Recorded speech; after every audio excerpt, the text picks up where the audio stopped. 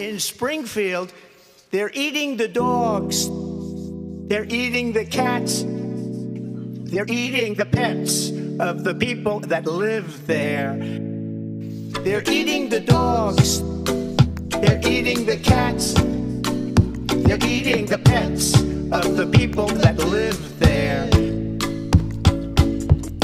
People of Springfield, please don't eat my cats. Why would you do that? Eat something else. People of Springfield, please don't eat my dog. Here's a catalog of other things to eat. They're eating the dogs. Whoa, whoa, whoa, whoa. They're eating the cats. Meow, meow, meow, meow. They're eating the pets of the people that live there. They're eating the dogs. Whoa, whoa, whoa, whoa. They're eating the cats. Meow, meow, meow, meow. They're eating the pets of the people that live there. They're eating the dogs.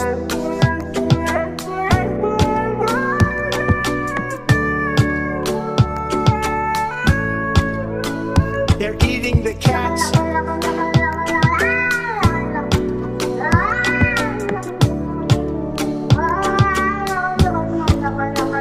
They're eating the dogs. Whoa, whoa, whoa, whoa. They're eating the cats. Meow, meow, meow, meow. They're eating the pets of the people that live there.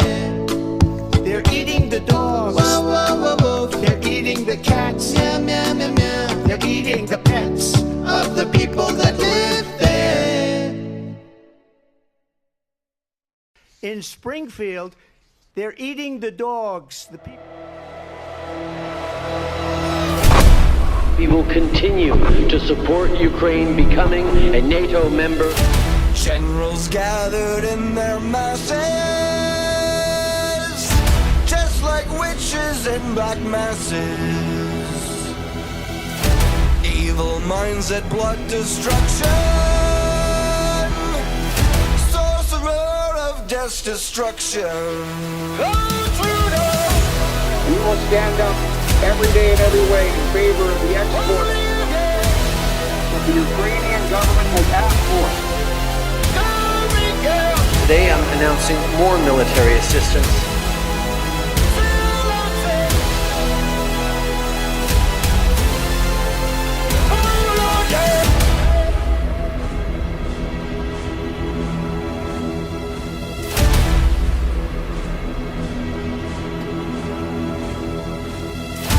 No more war pigs have the power. And God has struck the hour. Day of judgment, God is calling. On the knees, the war pigs crawling, begging mercy for their sin. Laughing spreads his wings.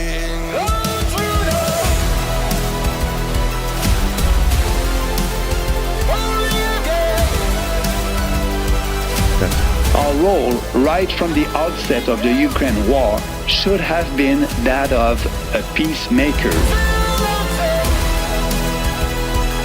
We want you to be the super spreaders of peace.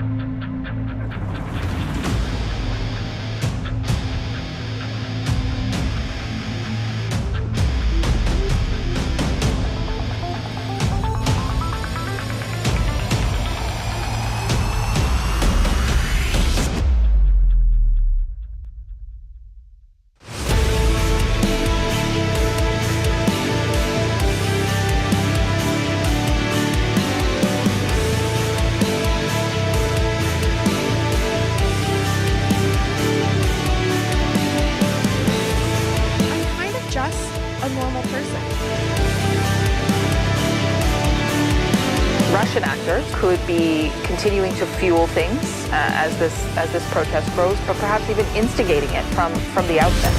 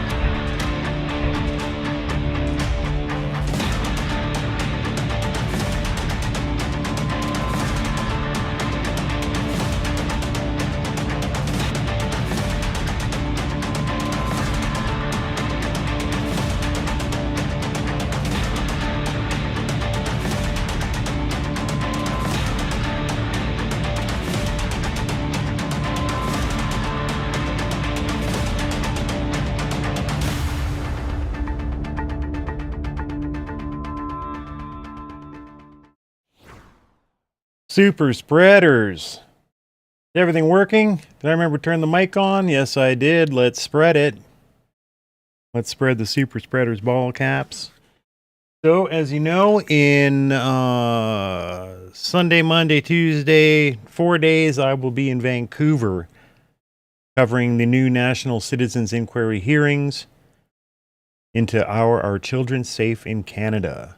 Anyone that was following us during that time knows what a special time it is. Citizens getting together to push back against government oversight, or to create oversight over government overreach, would be more accurate. I am flying down there, staying in Airbnbs and hotels, and have to feed myself. And I want to give thanks this Thanksgiving weekend to all our great supporters and ask for some support back in turn.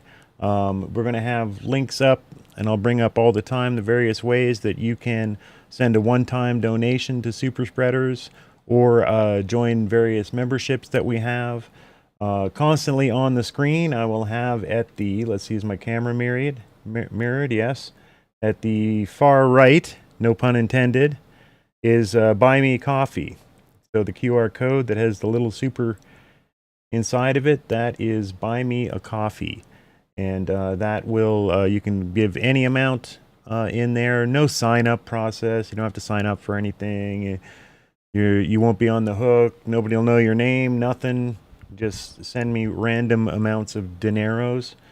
And at the far, yes, at the far left, pun intended, bottom far left, that's our locals.com. That also, you can give a one-time donation. Don't think you even have to sign up for that. Or, better yet, you can become a monthly recurring member for as little as, I think, $4 American on locals. Might be Canadian. I'll have to check.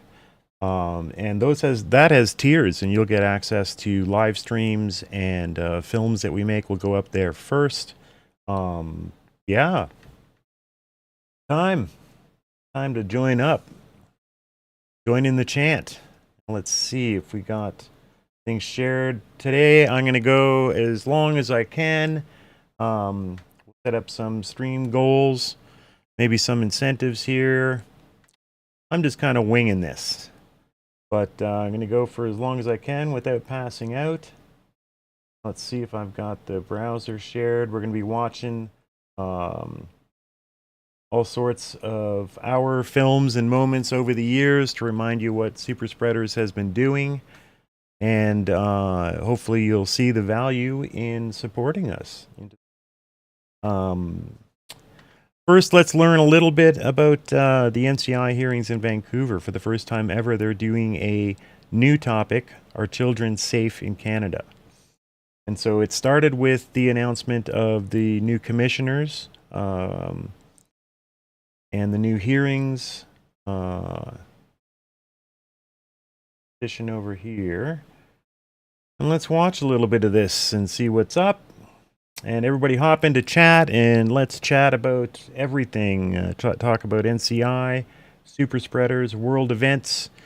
We're going to watch some NCI stuff. We're going to watch some past super spreaders videos. We're going to watch some Freedom Convoy stuff. I know there's a lot of current followers that weren't following us during the Freedom Convoy, which is where we made our first name for ourselves, because I was out there in the streets every day filming during the Freedom Convoy. And there's some cool highlights there that lots of people here might not have seen.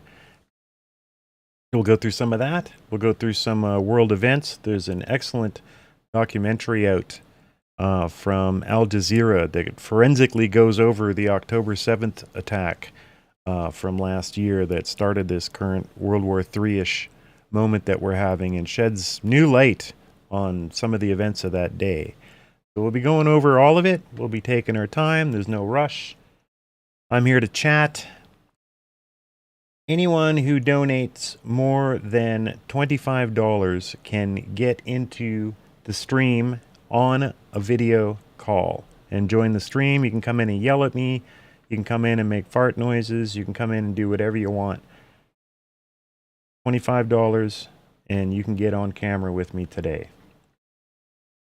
In the meantime, let's watch a little bit of this NCI video and see what the new commissioners are all about. Do you promise to tell the truth, the whole truth, and nothing but the truth? Slick video start. I wonder who made that. So help me God. So help me God. I promise. I do. Yes, I do. Je l'affirme. I do. I do. I do. I do. I do. Yes, I do. Absolutely. I do. I do. I do. I do. I do. I do. I do. I do. I do.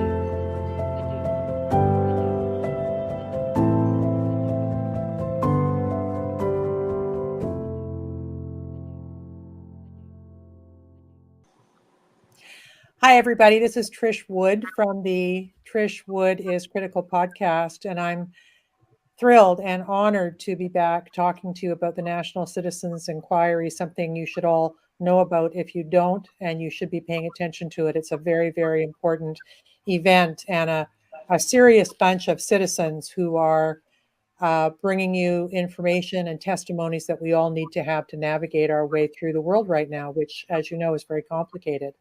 I'm excited to announce that the National Citizens Inquiry is set to commence with more hearings, and the dates are the 17th, 18th, and 19th of October in my old hometown of Vancouver, BC.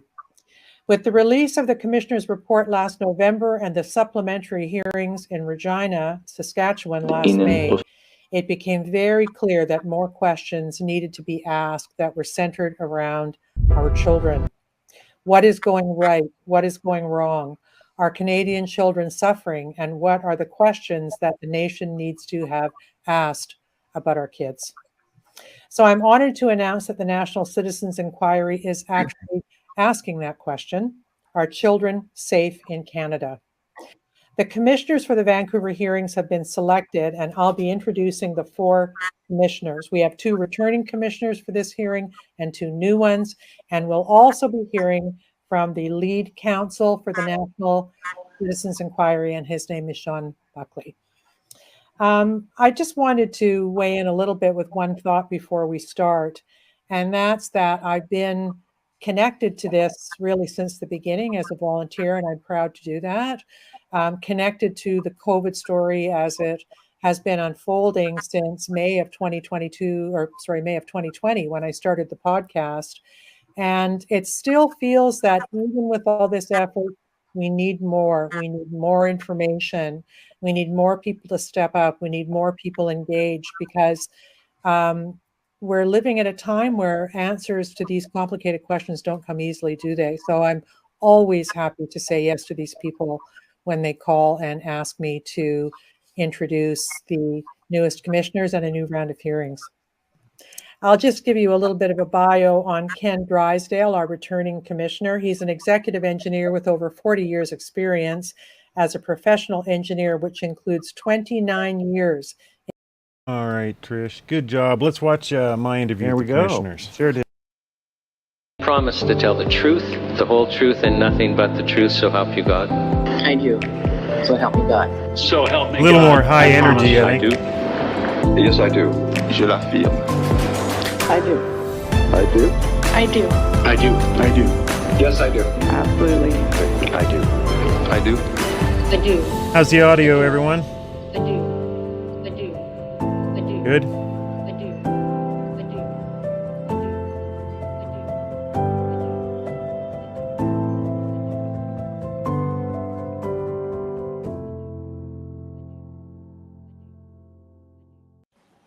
Super spreaders of truth, we're here for a very special evening. New National Citizens Inquiry hearings have been announced for Vancouver, October 17th to 19th, and for the first time ever, a new topic, not Canada's response to COVID, To boost volume a but bit. our children safe in Canada. How's my suit? Joining me tonight is everybody. Get better quality on this stream. All the commissioners, old and new, for the National Citizens in Canada. Joining me tonight is everybody. All the commissioners, old and new, for the National Citizens Inquiry, here to introduce themselves and give us an idea of where we'll be going with these hearings and what's going on with all that. Sean, can I throw to you and give us maybe a bit of an overview of how these hearings came about, how the topic came up, and how we ended up with this excellent group of commissioners? Okay, yeah, those are all long stories, and I've promised the commissioners I won't tell the funny part. So I'm just kidding. So, well, for those of you who aren't familiar with the National Citizens Inquiry, it truly, like we bill ourselves as volunteer, citizen led and run, which is absolutely true. So it's an organization of just citizens that volunteer and make it happen. And they really did the impossible. So in 2023, the National Citizens Inquiry had 4 commissioners, and they toured them across the country, 8 cities, starting at Truro, Nova Scotia, Toronto, Winnipeg, Saskatoon, Red Deer, Vancouver, Quebec City, and then Ottawa. 24 days, 305 witnesses, all called under oath, all questioned by lawyers, and then the independent commissioners. And then the commissioners came out with a report that, I mean, with all the attachments are, I don't know, Commissioner Drysdale can correct me, but isn't it like it's thousands of pages long? 5,400 pages. Okay. And in at least one province, I think it is 63 of the recommendations are word for word before the government party, seeking to be adopted as resolutions for the party to pursue. So that it's having tremendous impact, but it's all just because you actually make it happen. Like, again, we're having these hearings on October 17th, 18th, and 19th in Vancouver. Well, we're relying on you to follow us on our social media channels and to, post out and make it happen again. Make sure that the world watches this. The first witness we have is an international expert on child trafficking. And it's just going to be riveting, and it's going to go up from there. So, I mean, like literally how it happens. This person has been on the ground, for years and just has experience in this that is incredible, and will be explain how kids are groomed and how they're recruited and what to watch for. So if you're a parent of kids, it's essential that you watch this. I was speaking today with a person who's going to be a witness, and it caused me to look at the conversion therapy parts of the criminal code, starting at 320.101. And I actually didn't realize that, first of all, basically young people go through a phase where they're just normally confused. And the research shows that almost every single one of them resolves any confusion when they're older. And disproportionately, some people that identify specific ways have disproportionately a lot of trauma in their life. But we've basically made it illegal for counselors to deal with those trauma if it could in any way lead to a change that the government doesn't want. And it's just... Were you guys confused as children? Did you have a time when you were confused? Interesting topic. So regardless of how you feel about this, there's just some things I'm learning as I'm preparing these witnesses. So it's quite interesting. So we're inviting everyone. There's still seats available October 17th, 18th, and 19th in Vancouver. And as far as our commissioners go, so we've got Mr. Ken Drysdale, who has been the chair of the commissioners from the beginning, who's Ken, we're just very pleased to have you back. I see we've lost Patricia Robinson on the feed, but she'll come back. We're just having some technical difficulties today. And so for those of you, there she is. So for those of you who watched the Regina hearings, Commissioner Robertson joined us as a commissioner in the Regina hearings. And then we've got two new commissioners. So Miriam Bohemier, who is a lawyer with extensive experience fighting for rights in Quebec. And Commissioner Bohemier also had volunteered as a lawyer at the Quebec City hearings. And she's also testified as a witness at the NCI. And then we have Dr. Stephen Larson, who is a commissioner joining us for the first time also, who just has extensive experience in the medical field, extensive training, including a career as a high-level oncologist. And so he brings a lot of professionalism, a lot of critical thought, a lot of science background. We're just very excited about this set of commissioners, but super excited about the topic, Are Children Safe in Canada? Because it's such a broad topic. It can lead us anywhere. And one of the things that's exciting about the NCI is well, we rely on witnesses to approach us.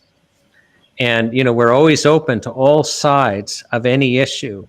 We're there to listen, learn, and recommend. We're not there to try and get a result. And the commissioners will tell you, and you can look at the rules, they are obligated just to base their report on the evidence that's before them and make positive recommendations. They're completely independent, which makes this truly a unique enterprise that basically citizens can volunteer and make it happen. So Jason, just really excited about what's going on.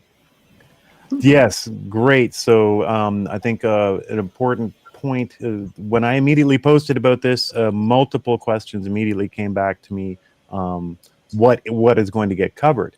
People will be like, are they going to cover this? Are they going to cover this?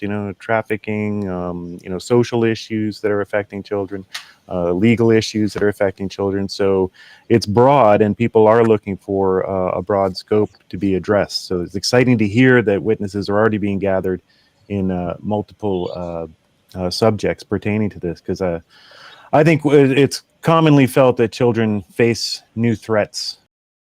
Why is the right only interested in true safety of children? Why is the left seems to be only interested about, 35-year-olds dating 20-year-olds and making a big stink out of that, while they try to push gender stuff on kids, not worried about whether that's safe or not? Why the become something just for the right to be worried about actual, child trafficking and stuff like this. More strange flips that have happened politically over the years these days. So it's exciting to hear that. And also that tickets are available. Up on screen is a QR code that could be scanned. I'll put that little off to the side there so we can still see everybody. Head to the site, and tickets are available right through the site. Am I right? Yeah, and I always have to say, and I'm sad that I have to, but it's nationalcitizensinquiry.ca, because we are being impersonated, sadly. And if you're following, if you were following our old social media channels, you won't be even told that there are hearings. So we had those channels hijacked and no longer have control over them. So, but if you go to the national...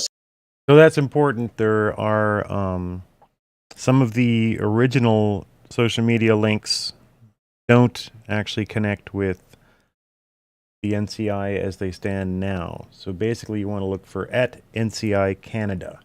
Ignore things like Inquiry Canada and stuff like that on social media. citizensinquiry.ca. You can get tickets there and also start following our official social media channels. So, and be putting us out. Because again, this is just how it happens. And when you're involved behind the scenes, you kind of find it exciting because there's just always, oh, you know, we need this to happen, and people stand up and make it happen. So, you know, once again, I feel completely at home with the hearings. And Jason, I have to say I'm quite excited. I'm you know, I expect the NCI will have to hold several sets of hearings on this topic just because of the interest. And the depth, I mean, it's just endlessly deep topic. I wish it wasn't. I wish it was a dumb question. Are our children safe in Canada?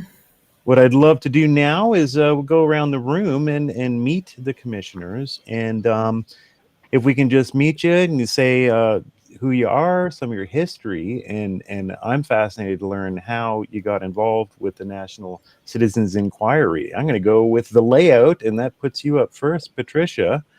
Hi, it's wonderful to see you. I wonder if you could tell us about yourself and your path through life and how it brought you to the NCI.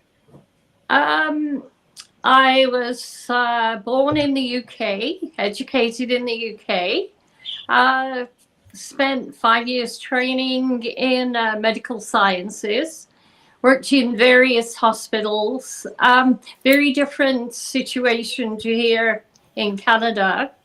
In Canada, I worked at the University Hospital in Alberta, in the blood bank on the immunology side. I also am a home care nurse. So I've done medicine, nursing. Now I'm into alternative therapies. I'm the mother of 5 children and 5 granddaughters. And it's because of my granddaughters that I felt like I needed to get involved. The effect of the shutdowns was significant on all of them. And I don't want that to ever happen again to any child. My 6-year-old thought she was going, my 6-year-old granddaughter was terrified. She thought she was going to kill me because she hugged me one day. Kids should not have to deal with that. And it was because that's what they talked about on TV. So there was that. And then we have children in the family that have been injured by vaccines. I'm just concerned in general for children of Canada.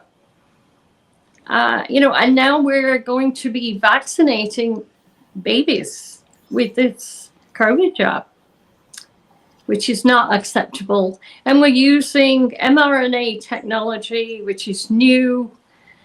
It's not safe. It's not effective. And we all want answers on why we're pursuing this direction here in Canada when Europe and other countries are not going in that direction. There are several countries that have not approved at these extremely low wages, right? Europe, you said? Europe, yeah. Yeah. Norway in particular, they have never vaccinated their children. Yeah. Yeah. So, I mean, we're here, seem to be in a race to the bottom here as far as age goes.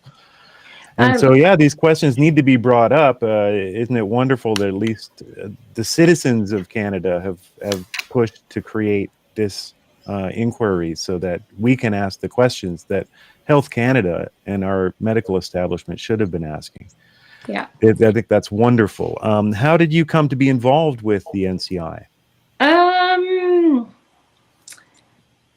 I just put in an application, and it was you had to remain unbiased, right?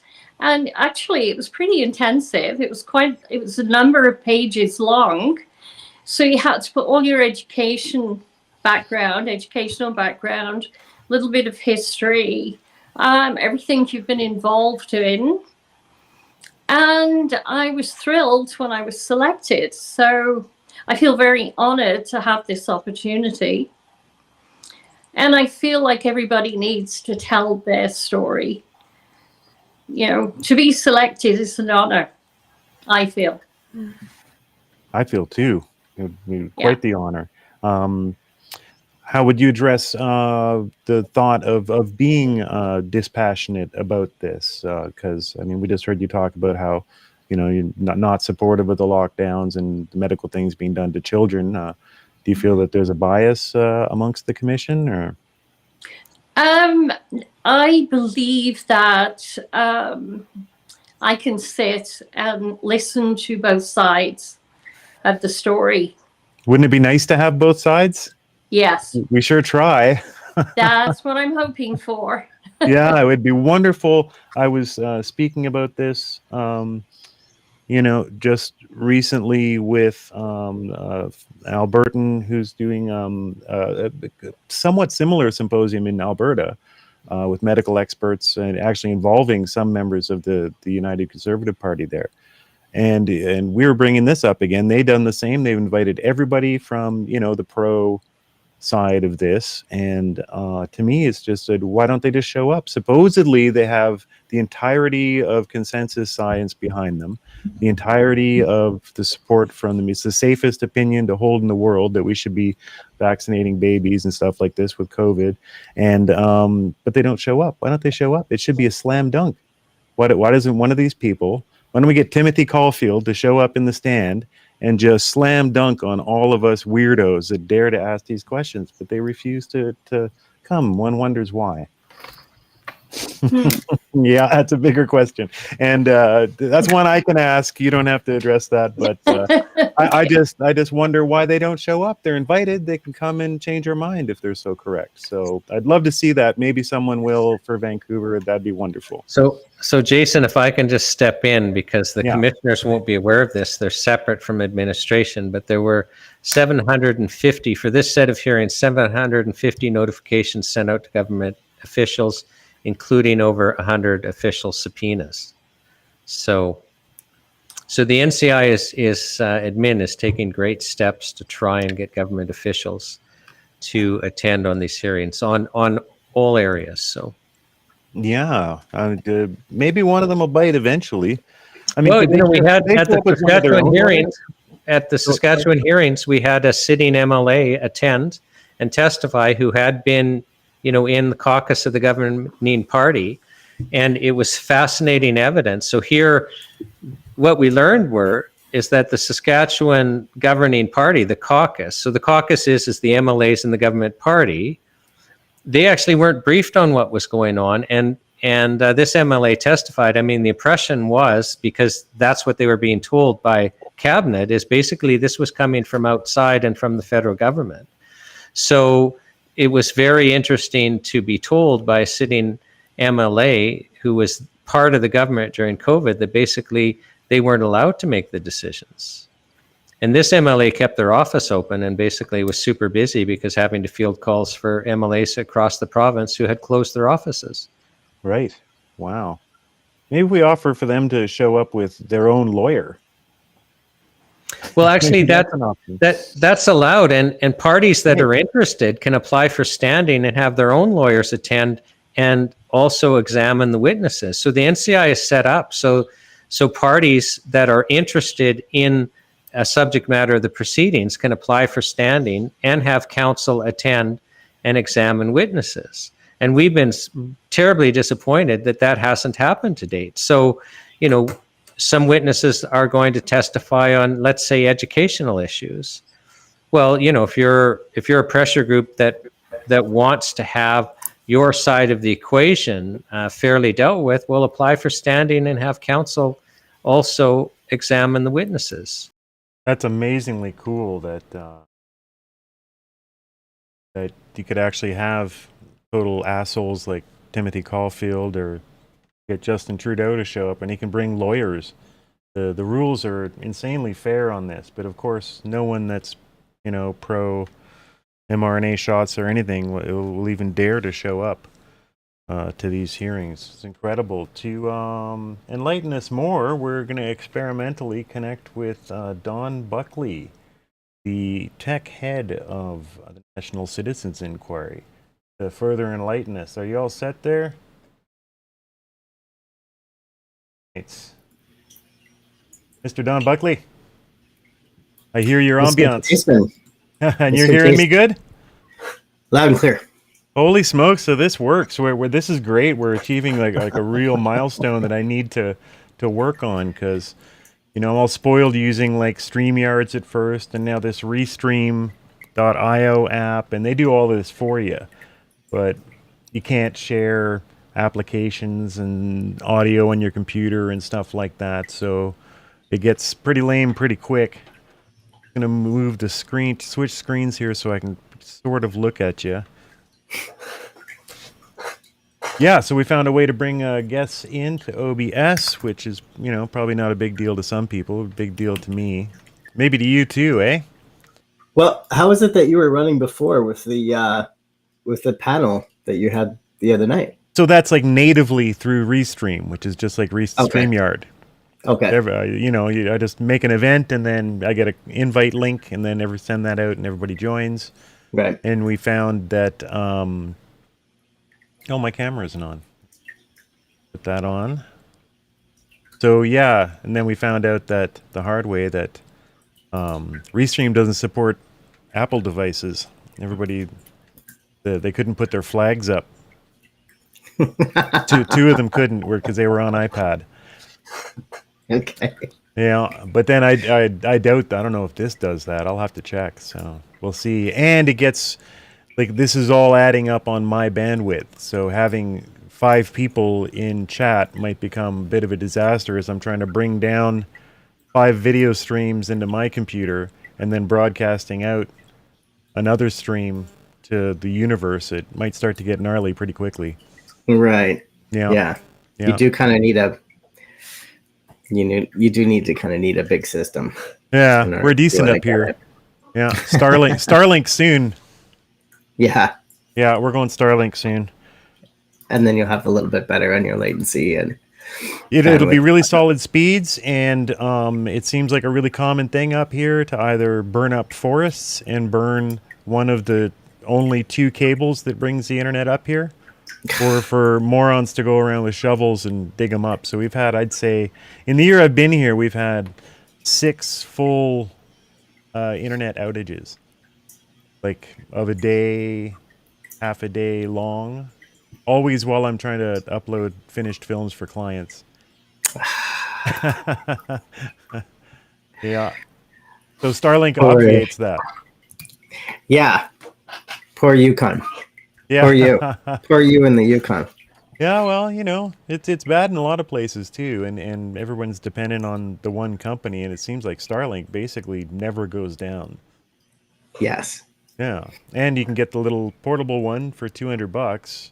Use that for your house, but take it with if you're heading out to hunt bison or something. Wow. Think about live streaming your hunt. I have thought about that. Surely someone will come up with it. Surely someone will manage to figure it out and be out in the forest live streaming. Yeah, I'm sure it's happening right now. I should check.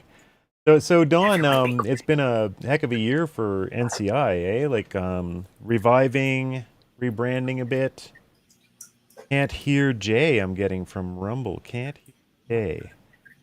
My mic is going out. Just going to quickly check that. One moment. Got a comment that can't hear me. Check. I hear you. All right. Yeah, you hear me. My mic. Oh yeah, no. I'm there on Rumble. Yeah, I hear you. Yeah, I'm on Rumble. So yeah, the mic in OBS is going out, and then I'm muted in scene in this Video Ninja application, but that's good. Otherwise, there'd be 2 of me on the stream. One slightly delayed, which is. So yeah, fill us in on what it's been like to be the NCI tech guy this year.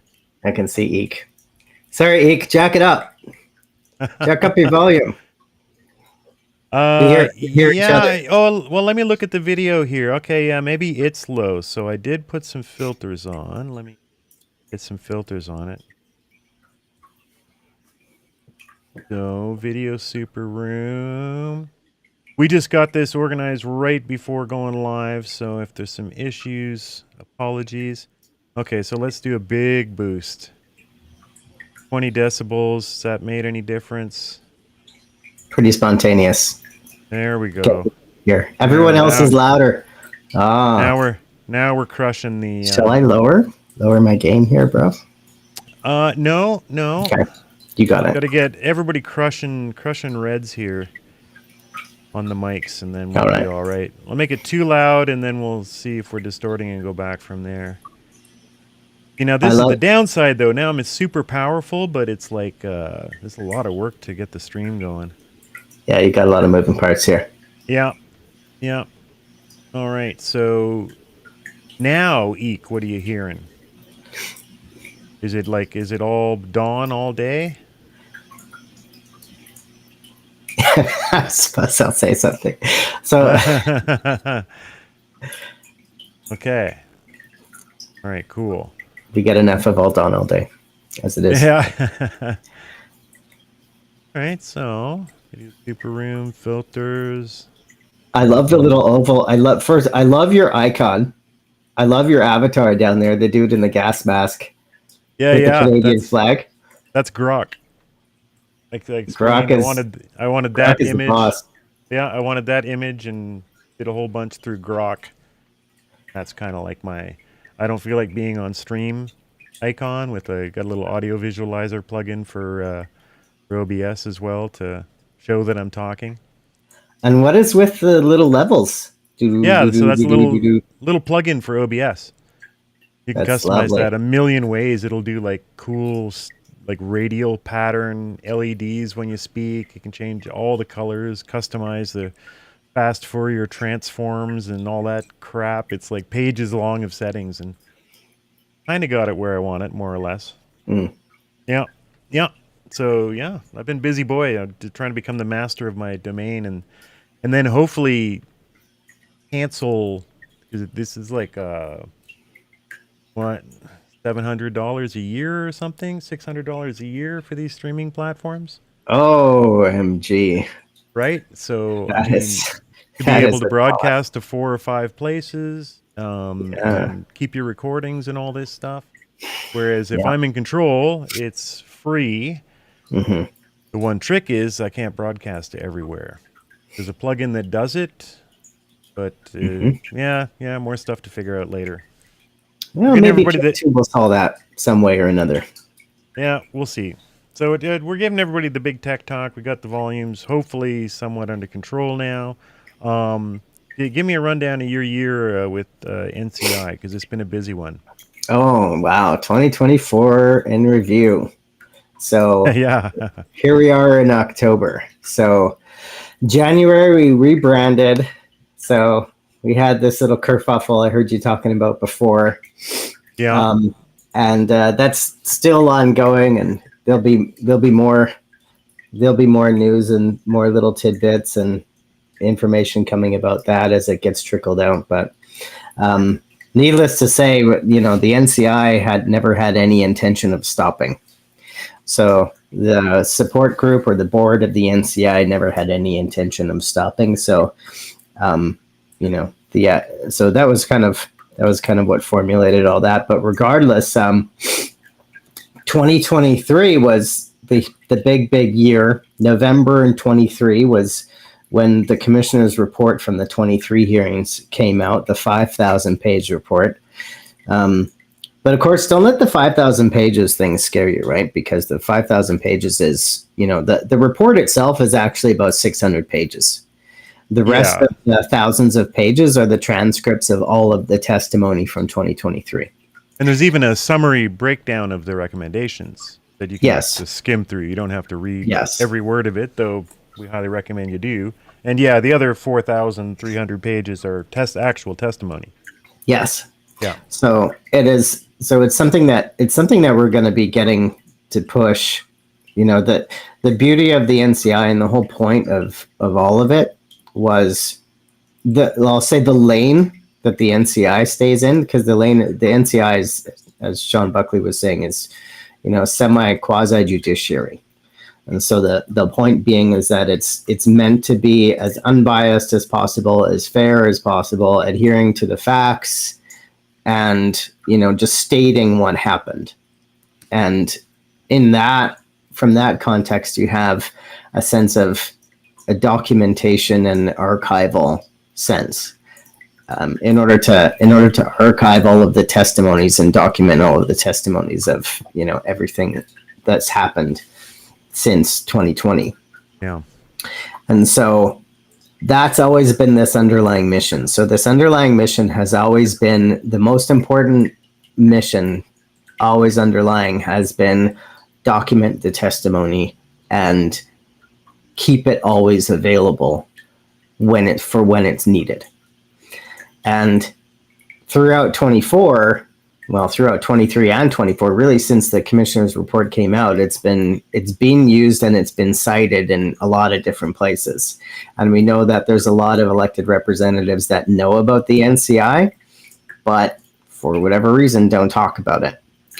And yeah, so at the end of the day, that's the point is that it's a vehicle for the people. It was created by the people.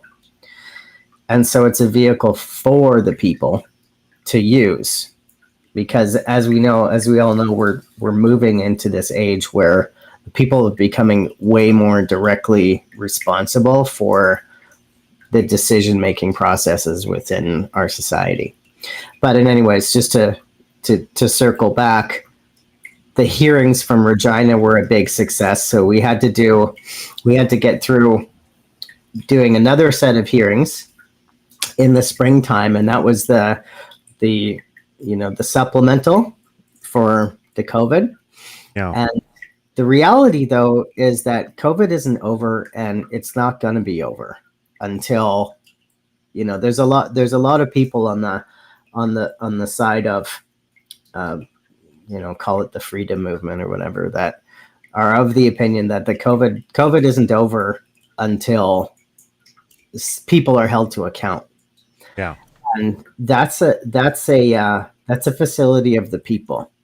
And so what we've been experiencing is as we continue to do hearings and hold hearings and take testimony and make the materials available and write the recommendations and make the recommendations and the reports available, the people are really finding their power again, and they're remembering how to take control of their society again.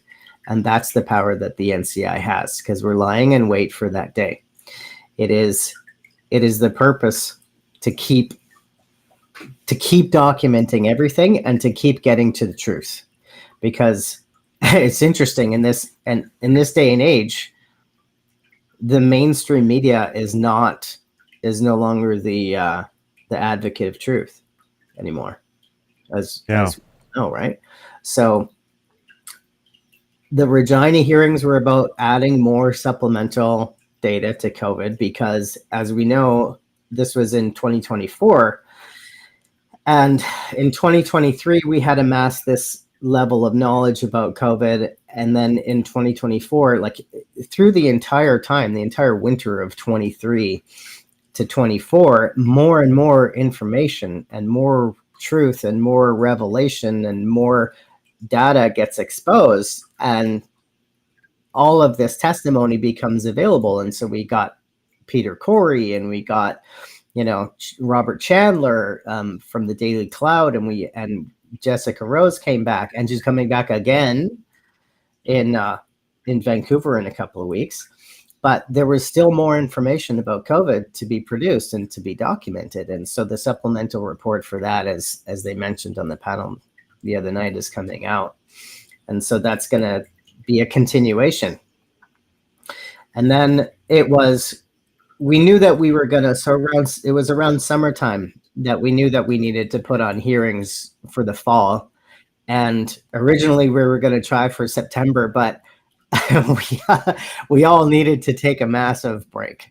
We all needed to take, after the Regina hearings, it was, the Regina hearings were put on by probably an almost entirely new crew of volunteers. So the original core board was there, but since the end of the hearings, and then since January after the rebranding, we'll call it, we had a almost a complete change of cast in terms of all of the core volunteer group that was organizing and putting on the NCI. So I was still there. I've been there since, the hearings in 23.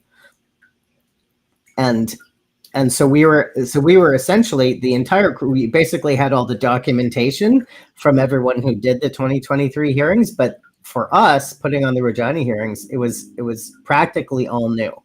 So thankfully, which is the reason why we went to Regina, because the Saskatoon crew and the Saskatchewan crew that held the hearings in Saskatoon was essentially the same crew that put on the hearings in Regina. So we had that as a leverage, so we could adopt and leverage that. And then again in Vancouver, we're drawing upon a lot of the same volunteers who was the ground crew in Vancouver to help us put on the hearings in Vancouver next week. Yeah. And so that was for us during the winter and during the entire, the first quarter was getting all of the documentation from all of the hearings and all of the testimony and all of the transcript and everything that it took to document everything was still happening. And we finally basically got it all compiled and put up on the site. And then the Regina hearings rolled around. And so we all shifted to, the adoption of more hearings and more testimony and collection of more stuff. And so all of that content is still almost in process. I would say it's probably about 80%, completed on the site, and that's still ongoing. And then this is like setting up the videos and setting up the documentation, transcripts, that's subtitles. Right. Yeah, it's monster work.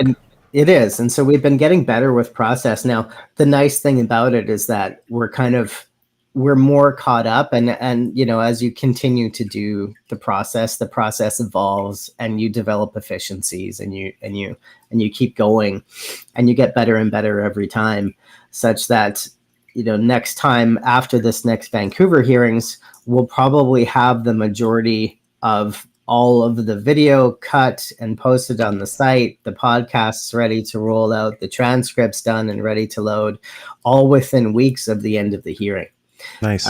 Thankfully, because we ended up doing, when the hearings ended in summer of 23, that was 8 cities. So there was 300 witnesses, right? So there was about 305 witnesses. And so we were processing all of that data for 305 witnesses. After the Regina hearings, it was only 30. So it was 10% of the size. So, and then again in Vancouver, we're going to be having about, another 30 or 36 witnesses. We can handle, between 8 to 12, per day, depending on the length of the testimonies, right? So as we go forward, every time we do another set of hearings, the processes are in place, the efficiencies are in place. It's going to be a lot easier to be able to bank all of that content and make all that content available right after the hearing. So that's what we're focusing on. And then heading into the winter of 2024 through 2025 is going to be building out the entire volunteer infrastructure again into a super strong set of core volunteers. It will be community building on social media amongst the volunteers and amongst the general community. It will be redoing the website and re-improving the website and adding more features, because we'll have some downtime in the winter until the next hearings, which we want to do in March for the next set of hearings. So, is that new? New to me. Is that a leak? Did I leak? It is. It is. So March. So depending on how everything goes, like we were thinking, okay, April, May, well, spring hearings and fall hearings, right? If you think about the pattern of the NCI, it's been spring and fall. People tend to scatter during the summer. So it's not really a great idea to do hearings in the summer, but spring and fall for sure. And so we're always going to look to do at least a set of spring and fall hearings. As long as there's content, as long as there's testimony to be captured, and as long as the people, keep deciding that the NCI has value. And there's a lot of people that do. So there's thousands upon thousands of fans and supporters of the NCI, which is really heartening and inspiring. I have to say, because when you're in it, when you're in it and you're producing all this content, this is, for me, this is like a business, right? This is like a second career. I feel that. Yeah. And so when you see the emails coming, and when you see the comments on the videos, and when you see the support, and when you see the follower base growing and growing and growing, it is very inspiring and super rewarding, because we know that the work that we're doing is important to people. They see it, people understand. Yeah, I feel that I can do like a 3-hour live stream interviewing people and stuff, and end it and not know really kind of what we talked about. I have to rewatch it later. Like it's work. I'm worried about the stream. I'm worried about all sorts of stuff while it's happening, and I imagine it's very similar for you. Like, yes, that was, it's intense and it's moving. It's great that we're doing this, but right now we need to transcribe all these videos. What the hell, protocol am I going to use for that? I got to learn a new programming language and all this stuff. That kind of comes first by necessity. So actually, the transcription went really well this time. Right. I found a great AI to go and upload the audio into, and it spat out all of the text. The accuracy was really, really accurate. And then the transcription team went to work on that. And the transcription team has some crack editors, writers, editors, like some really substantial people that know how to dot their I's and cross their T's, and they're right on the money. So, it is great. It is great to be working with the caliber of the volunteers, I might add, that show up to do this stuff are, really dedicated. Like I was saying, this reminds me of what I was saying back in 23, is that what happened with the witnesses and all of the people involved with the NCI. And the most inspiring thing from 2023 was that if you look at the roster of witnesses, you'll see that the best of Canada came out to testify. Like, I was so inspired by the caliber and the quality of the witnesses in 2023 and 2024, the Canadians especially, because, our country is so massive that, I'm out here in the West. I have no idea of what's happening in the East, right? And vice versa. We don't know, it's almost like being in two separate countries.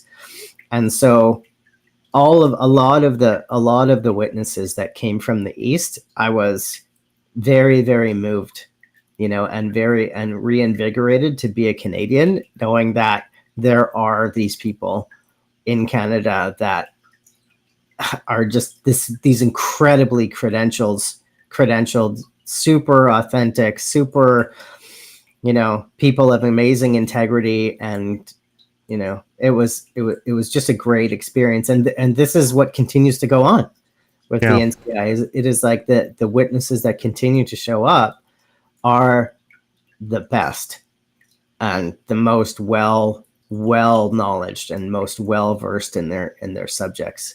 And this Vancouver hearing is going to be no different. I'm blown away that I get to sit for all 3 days, in the front table, right in front of the stage, right in front of the podium, behind the camera line, just watching everything. It's going to be. Tell me about it. I'm going to be up there at that press table with my little press. Yeah. Social media ambassador. We'll make you a badge.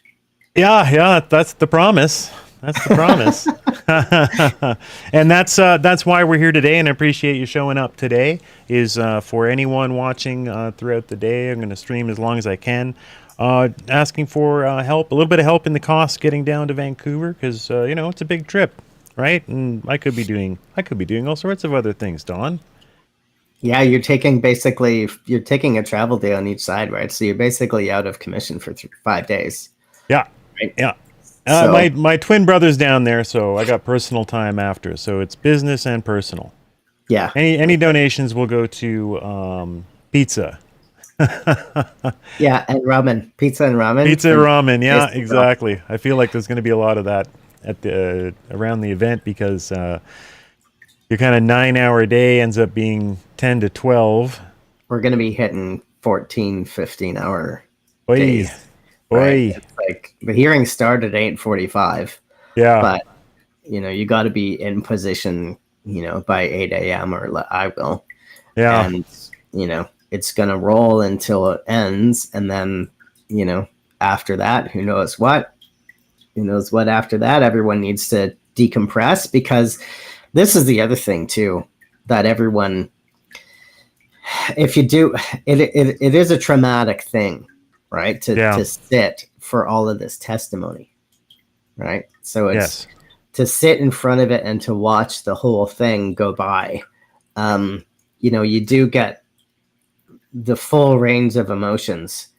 You process through all of these emotions, listening to the stories and hearing all the testimony and all the evidence from the expert witnesses, and we're thinking, oh, how can this injustice stand, and how can these people do this, and so all of this range of emotion happens, and then you have to kind of decompress after that. But the cool thing about being in person, obviously, is the other people, like you were mentioning the other night. Yeah. So being around everyone and being in this safe environment where, for my part in Vancouver, Vancouver's not a very based city. So, Vancouver's a pretty woke city. So the most of my like-minded, compatriots are online in the digital world, right? Yeah. And so, to be able to spend time in the real world with people who you don't have to self-censor your speech around is a rewarding thing in itself. Yeah, tell me about it. Yeah. It's gonna be fun meeting people, and now I'm a West Coaster, used to be big East Coaster, so it's gonna be really interesting to see how this works. Yeah, you're all laid back now, right? You're all relaxed. Totally, bro. Yeah, I mean, it really is. It sounds corny, but it's true. I spent 4 hours last night out in the woods duck hunting, and they're out there, and it's just friggin' beautiful, man. Like, and it's this is unknown, but things I never did in Ottawa. Why would I do that in Ottawa? Right? It's a very different vibe. And in the city of Vancouver, we don't go hunting many ducks. No. Here. No. Nor bison, nor moose or elk. Yeah. None of that other business. Yeah. Not very much hunting happens here in Metro Vancouver, I can tell you with honesty. No, I doubt you'd have to go too far outside, though. No, head up a little north and a little east. Yeah. An hour, 75 minutes drive out of town, and you're in some of the most beautiful country you've ever seen. Yeah. Hope and Manning Park, and just the highway up into the Rockies. There's just so much beautiful. That's why they call it beautiful British Columbia. But it is like I can't wait to move out of the city at some point, but I'd actually have a place where I can fix my car. Oh, I just screwed the audio there. No, I hear you. You're still there? Okay. I hear myself in your little echo room. I'm getting experimental here, and okay, trying to control the layout for the individual feeds that we're doing here, but the audio didn't quite make it, so I won't mess with it anymore yet. I'll flash it on screen there. You still got you on audio? I'm check here. Check. No, so that killed the audio somehow. I hear you. I'll have to figure that out. Now I hear you. I hear you. Do I chat? Okay, that's good. Yeah. So I'm experimenting with getting the individual layouts of the cameras a little more pro here, but maybe too much to ask today. Yeah, But it's cool. It can do this. Yeah, we'll have to have some more practice sessions like this before. Yeah, that's it. I'm always like trying to get this set up, and then I'm like, who can I get to call in here? So I'll call you first. Some of the techie Twitter crowd that we have, they'd be into it too.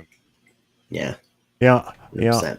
Yeah. So, it's super important, I think, that anyone that's around the area, anyone that can quickly get to Vancouver should be going to this. I mean, we want to see a full house for 3 nights. Days and nights. Days and nights, yeah. Keep Yeah. saying nights. I don't know why I say that. Like we're going to be rolling in at what, like 8 a.m. to start? So the goal is to start 8:45. 8:45, right? Yeah. Daily. Yeah. Yeah. So I'm going to be heading out there on the Wednesday night to set up our workstation. Yeah. Yeah. And, I get in 7:15, so I got to check PM? into. Yeah, I got to check into my place and stuff, but I'll signal you and see. You guys need a hand still by. I'll probably be settled in by 8:30 or 8:45 or something. See if you're still going. Yeah, I'll probably be at the venue at that time. Yeah. I'll check in. Yeah. I'm going to help as much as I can. I'm going to help the AV team as much as I can with, whatever, an extra pair of hands, whatever they need. Yeah, I ran cables the night before in Ottawa. I mean, it's a huge setup. It is, yeah. So I'll be doing something like that too. Yeah. Yeah. Yeah, cool. So you want to know who's coming? Yeah, as in speakers? The witnesses. Yeah. So, there was some after-hours dishing going on that last night, but the commissioners put the lockdown on it because they're not supposed to know. That's true. Yeah. So let's hear some. They're not going to see your stream, but we're starting to. If you check out our socials, so if you check out the x.com feed for NCI, we're releasing. We're dropping hints. So that's at NCI Canada. NCI Canada. Yeah. What I'm messing around here with this Video Ninja app. So what's your official title at NCI? So the title we came up with is data director. So I'm a board member. So I'm one of the directors. Board Congratulations. Director. Yeah, well, that was cool.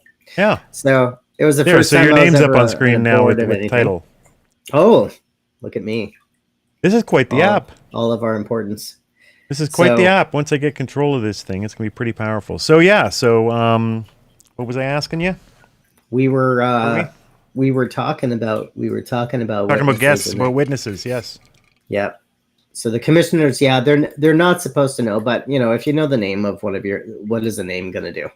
If they know the name of a witness, that's not going to really, torpedo. Yeah, and I don't think you're not going to know what their testimony is going to be, and I don't think Commissioner Larson's sitting there on his iPad watching this. He's certainly not. They have lives.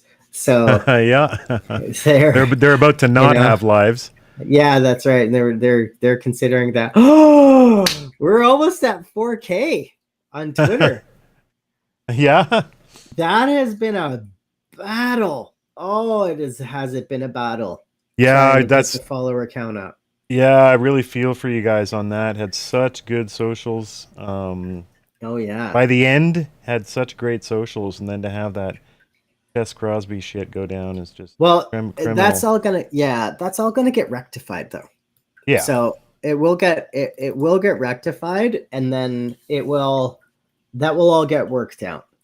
But something for sure going forward, there's gonna be some real hype around the NCI because of the nature of the content that we're coming out with here. Yeah. In these October hearings with the child's, related content, right? Yes. Like I was saying, I put out a post because we were having conversations about it, talking about the theme of this. And back in the summer when we were talking about themes for, the fall hearings, this was something that is, pretty close to on the heartstrings of all the board members.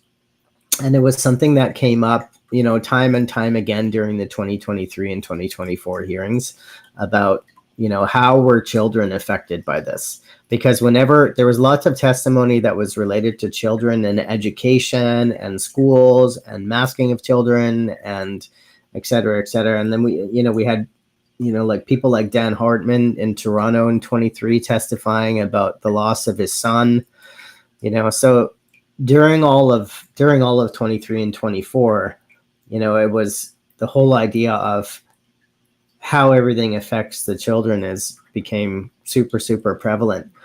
And then when you look at the context of everything over the last 4 years, and all of the really problematic, I'll be careful about the words that I use, but really problematic legislature that's come out in all the provinces and federally. We have Bill 69 in BC, we have bills,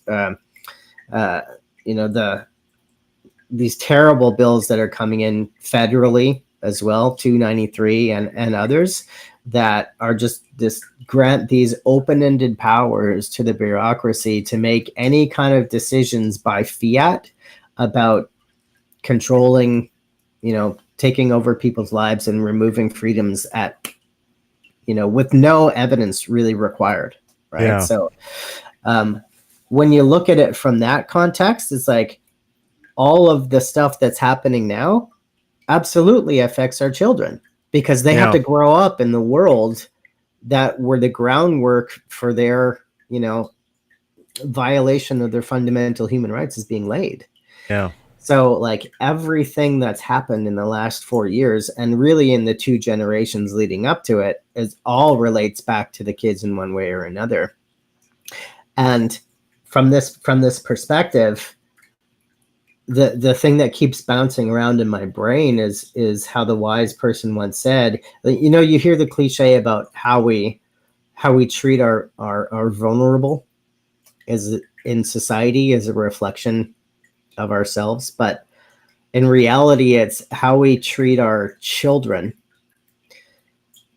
how we treat our young is a reflection of what we think of ourselves as a species. Yeah. Right. Deep. So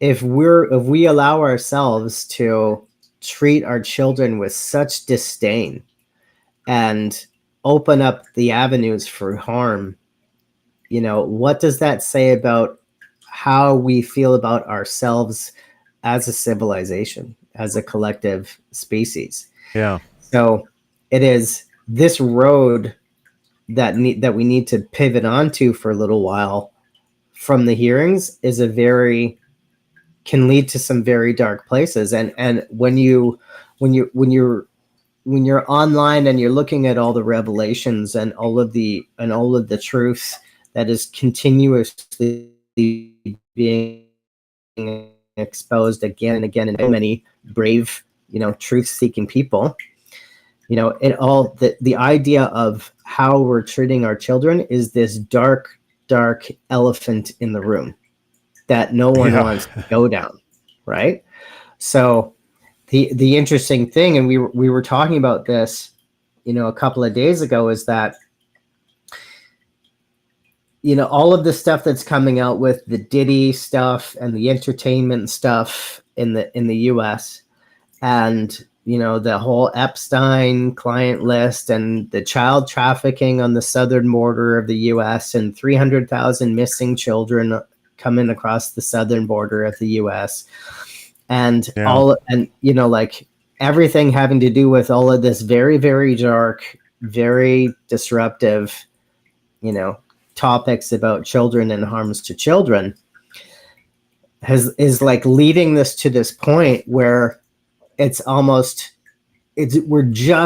dawn is breaking on the idea of having the courage to have these conversations about children, because as everyone will tell you online, a lot of people in powerful situations are tied up in the policies and the decisions being made that are not so great for children.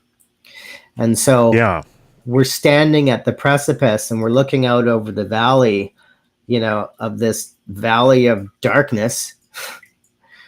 And we're right back where we were in 2023. The NCI has now come full circle, and we're back to, again, the same point where we are at the beginning of the hearings in 2023, where, like it was posed to me, why aren't people talking about this? Like, why isn't what's the feeling about this? Why don't people talk about this subject? Are children safe? And my initial response was they're afraid, because the idea of children's safety or children's unsafety takes a road that can go so dark that no one wants to look there. It is such a place where it's so dark that no one wants to face it. And we're right back where we were at the beginning of 2023, where no one wanted to go on the record to talk about this stuff. No one wanted to go on the record to talk about COVID because they were going to be canceled so hard, and there would be so much retaliation from, their employers or the government or the media or whoever, right? And so we're kind of back at that same part now, where NCI is saying, we need to talk about this stuff. This stuff needs to go on the record. We need to get this stuff on the record, and we need to face this. Otherwise, how are we going to grow? How are we going to collectively grow? And I was saying online that, in any individual growth path, you have to look at your own shadow. You have to look at your own traumas and the places where you have your own shadow. And we also have to do that collectively as a society. Otherwise, collectively, we're not going to go forward either. So, and these topics were brought up like by suggestion on the website. Citizens could suggest what we talk about next time, right? Yeah. So the survey is always there. So, right. Yeah. So everybody can go right now to NCI and suggest what the next possible topic could be that we feel that citizens need to be looking into. Because we know one thing, government won't be looking into it. There's so much, really, like what happened when the NCI came about was that the government we know full well that the government doesn't spend money on critiquing themselves anymore, right? So it's like the media now is in this position where they're, pretty much regurgitating what the government's saying, and the government's regurgitating what the media is saying. And if you're in opposition to any of those two bodies, it's a problem, right? So you're a spreader of misinformation now, right? Or disinformation or malinformation, yes. Right? So, and malinformation, is the big laugh. So that's the big Orwellian one, right? So do you know what the definition? Disinformation was bad enough. Right. And then this malinformation term gets invented. Okay. Just recently, the term didn't exist, right? Yeah. Until post, 2020 election in the US. But the malinformation is information that's true, but it's inconvenient. So let that sink in for a minute. It's information that's true, but it can have a negative effect on convincing people not to do what they're wanted, what the powers that be wants them to do. It's So Right? I thought they had it already with disinformation. So this is deliberately spread lies to try to get people off course. So it's kind of the spycraft speak of it. So then what's malinformation? Isn't the intent? Yeah. So the malinformation is just information with the intent to do harm? No. That's disinformation. Misinformation is information you just get wrong, right? This is how I understand it. Misinformation is just information that you just get wrong and you share it anyways. Disinformation is information that's knowingly false and knowingly wrong, and you spread it to right to throw wrenches in everything, right? Malinformation is this it was coined by CISA in the U.S., right? The Center for Internet Security, or whatever, or right. But the definition is that it's information that's true, but it's contrary to the establishment or contrary to the goals of, the government, right? So like anything about, mRNA stuff being provably harmful is malinformation, right? It's true, but apparently it dissuades people from taking vaccines that are apparently healthy, but right. So it's like just to even have the definition of this word created in the first place is dystopian. Just the fact that someone would even come up with this definition is dystopian. Yeah. So the malinformation doesn't even need to be wrong. It just needs to be harmful to what's seen as the correct way. It can be true. It is true.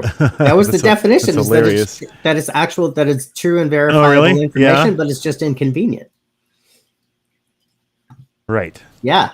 So anyways, so in terms of the children, right? And this content that we're going down, I'm looking at the list of witnesses, that are going to be coming up for these 3 days. And I'm going to be like, I'm preparing to bring like handkerchiefs and boxes of tissues and, I don't know what I need to preparing for, but I'm looking at this list going, we're in for it. Like the content that's going to come out of this next set of hearings is going to be like, it's going to rip your heart out.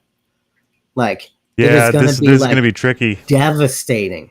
That it is going to be like, especially if you're a parent.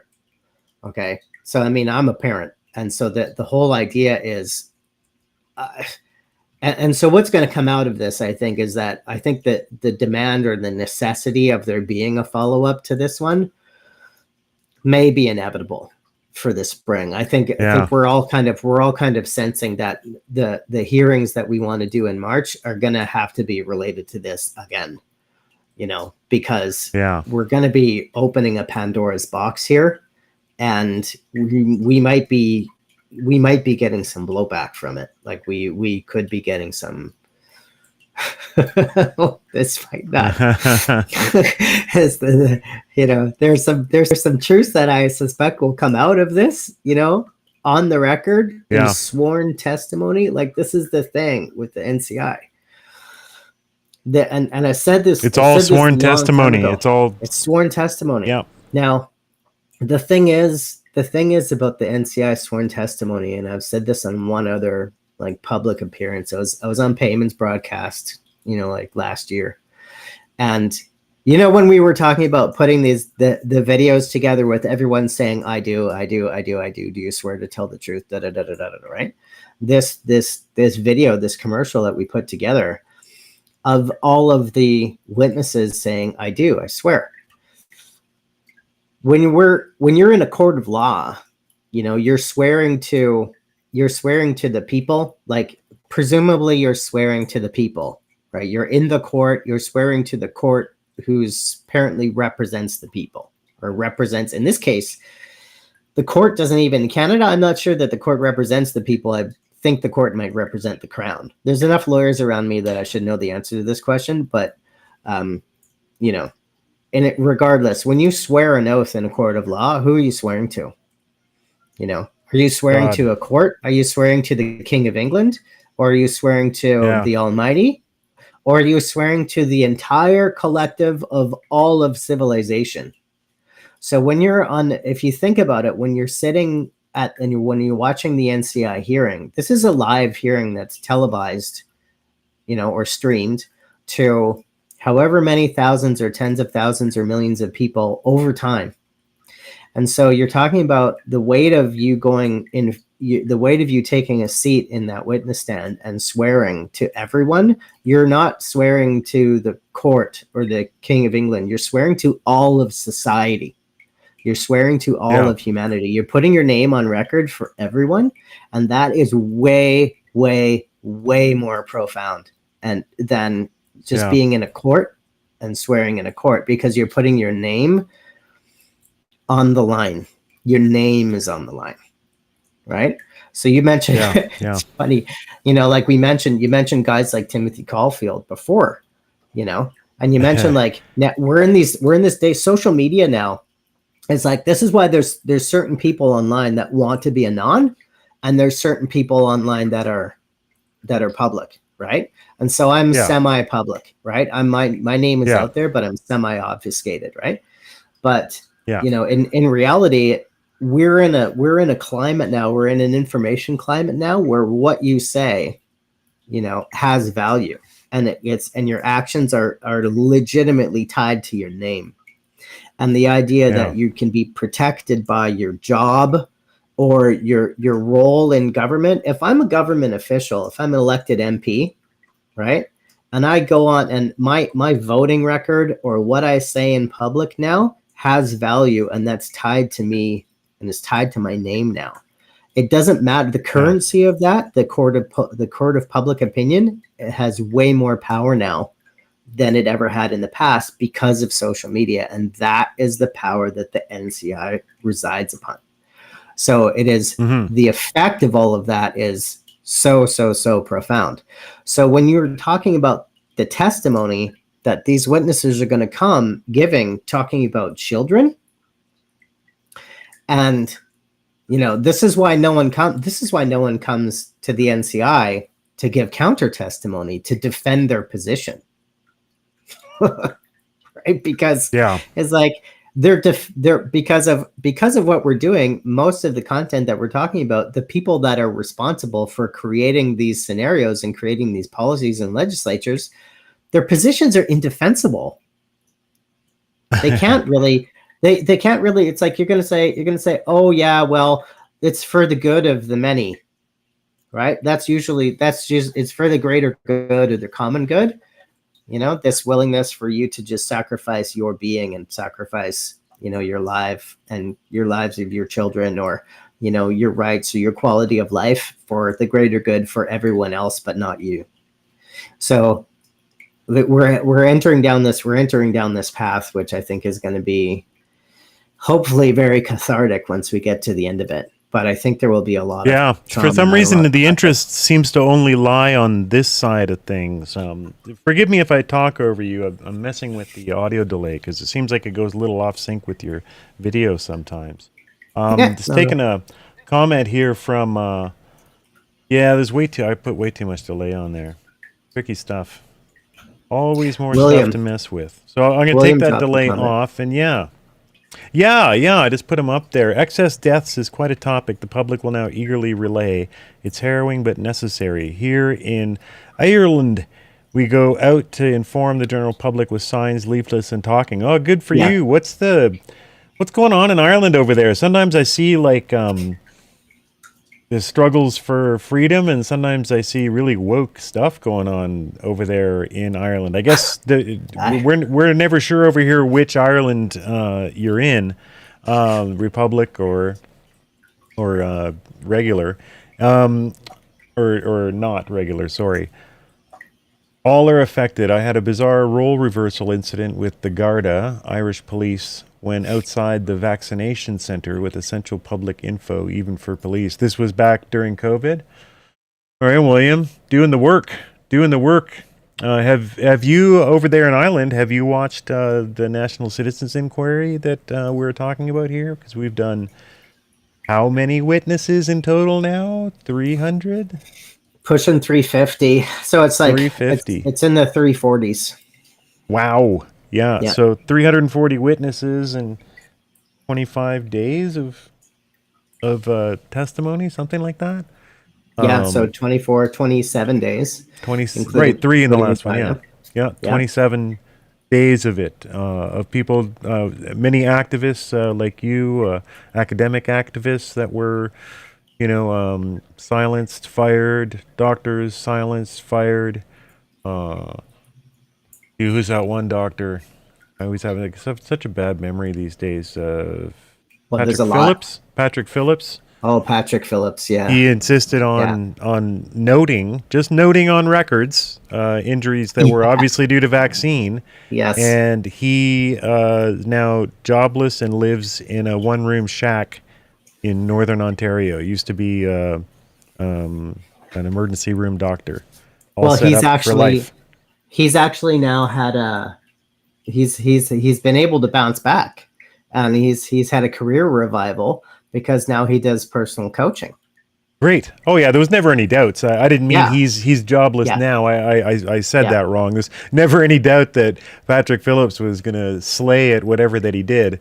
But you know, he was years and years into a successful medical career, and simply because he insisted Yes. writing down symptoms that he was seeing that were obviously from injury after getting the shot, his board just shut him down, destroyed him, took him to court. He lost, you know, so he lost an entire career over just doing what a doctor should do. So you're not alone there, William.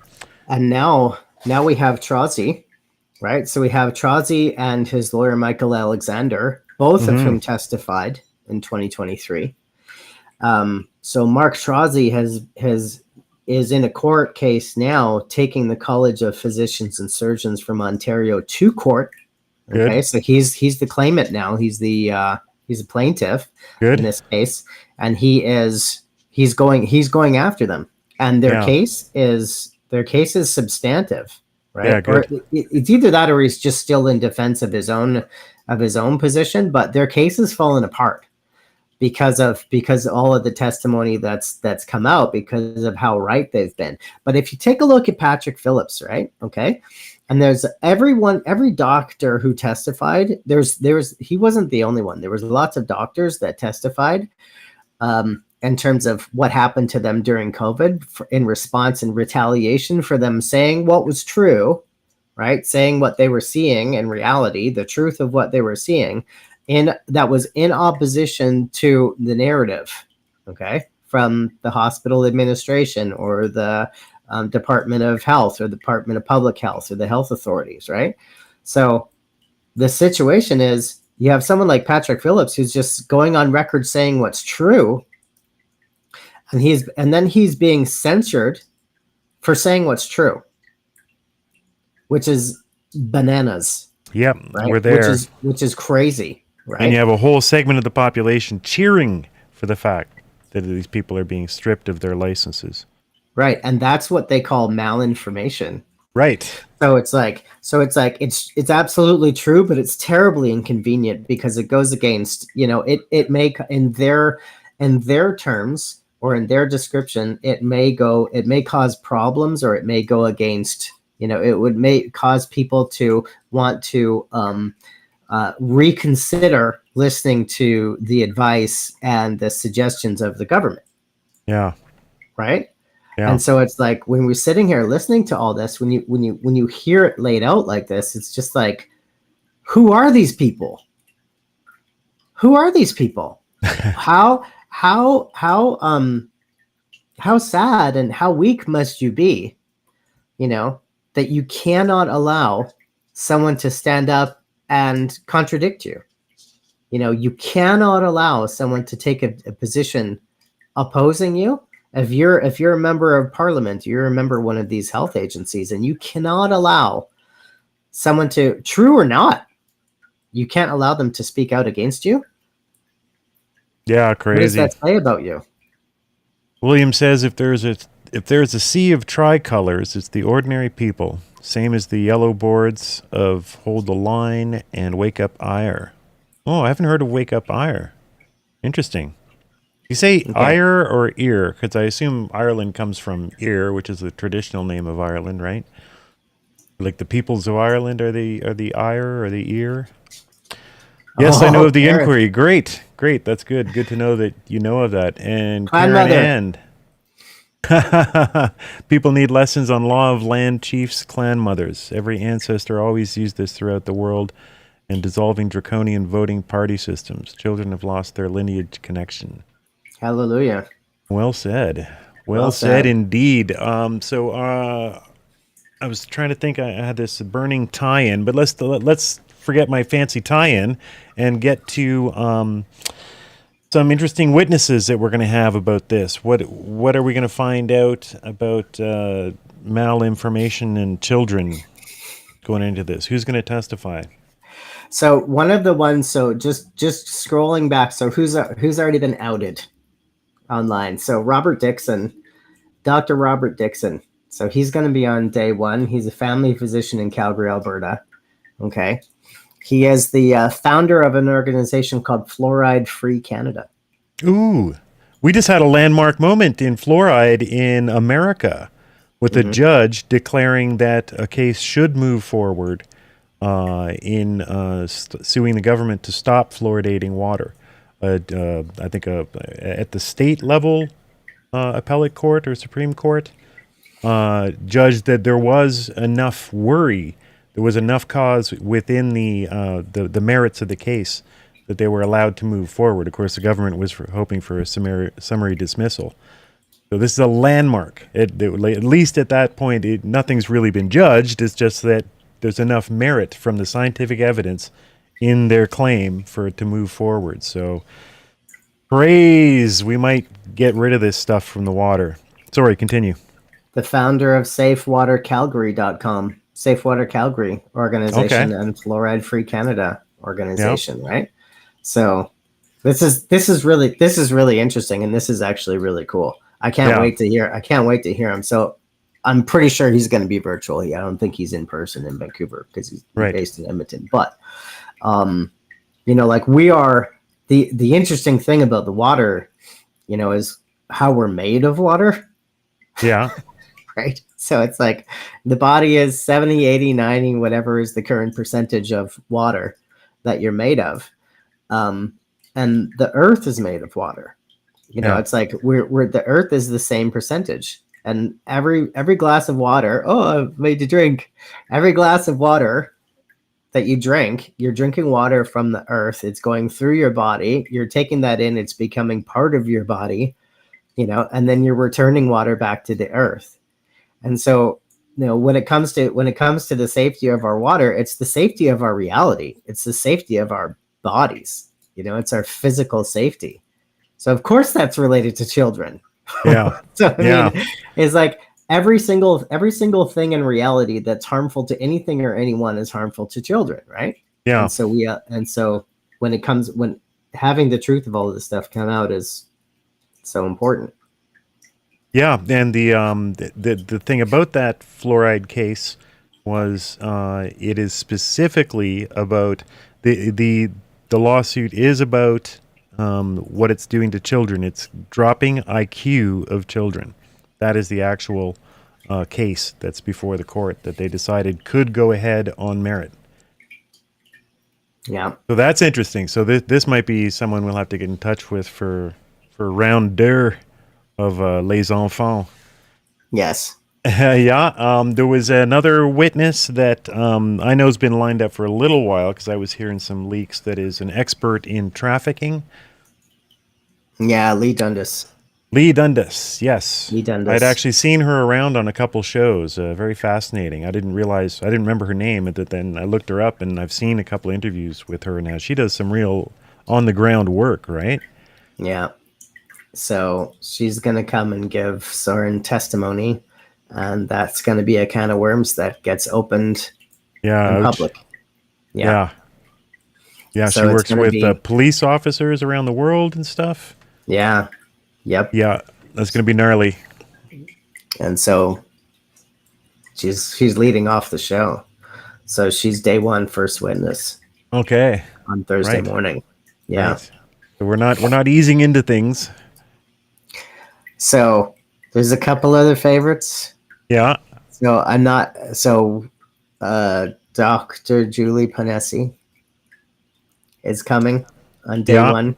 So she's going to be virtual. She's one of my favorites because of her background in ethics. So it was so her just her involvement during the pandemic. So, I mean, her own story is, the same as everyone else's story, who stood up or who opposed the status quo and got canceled for it. Right. Yeah. But, when you take a look at that scenario, here you have a professor of ethics and ancient philosophy. Okay. Oh, interesting. A PhD. Unexpected. Right. And so she's a PhD of ethics, okay? Standing up and throwing up a red flag saying, hey, this is unethical. Trust me, I know. And her getting canceled for it, right? So you have Patrick Phillips as this example of doctors. Same with Mark Trozy, right? You have examples of these doctors who are seeing, evidence to the contrary.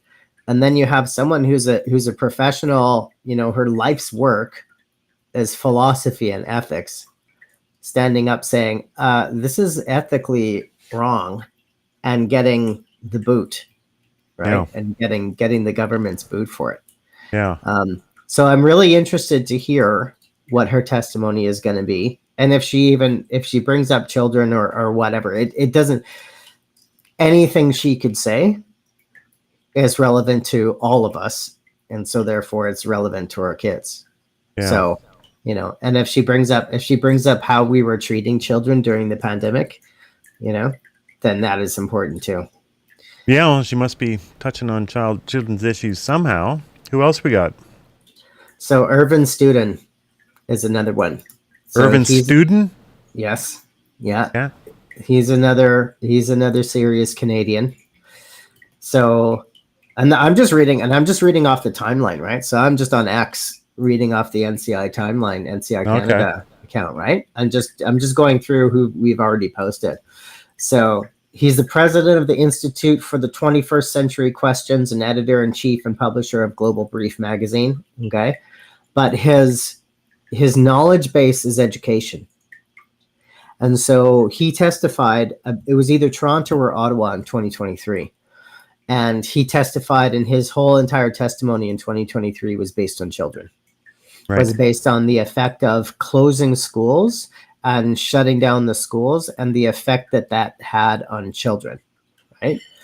And so he's going to be coming back with follow-up. So his latest book is Never Close the School Again, How the Pandemic Rise of Third Bucket Kids Changed the Arc of the 21st Century, which is true. So he in his testimony, he was describing the buckets, these various buckets of, as a child, you fall into this bucket or that bucket. And then he was talking about the pandemic kids that fell into this third bucket of, kids in their stage of development, and how they were, had their lives turned upside down and ripped apart, and that, all about the traumas that were created, because of how they were treated during the pandemic, there were so many incongruities with how the kids were treated during the pandemic, which were obscene and offensive, how the children, like in the reality. And, Sean Buckley has said this before on interviews, that one of the safest places, if you subscribe to the whole harmfulness of COVID-19, virus or whatever, it was proven that this virus was only harmful to people that had comorbidities or were, elderly or had severe immunodeficiency problems, right? Like the flu, like pneumonia would be, right? And so this was just harmful to those people in those same certain situations. The kids were never in danger from this. And in reality, the schools were the safest place to be during the whole entire pandemic, right? Because the kids' immune systems are so strong in spite of all the crap they're being fed.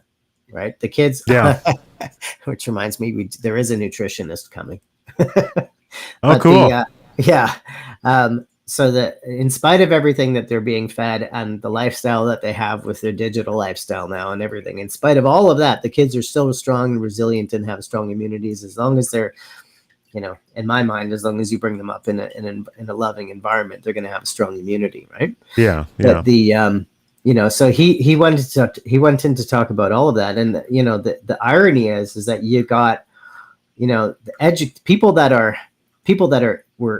are educators that were throwing out, everything that was relating to truth and reality of science, and locking down schools and making children wear masks and 6 feet separated and washing their hands, and, this military rigidity, right?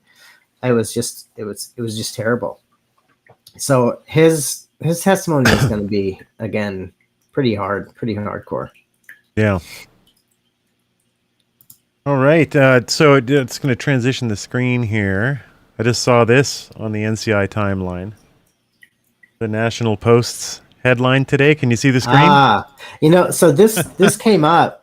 So where's the National Post? Okay, there's a bit of a delay, so I'm gonna wait for it to show up here. Oh, okay. right. You're watching that's right. Yeah, it can Yeah. be significant, like seconds. So National Post headline, the urgent need for a COVID inquiry.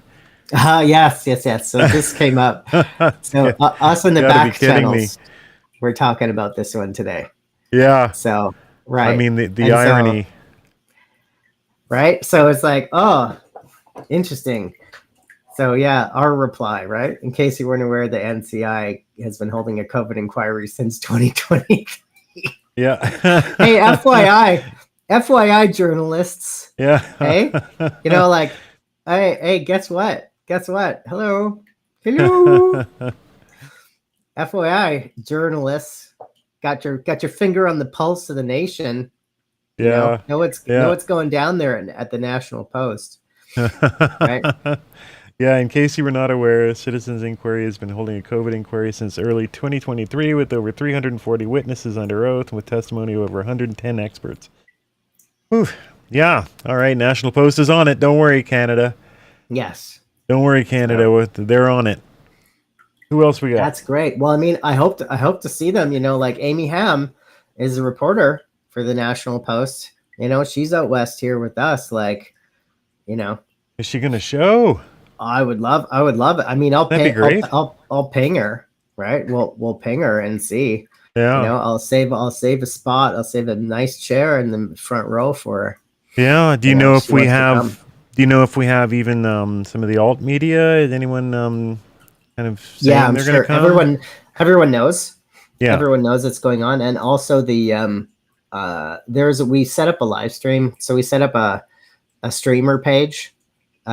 So if you're going to be like, a podcaster and you're going to restream, like Jason Levine, for example, restreamed the show in Regina. Right. And so we just set up a web page where with just a video embed on a blank page, right. With just a little bit of, branding on the bottom. So that you could actually just throw that page up on the screen without all of the superfluous stuff around it, and then you could just talk over it like you right. do when you comment on a live stream. So, everyone is absolutely welcome to do that, and we super strongly encourage everyone to do that. And then the if people show up, most likely the people that are going to show up are going to be local. So yeah. We hope for a lot of local Vancouver people to show up, or at least interior, Kelowna. People might come from far away. You never know. We'll see. But it'll be a surprise. The mainstream media won't show. No, they're not. They can't. They. I mean, if they were to show, it would go against their operating their standing orders, right? So the three phases of truth, right? So first it's ignored, and then it's ridiculed, and then it's fought against, and then it's accepted as an axiom or accepted as self-evident. And so we're still in the phase of NCI being ignored. Yeah. This is the reality. It's like we haven't approached the phase of mocking and ridicule yet. And we're still in the phase of being ignored by mainstream media and by everyone that can possibly ignore the NCI for as long as possible. Yeah. And, so that is the moment that we do get attention and get mocking and ridicule is the moment that they legitimize us, right? Yeah. In the eyes of the world, which they can't allow to happen, right? Because we're too powerful. They can't legitimize anything that's being run purely by citizens only, right? It'll be interesting to see how long they can deny. It will be, especially with this next phase of content. Yeah, exactly. Right? Yeah. And Karen Ann was talking about what she's talking about, referencing Kathy O'Brien, right? Yeah. So, you're talking about, this is what I'm talking about when you're talking about no one wants, this is the conversation that no one wants to have about children, right? Yeah. And, you know, I'm a little apprehensive even just saying it into a live stream now, right? Yeah. Because it's like, right? It's like as soon as you say, oh, you know, you talk about child trafficking, you know, or the level of obscene darkness, you know, that people will go to, you know, like I don't know. It's like this Terminator between day and night. When you talk about, when you cross the line of child trafficking or kids trafficking, all of a sudden you've crossed over into this, you know, into conspiracy land, right? Into Pizzagate land, into all of this other stuff, right? Yeah. And so it's like, if you mention this, if you say these words, it's like you cross over and that's it. You can't come back, right? And so the irony here is that we've got Lee Dundas leading the hearings, right? Yeah. The first person, right? So it's like the context of the hearings are going to be children are unsafe in the whole world, FYI. Yeah, You know? in the whole world, let alone Canada. Yeah. I mean, yeah, it's going to be wild. It's going to be wild. Vancouver, as anyone has gone down these rabbit holes, Vancouver has their own share of sinister, dark stuff relating to missing children and missing youth, right? Yeah. Not just children, right? Yeah. Not just children. It's youth going all the way down to children. So, you know, it gives you, when you talk about it, it gives you butterflies, because here I am sitting in my chair thinking, okay, I'm about to cross over the date line here into the land of, you know, never admit or never look in this area, never look down this dark hole. And I'm about to stand over the dark hole and take 2 feet and just jump down the hole. Yeah. Publicly. Aren't we? And we're all about to do it. Yeah. And you want to talk about being ignored by the media? Wait until we go here. Yeah. Well, yeah, you saw what happened with Sounds of Freedom. Yes. That film, it got killed. It was made and killed and sat around on a shelf for 3 years, I think. But just looking for a distributor, and they had to figure out their own way to do it, and they got it out, and it opened at number one.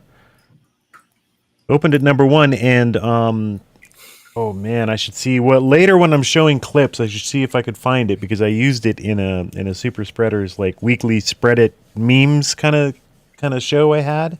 Yeah. Of this, one of the news organizations had a literal Rothschild, younger Rothschild on to make fun of Sound of Freedom and anyone who watched it, and they actively made stuff up. Like the movie featured rich people drinking adrenochrome and stuff like this, which is not in the film. Did you see it?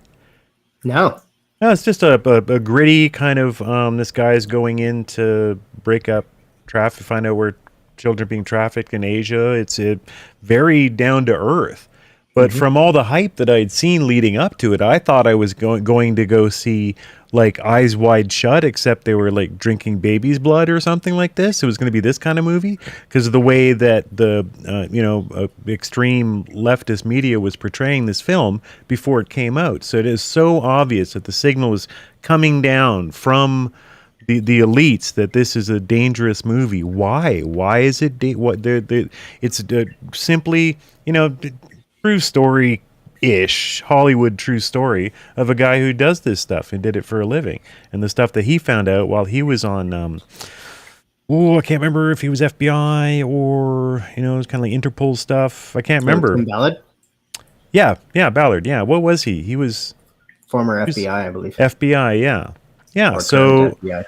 It turned out to be a really grounded, simple movie, but it was treated as if it was, QAnon the film. So, yeah, exactly. They're going to either try to ignore it. If they can't ignore it, they'll start making fun of it. It'll be very interesting to see. We've got Jessica Rose again, right? Mm-hmm. Yeah. Yeah. So the next part. Yeah. I expect her to relay a lot of the testimony that she just relayed at the ICS in Japan.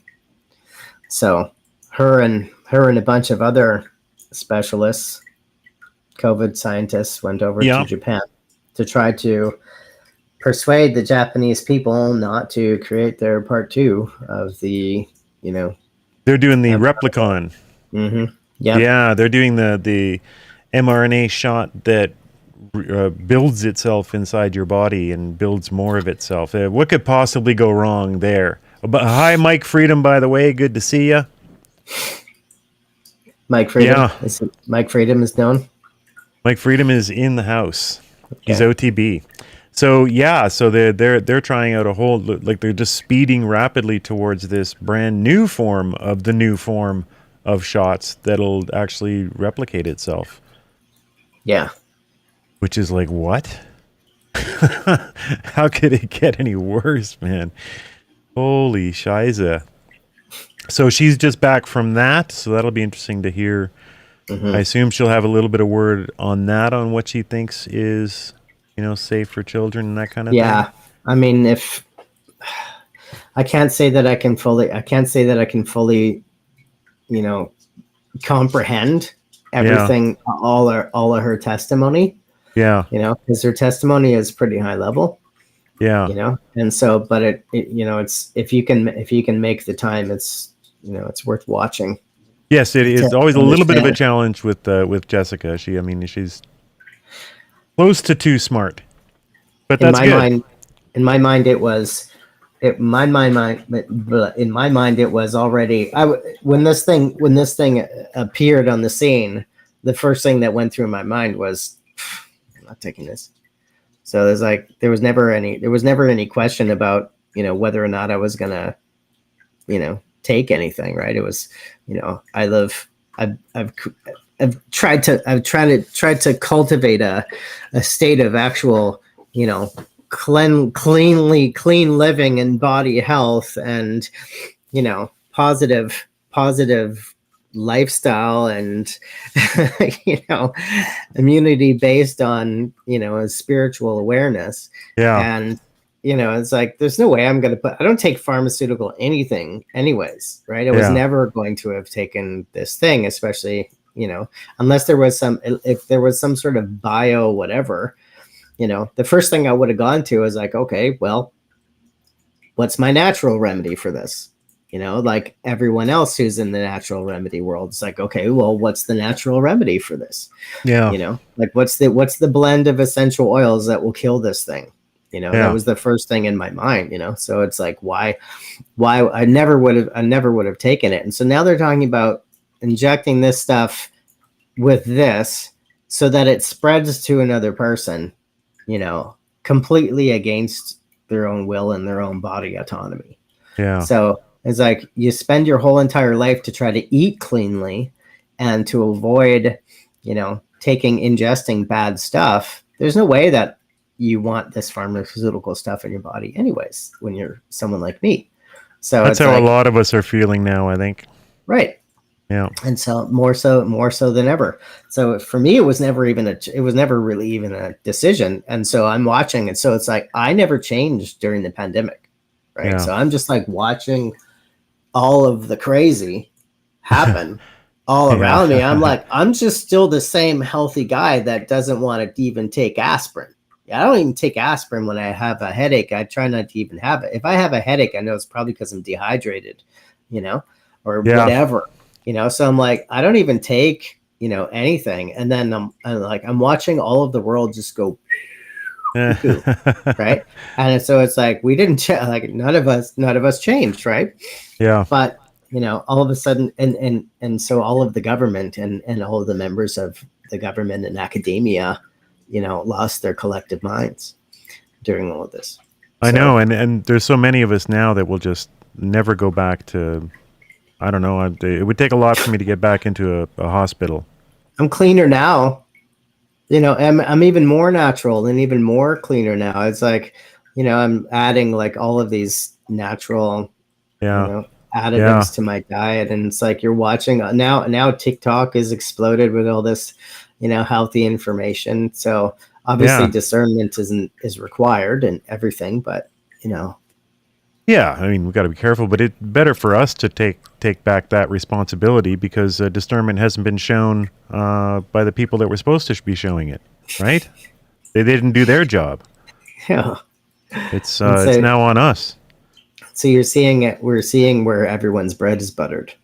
Yeah. We have, I still have, and I haven't edited it and I feel bad, Dr. Syed Haider from X.com gets in a lot of spaces that I was involved with, and he told the most astounding story about childhood vaccines. It was from his Substack article called Perverse Incentives. And he shows that basically every family doctor's practice, the lights, heat, payroll, rent is all covered by childhood vaccines. And these ideas get poo-pooed because there's something like $15 each for a vaccine. But times 100 kids, and now that's why there are 75 of these friggin' things now for kids. And plus the ones that they're giving now for teens, and now flu and COVID and mRNA, all this stuff's going to become like a subscription service practically, right? So yeah, all that base stuff is covered solely by childhood vaccines. So you talk about perverse incentives and what side of the bread it's buttered on. The reason that questioning isn't the most energetic from the medical community on this, because they'd have to find new ways to pay all those bills.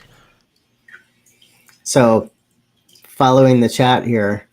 Oh, Karen, yeah. I'm hearing a lot of action. Yeah.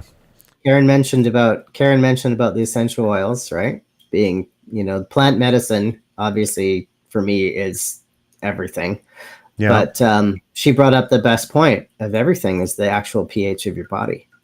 So at a pH, your body operates at a pH of 7.5, slightly on the alkaline side, slightly on the salty side.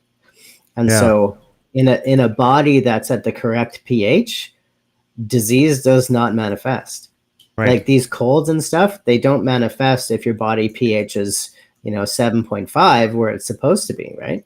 Right. And in order to do that, you need to eat alkaline foods and avoid, acidic foods, or things that metabolize alkaline and avoid things that metabolize acidic. And that lowers your pH. And pretty much all the process, anything you can think of that's bad metabolizes acidic, and anything you can think of that's vegetables and healthy good stuff metabolizes alkaline. And then, which is why I drink alkaline water. This is all I drink now. Like if I'm leaving, like I have an alkaline, purifier in my house, and my kids all drink from it, and my family, and we cook with it as much as we can. And, what's that? What's the device? Well, it's pretty simple. It's a Santivia device. So it filters out. So it has a ceramic filter on the top. It has a basin on the top, ceramic filter. Water, the water filters through the pores of the ceramic stone through a seven stage filter that remineralizes and alkalizes the water, and then it drops down into a lower basin, where there's more stones and there's more minerals, and it remineralizes all your water. Cool, that's what I do. I've got the Berkey water filter, and then that doesn't alkalize on its own, but you fill it up in the bottom with mineral rocks that, as the water sits there, leach in and gives it that softer kind of alkaline feel.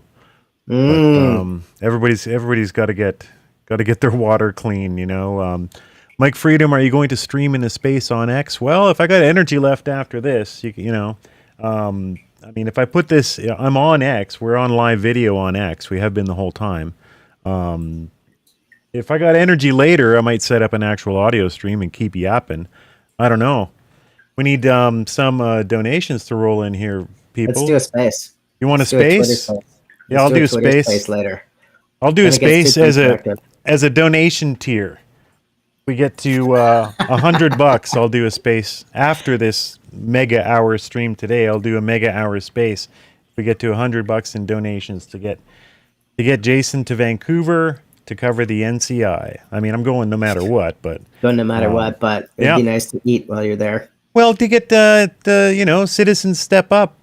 We have thousands of followers. You guys like my films and my coverage of the NCI. Have been all my biggest social media posts have been coverage of the NCI from Dr. Hoff, Dr. Nagassi, several of the guests. These like 500,000 view posts that I've done. They've all been NCI. So just want citizens to kick in as well, right? And enjoy the content, enjoy this activity. There we go. But yeah, Mike, I'm on Twitter right now. If you want it to be audio only, if I set up a space, it would just be this streaming into a space. It wouldn't actually be that interesting, right? But later on, I might do an audio stream as well. But doing one of these and an audio space at the same time is pretty friggin' gnarly. Like I'd have to be sitting here writing the mute buttons and stuff all day long because otherwise you get audio feedback. You need a producer. You need a man in the chair for that. That's goal number 2, Yeah. What could happen is that we could get a whole bunch of people to scan the code on the right and join our locals.com for as little as $4 a month and get us an income. That's the first thing I would do is hire some 14-year-old to work OBS for me. So I can just be an entertaining and charming host, and I don't have to watch buttons all day long. Watching back that NCI stream interviewing the commissioners, it went really well, but it sucks. I'm watching it back, and I'm looking at me, looking over at my second monitor, and then typing, and then trying to moderate chat, and then we need to change the view now because this person's speaking and stuff, and it's not the optimal way to be. We need underpaid 14-year-old interns. And you guys can help with that by looking at the screen and scanning the QR code on the right. That's locals.com, and you get exclusive access to live streams that are only there. You'll see them when you go to the site. Or you can just pop in, $5, $10 right now to help me buy some alkaline food while I'm in Vancouver. I'll make sure to bring a big bottle of water for you. Yeah, for real. NCI should get all over it. Show them what we have. You bet. Over at National Post? Yeah. I saw that comment come in. Where were we? Check out the headline. Front page, National Post. Yeah, we had that up a minute ago, Mike. I guess you weren't here at the moment. That was hilarious that they've got that. They had that up. Dr. Hoff of Lytton, William says. Yeah, Dr. Hoff's from Lytton. Or the previous the city that used to be formerly known as Lytton. Yeah, that's Lytton. Yeah, the one that burnt down, right?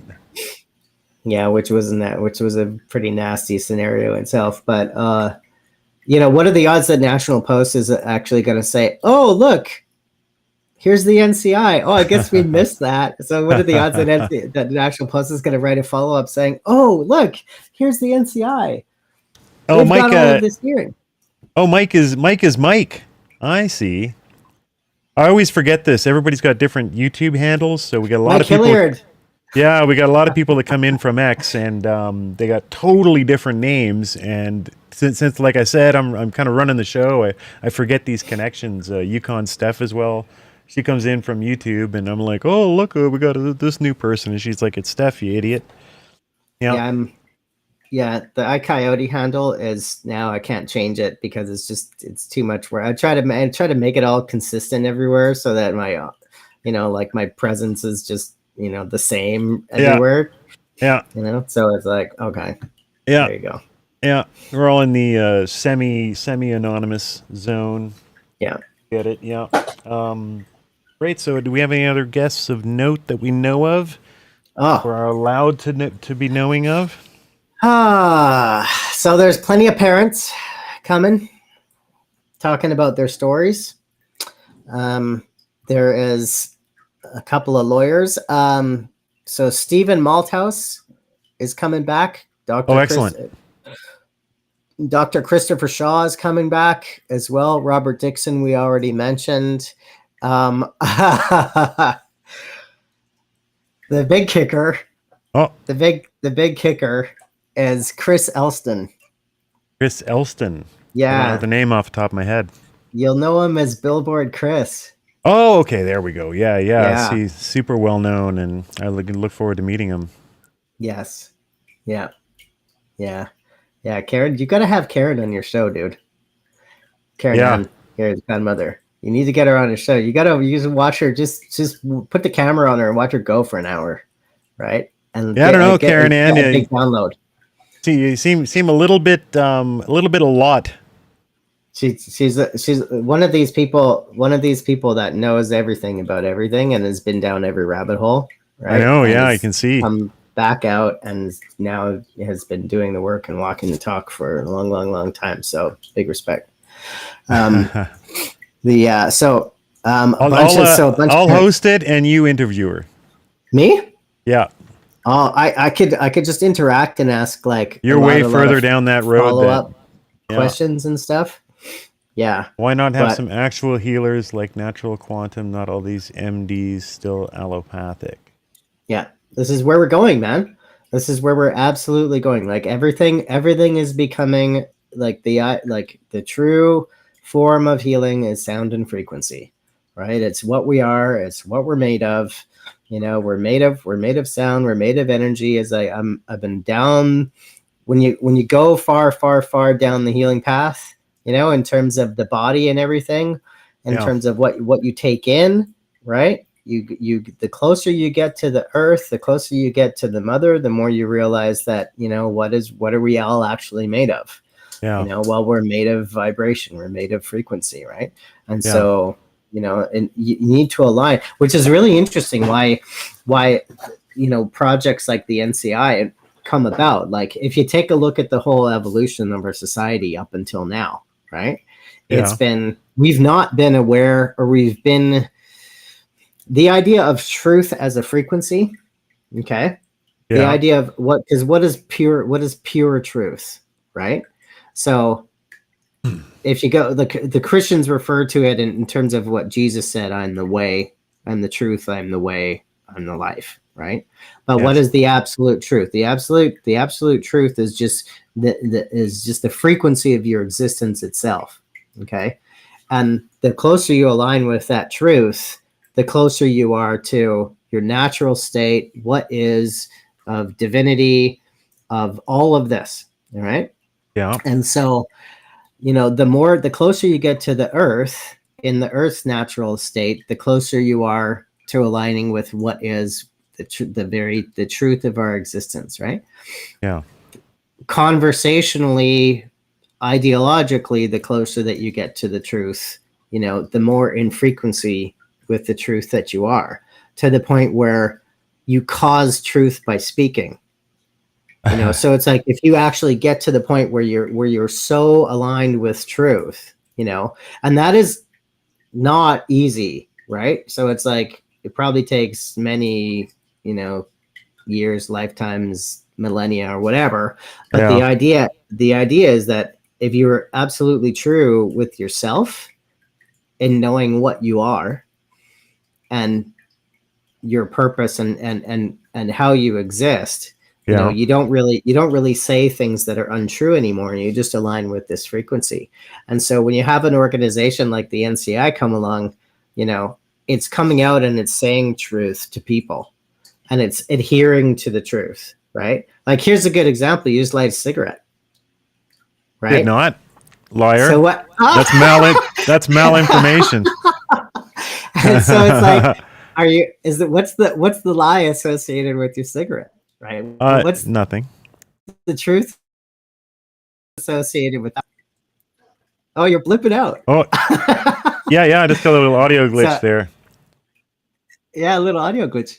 You know, so that was super interesting, right? So I'll stop messing around here. I was messing around with stuff. Okay, so that's a great example, right? About being honest with yourself, right? So it's like I'm like, oh, I can say, oh, I'm okay with eating this bag of chips, you know, when it's like you really don't feel okay with eating it, right? So it's like your internal truth is you know is the most important thing, and aligning with truth internally, so that you can so that then what you express becomes truth, and you try to avoid expressing what's not truth. In order to avoid expressing what's not truth, you have to be honest with yourself internally, and so you're aligning with that frequency, right? Because when I say something that's true, you know, your heart knows it as truth, right? You know when someone is speaking the truth to you, or you know when they believe what they're saying is true, right? Because if they believe what they're saying is true, they're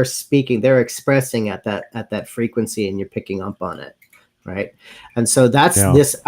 We've lived through so much lies over, and it's come to this massive head over the last 4 years, that the natural reaction is for people to just reject it and just go, I'm just all about truth now.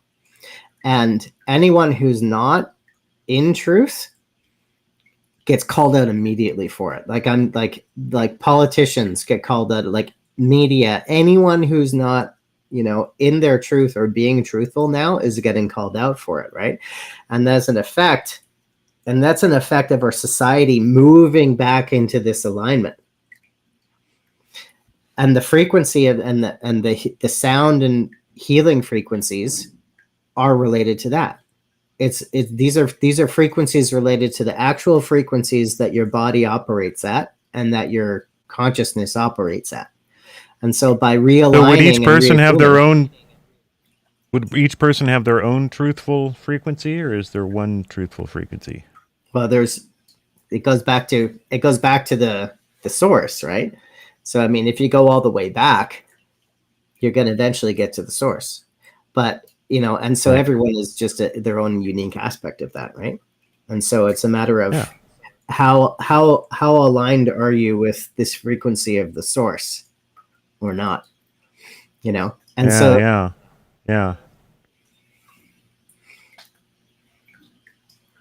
that was a good diversion about frequency and healing, eh? And so in terms of it was. In terms of getting healthier, it's like, why go through all these middlemen of like food and, I mean, it's good.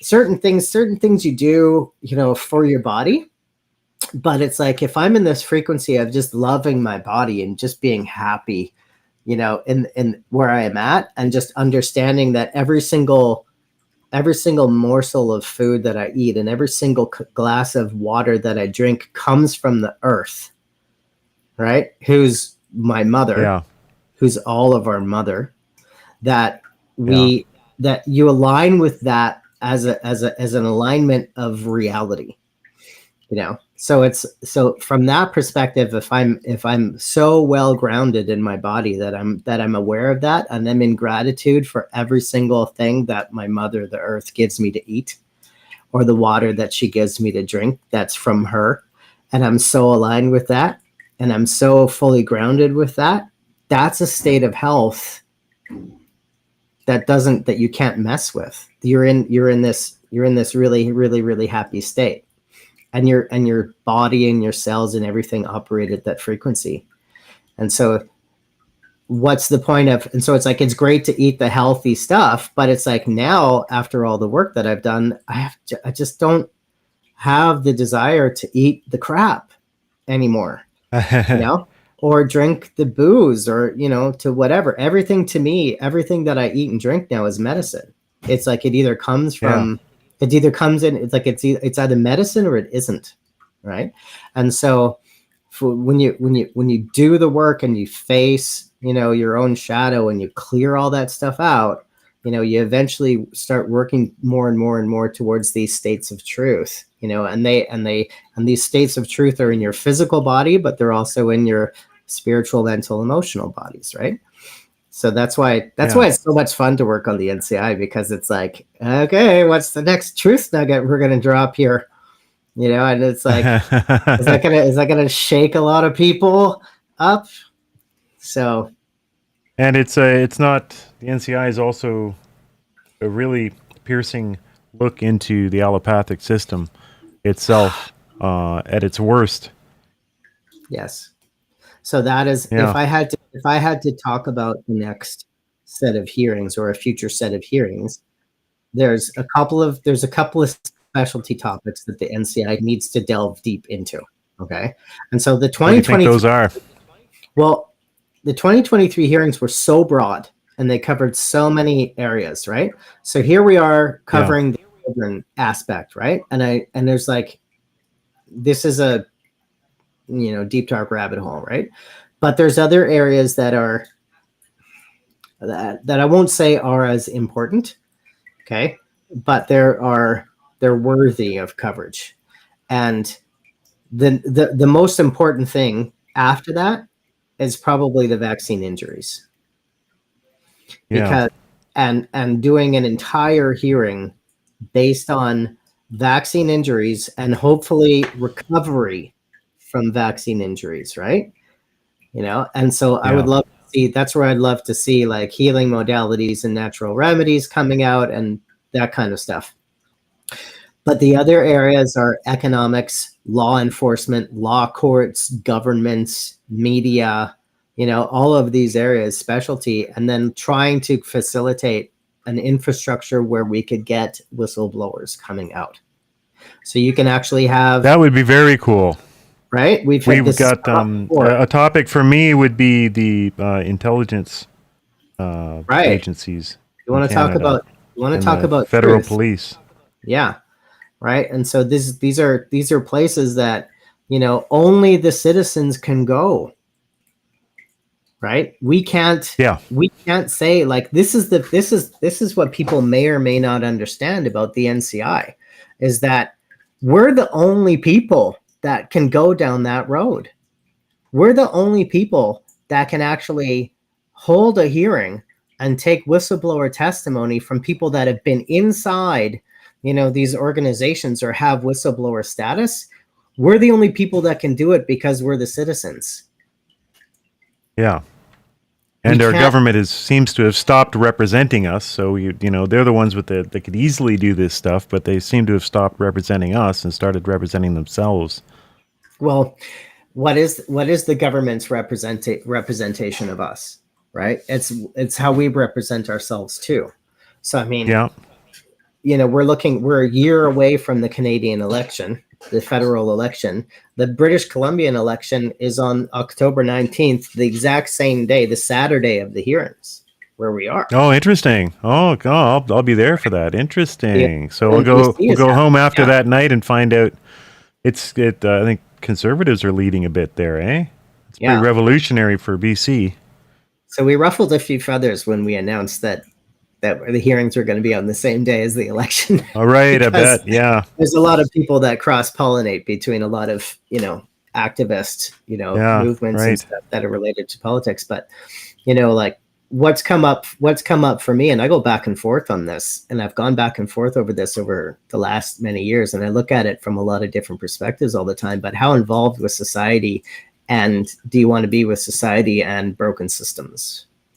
And so from that perspective, it's like, okay, do we want to? Where do I put my time and energy? And do I put my time and energy on trying to fix a broken system or building a new system?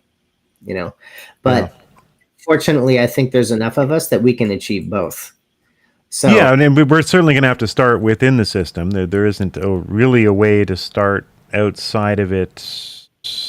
Not really. There is ideologically, but there isn't, practically. So we're going to start within the system in some shape or form. Like we're starting with outside the system with the NCI, but we're taking a systemic approach and hoping to affect the system. And this can all lead to some kind of independence. But, I hear that a lot too.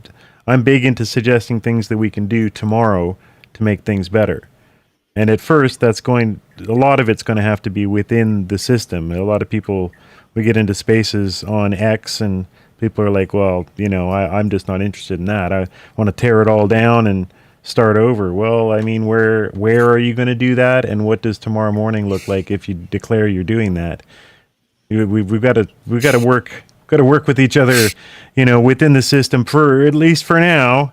Maybe in the future. It'd be nice if everyone still had food. Yeah, right. I mean, there's a lot of Amazon.ca. It'd be nice if that still worked. So, I mean, like one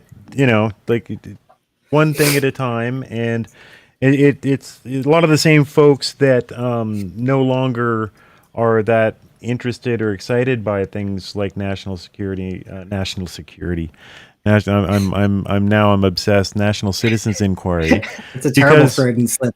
Yeah, because we haven't, put anybody in jail yet or anything like that. It's, to me, I understand the frustration, but what else are you going to do, and what do you propose instead? We got Well, this that's the going on, perfect segue, man. yeah, That's into it.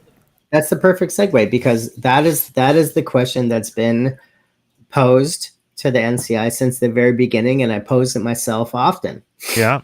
What good does this have? What Yeah. good can this accomplish, right? Yeah. And so the question always has to be turned around, and it's like, well, what are you going to do with the information that you're being shown? So it is about reminding people of their own power. Yeah. Of their own personal power and their own personal capability and their own personal agency and their stake in this world, right?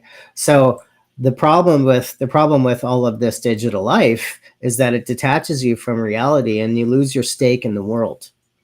And that's been the harm that's been done to men for these many generations, right? Is detaching us from reality and detaching us from our birthright as men and fathers and husbands, and being, the ones that nurture and shelter and protect life, right?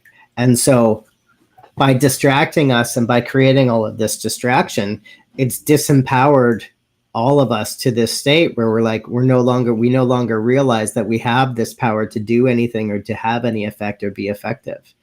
And so it's like everyone has to remember that, I'm perfectly aware. I perfectly have the ability to be on a first name basis with my elected representative.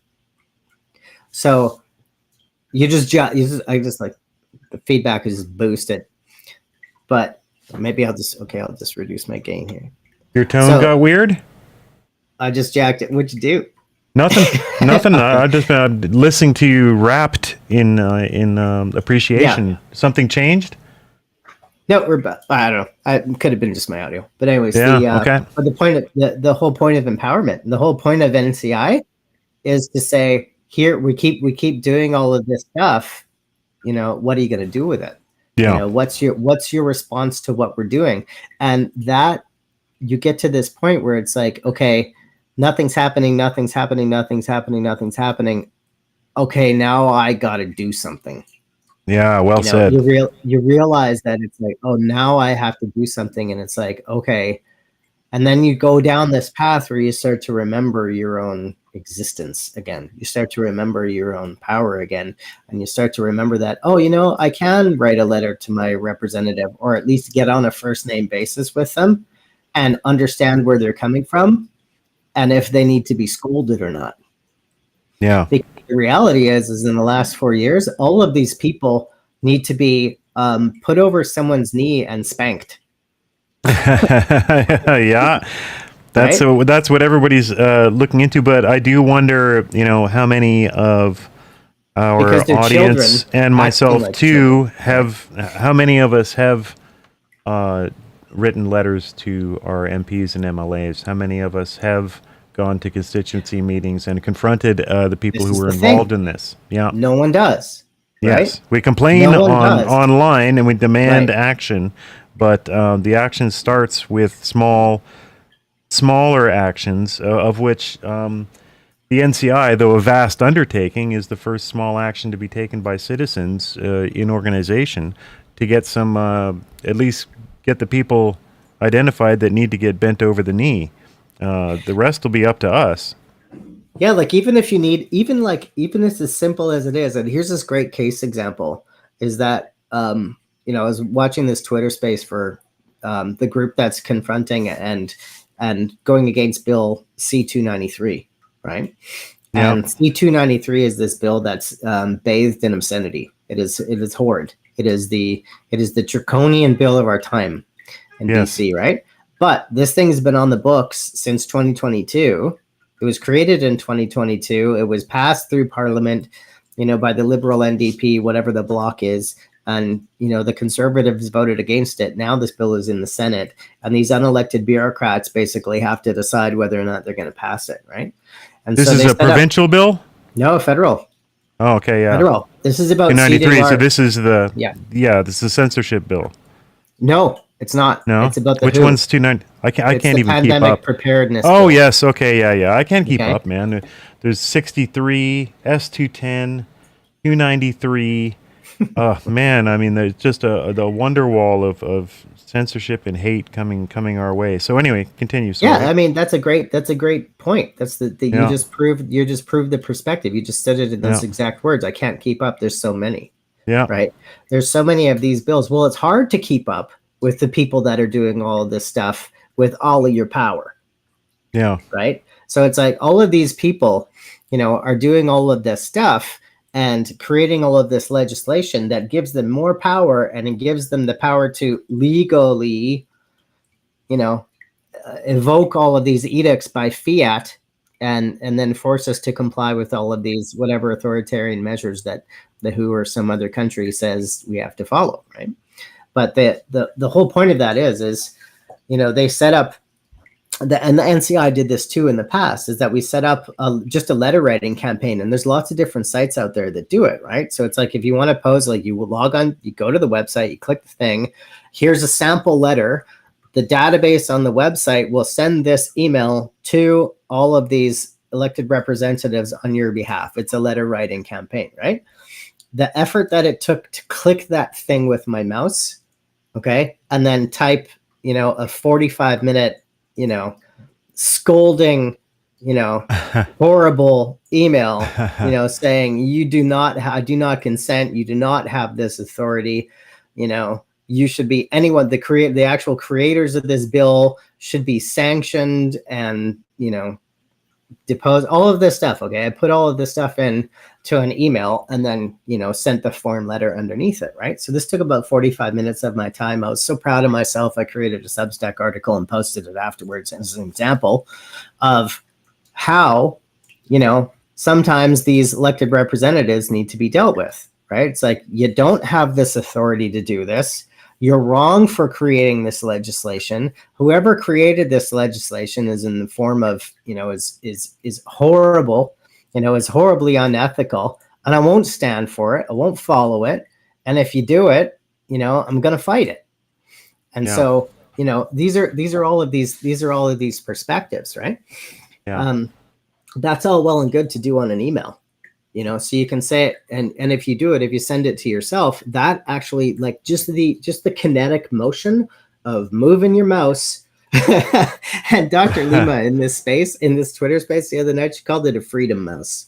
Okay, so it's like moving your freedom mouse. I coined this phrase. So you move your freedom mouse over, and you click on this thing, and you type in, and you send it off, right? Well, I was actually surprised at how much vitriol I had to put in this letter that I was going to Jagmeet Singh. It was going to my MLA Ann Kang. Jagmeet Singh is my member of parliament, by the way, in Burnaby South here. Okay, so wow. And then, Ann Kang, my member of Legislative Assembly in BC, and a bunch of senators that represent me as well. Okay.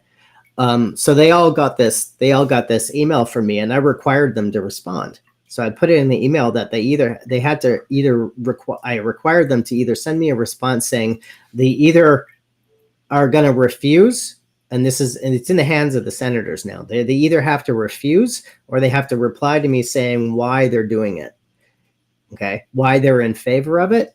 Right. And whatever the response is, positive or negative, I'm posting. And I told them I was posting it. So we'll see how this goes. Right. So it's like, what are they going to put, and so they're on. So now they have to respond, like, legally they have to respond. Okay. Because I sent them this email, they have to reply. Right. So, if you send them a letter mail, they have to reply by letter. If you send them a email, they reply by email. Yeah. Right. But you have the ability and you have the right to empower yourself to, become on a first name basis with your representative. Right. Yeah. And so all of those things happen online in the digital world, and I can be as angry as I want online in the digital world. But were I to go down there to my constituency office, right, and make an appointment to talk to one of Jagmeet Singh's staffers, right, because I won't be talking to the man, right? No. So if I walk down to the staffer, it's too late for me to walk down there and say, I can't make an appointment with my senator, or maybe I can, but just to remember, just the idea to position yourself to know that, you're the one granting them the authority to do this, they have your quote consent, right, in order to do this, right? Yeah. And so there may be all these laws, and there may be all this legality that gives them the power to do whatever it is that they want to do, but they also have to know that I don't consent, Yeah. And so that act in itself was super, super, super empowering. And it was 45 minutes of my life, and I didn't leave my desk chair. And so this whole idea of, do I have to do, like, what must I do in order to get involved, is like, well, what can you do? Or what are you willing to do? So yeah. What were you writing him about specifically? About one of the bills? It was opposition to Bill C-293 that the Senate has, that they're debating over. Okay. Yeah. And it's in the first reading, second reading, process, right? And it hasn't made it past the first reading, is to my understanding.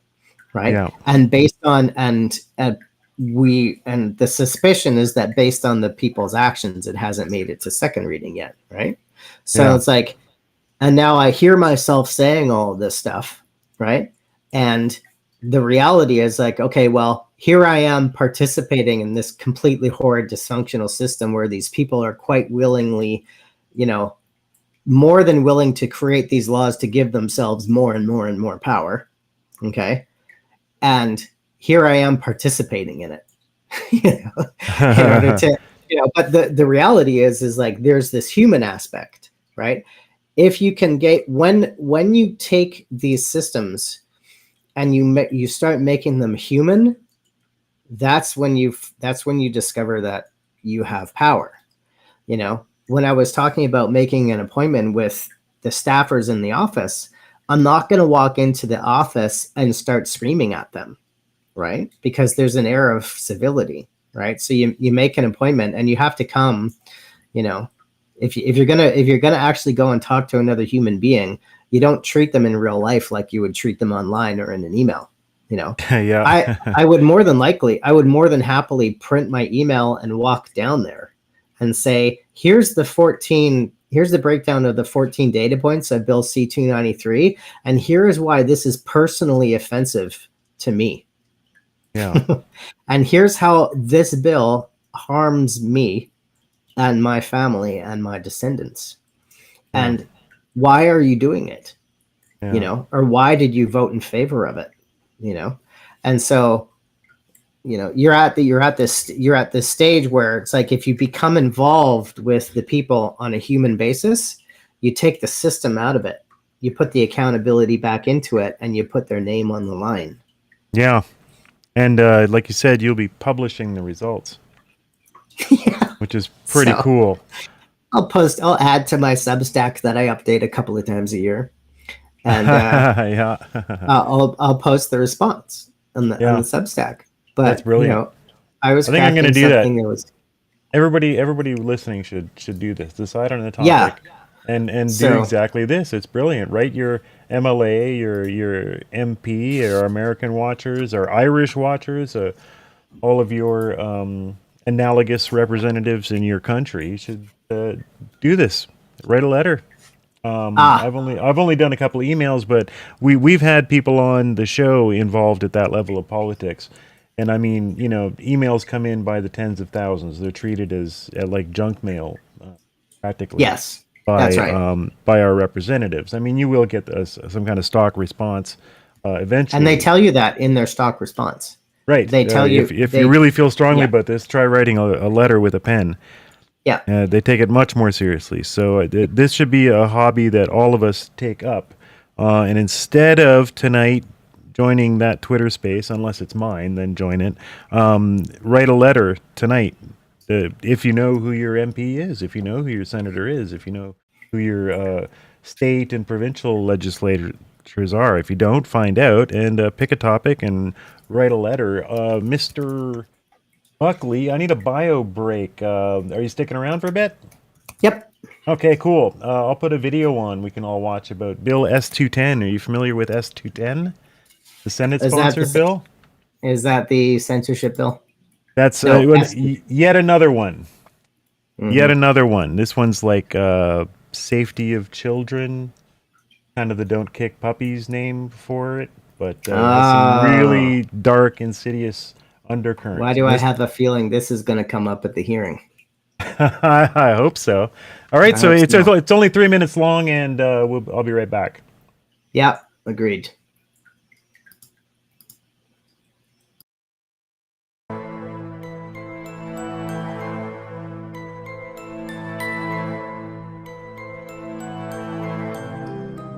On November 24, 2021, the Honorable Senator Meville Deschênes, a Trudeau-appointed independent senator, tabled a bill numbered S-210, titled, An Act to Restrict Young Persons' Online Access to Sexually Explicit Material. It aims to force vendors of pornography to establish their users' age, or face huge fines and shutdowns, through internet service providers. The bill passed first reading in the Senate and was sponsored for second reading in the House of Commons by Conservative MP Karen Vecchio, who gave a odd, but passionate speech in the House. And I receive them probably on a daily piece. Get off that. We have one woman every 2 days that is being killed.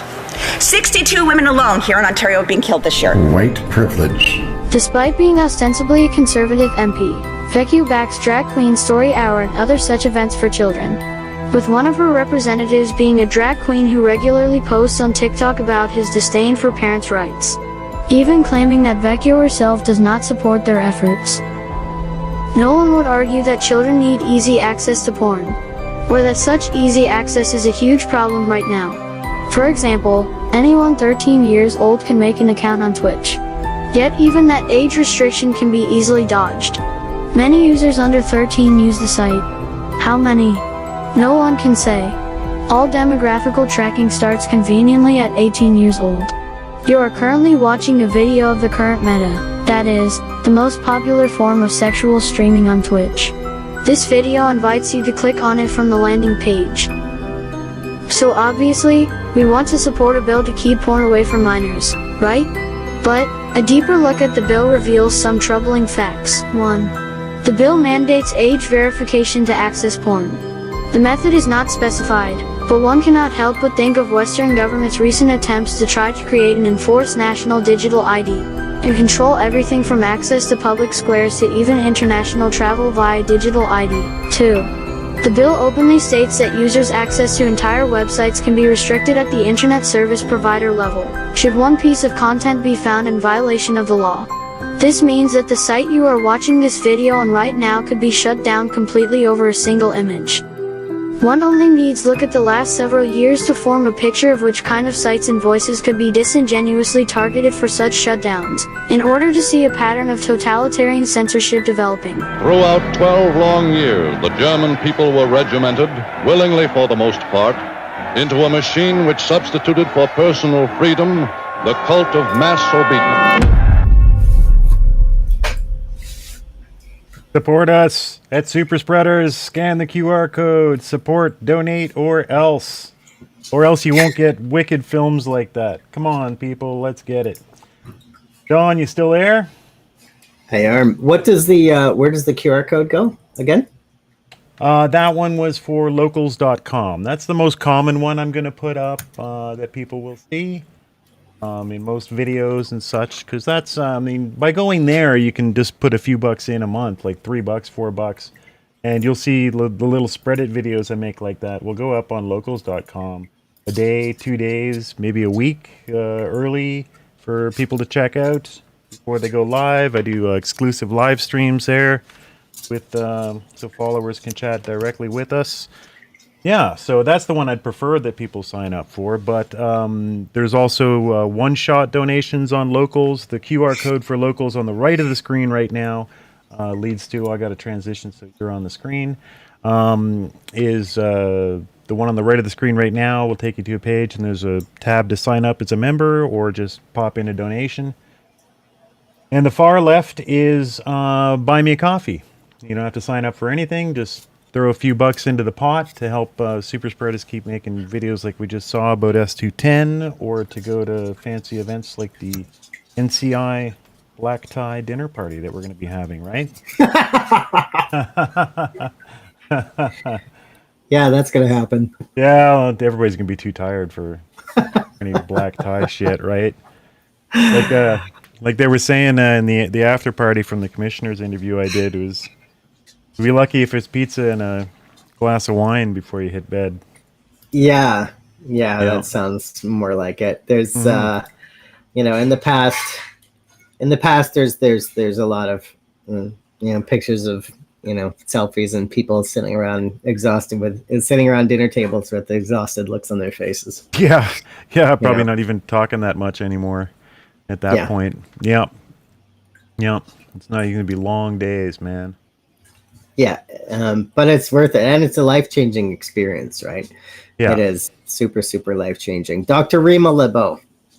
Let's hear about her. About it. Yeah, so she's one of the spearheading people that is raising the alarm against the activities of the UN and other organizations and the WHO that are pretty much purposefully bent on centralizing all the power on the planet, you know, into one location, right? Yeah. So it's interesting when you look at it from this perspective, what I was saying before about, you know, frequency and truth, right? And so, you know, you like, it is like how you're living and the truth that you uphold has this kind of frequency, right? And the truth of, and one of the most axiomatic truths that there is that we're all one. We all come from the same source. We all come from the same point of creation, the same creator, you know, and so we're all equal, and we're all one, and we're all equally empowered, and no one has the right to trespass against another, right? So, you know, you live in cooperation without trespassing against another. And so the closer you are to recognizing the truth of that, you know, the closer you are to your own divinity, right? Yeah. The further you get away from that, the further you are away from, you know, your own divinity, because you're away from that truth. You're far away from that truth, that reality that we're all, you know, equal, and we all share the same existence, really. Yeah. And then, you know, and so you have organizations like, you know, like anyone who's in one of these political power situations where, you know, they believe that they have this right to, you know, remove other people from the planet, or they, you know, control other people, or control all of the resources, or, you know, play all of these games with reality, you know, which is just, you know, anti-human, and anti-truth, you know. So it's like we're in this stage where there's this barometer happening now in society where it's like you're either aligning towards truth and the divinity and the equality of all of humanity, walking barefoot upon the land, or you're not, or you're some degree disconnected, out of alignment, out of truth, and away from that reality. And so everyone is moving towards it. The planet's moving toward it. The planet, you know, our civilization is moving towards it, and it's not really stoppable. And so everything that's not in alignment with that is what's being brought up to the surface to be dealt with. Holy crap, Don. Have you ever considered being a pastor or something? Aren't we all? Okay, so maybe we are. I'm a fan of this podcaster in the States, Aubrey Marcus. Okay, so he's a real cool cat. Okay? Aubrey Marcus. Okay. Yeah. You know, he's a real interesting cat, and he's been on the path for a long time.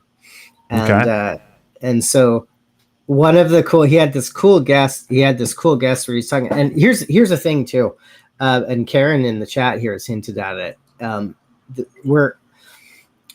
As we go forward, we take the best bits of the past. Okay, the way that nature works is really representative of, mathematically, it's representative of the Fibonacci sequence. Okay. Right. I can get off topic and get into that, but essentially what it means is you take a little bit of the past, add it to the present to become the future. Okay. And what's happening is that the awakening back to tribal nature is also a thing that's happening as well. Mm-hmm. Okay. I was talking before about the earth and how everything that I eat comes from the earth, and my connection to the earth is more based in reality. It's more based in the truth, right? When you sit here and you recognize that this tomato or this apple that I have in my hand came from an apple tree that came from the planet, and you eat the apple, you've just eaten part of the planet. Right.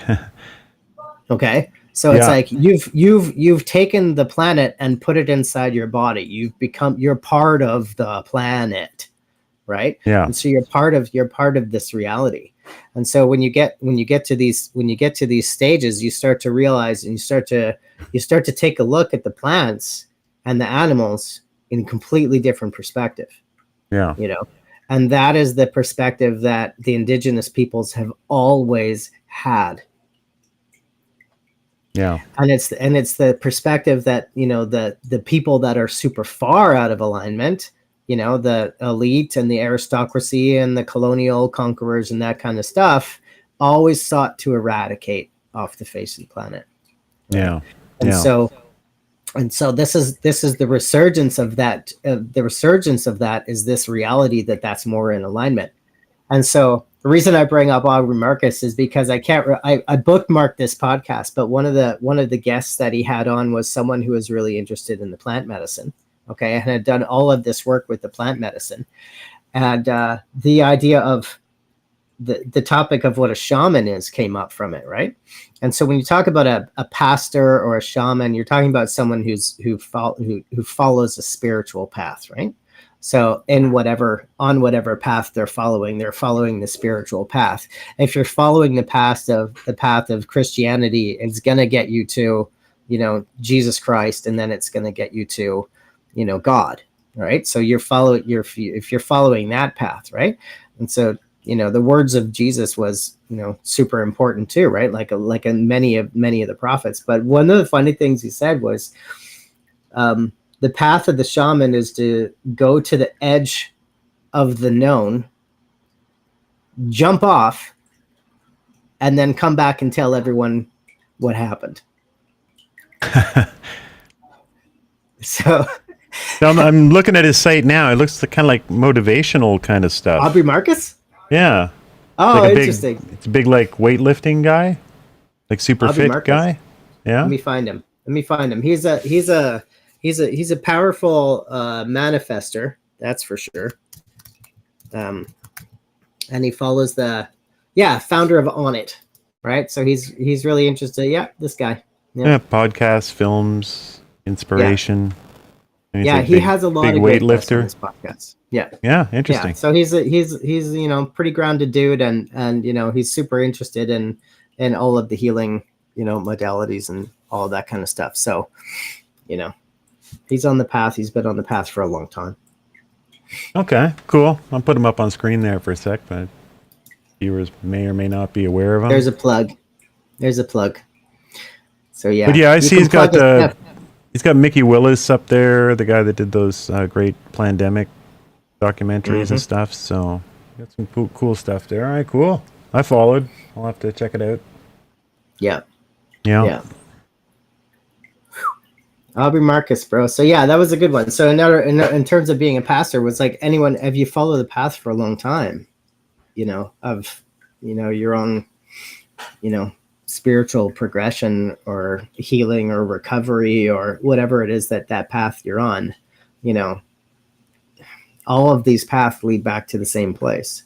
And then the longer you do it, the more you sound like a pastor. Yeah. Path tour. Yeah. Yeah. So it's gonna be pretty interesting the next several years. Yeah. The last several years have been interesting. The next several years continue to be interesting. And so we've only got 2 people. So we're gonna slowly trickle out slides about upcoming witnesses. So 7 days now is the day 3 of the hearing. So we're 5 days out from Thursday. Yeah, I'm packing my bags, man. Pack your tie and your jacket. You're looking dapper the other night. Oh yeah, man. Nothing but the best for the NCI. Nothing but the best. It's a formal hearing, right? That's right. So yeah, you kind of have to be in formality when you're there. I take it seriously. That's right. Yeah, for real. I mean, the audience members are one thing, but the anyone who's participating in the hearing, it's a formal event. For sure. I mean, people are getting sworn in, and they're commissioners. This is a big deal. Vincent Gerses is going to be there. In person. Gerses. Yes. What? You don't know who Vincent Gerses is? Maybe not by name. The retired investigator, the OPP officer. I'm not sure. How do you spell Gerses? Gircys. So he testified in Toronto in 2023 from the perspective of a law enforcement officer and investigator with credibility and integrity, which is what he is. He's a retired, investigator, but he knows what time it is. And his whole take on the world is pretty awesome. And he works with police on guard, or he's adjacent to them, or he's involved with them. That's one of he's a supporter of that group. And he's going to talk and testify about the Helen Gruss case. Yeah. Okay. That's a big deal. For Americans watching, that this was a RCMP, Ottawa police? Yeah, Ottawa police officer. Yes. Who was investigating sudden death of a baby after vaccination. And now, Helen Gruss' story is important. Yes. Because it was her job, J-O-B. Okay. That's the department that she was assigned to, which is, child homicide or child wrongful death or whatever it is, right? A child, I don't know what the official word is, but you get the idea. Yeah. But so it was her job to investigate every instance of child mortality, every one. Okay. It was her job to investigate them, to make sure that there's no wrongful doing, right? No foul play or no wrongdoing.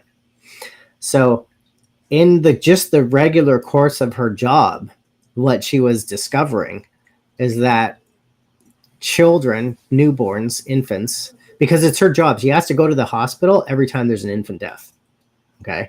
Yeah. There has to be a case opened on it. When an infant dies, there's a case opened on it. Just like when any human dies, there's a police report, there's a case opened on it, right? And so the infants are obviously no exception. And so she's in that department as the lead investigator in those situations. She's always in the hospitals, in and out of, maternity wards and whatnot, addressing that was part of her job. And so what was happening was she was seeing a dramatic rise in infant mortality because of that which shall not be mentioned.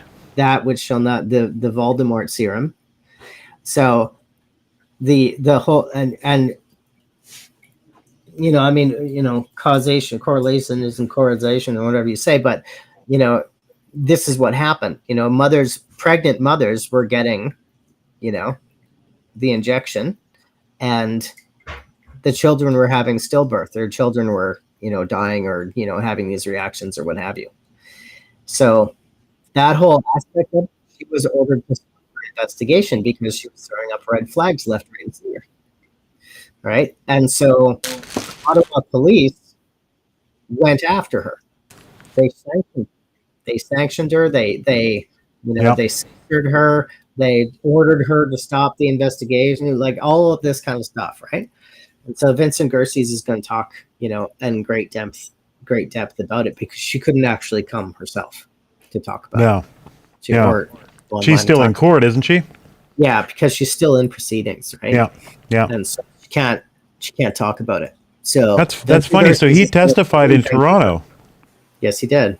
Okay. Yeah. I must have missed it, or it's in the brain fog. Pandemic in Toronto, and his testimony is one of one of the very, very important testimonies. Yeah. You know, I'll have to catch up with that.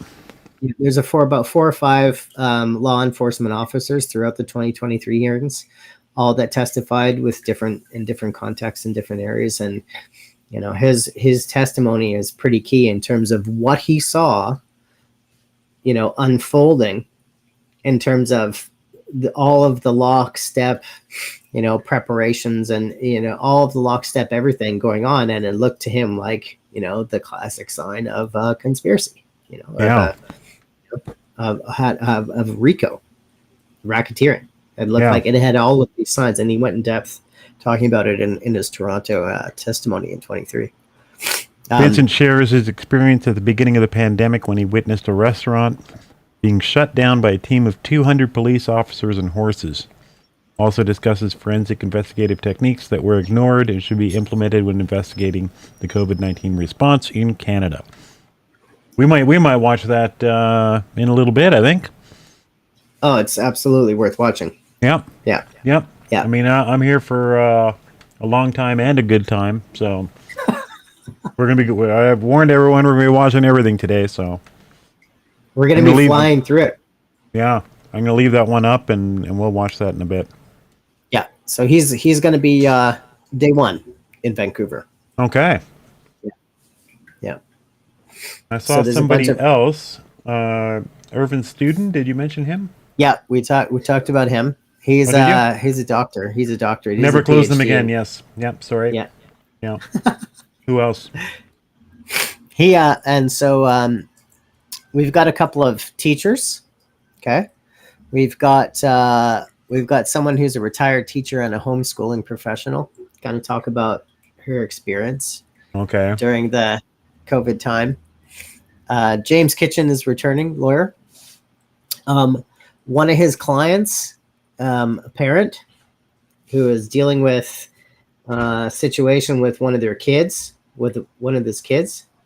in the schools and with, I don't want to spoil it too much, but it's one of those situations where it's like the government, where you're fighting the government because of a situation. It's a parental rights issue, right? Yeah. And so the parent himself is testifying, and his lawyer James Kitchen also is testifying. So James Kitchen is I haven't seen him around. He doesn't do a whole lot of interviews and podcasts and stuff, but he is super, super important in terms of a litigator. Amazing. And this is starting to show some of the scope of the topics that will be discovered. So we're not just straight up doing health. We're doing some of the social pressures as well, and some of the school issues. And yep, that's great. There's a teacher coming to give more testimony. There's a couple of different parents. There's some parental rights advocates coming up as well. There is, like I was saying, a food safety and nutrition. Dr. Michelle Piero is an expert in food safety and nutrition, going to give testimony. Excellent. And a student as well. We have at least one student as well who unfortunately was injured. Right. By the intervention, by that medical intervention. Yes. Yeah. And there's also a detransitioner. All right. So there we go. We're going to hit all the topics, or many of the topics, that's for sure. Yeah. A lot of the stuff that we are worried about as a society. Whether we're pro or against such things, it's we're all worried about it, that's for sure. So it's good that we're going to have a talk about it. Yeah, exactly. It'll be own testimony. So whatever comes out will be the truth to the best of that witness's ability.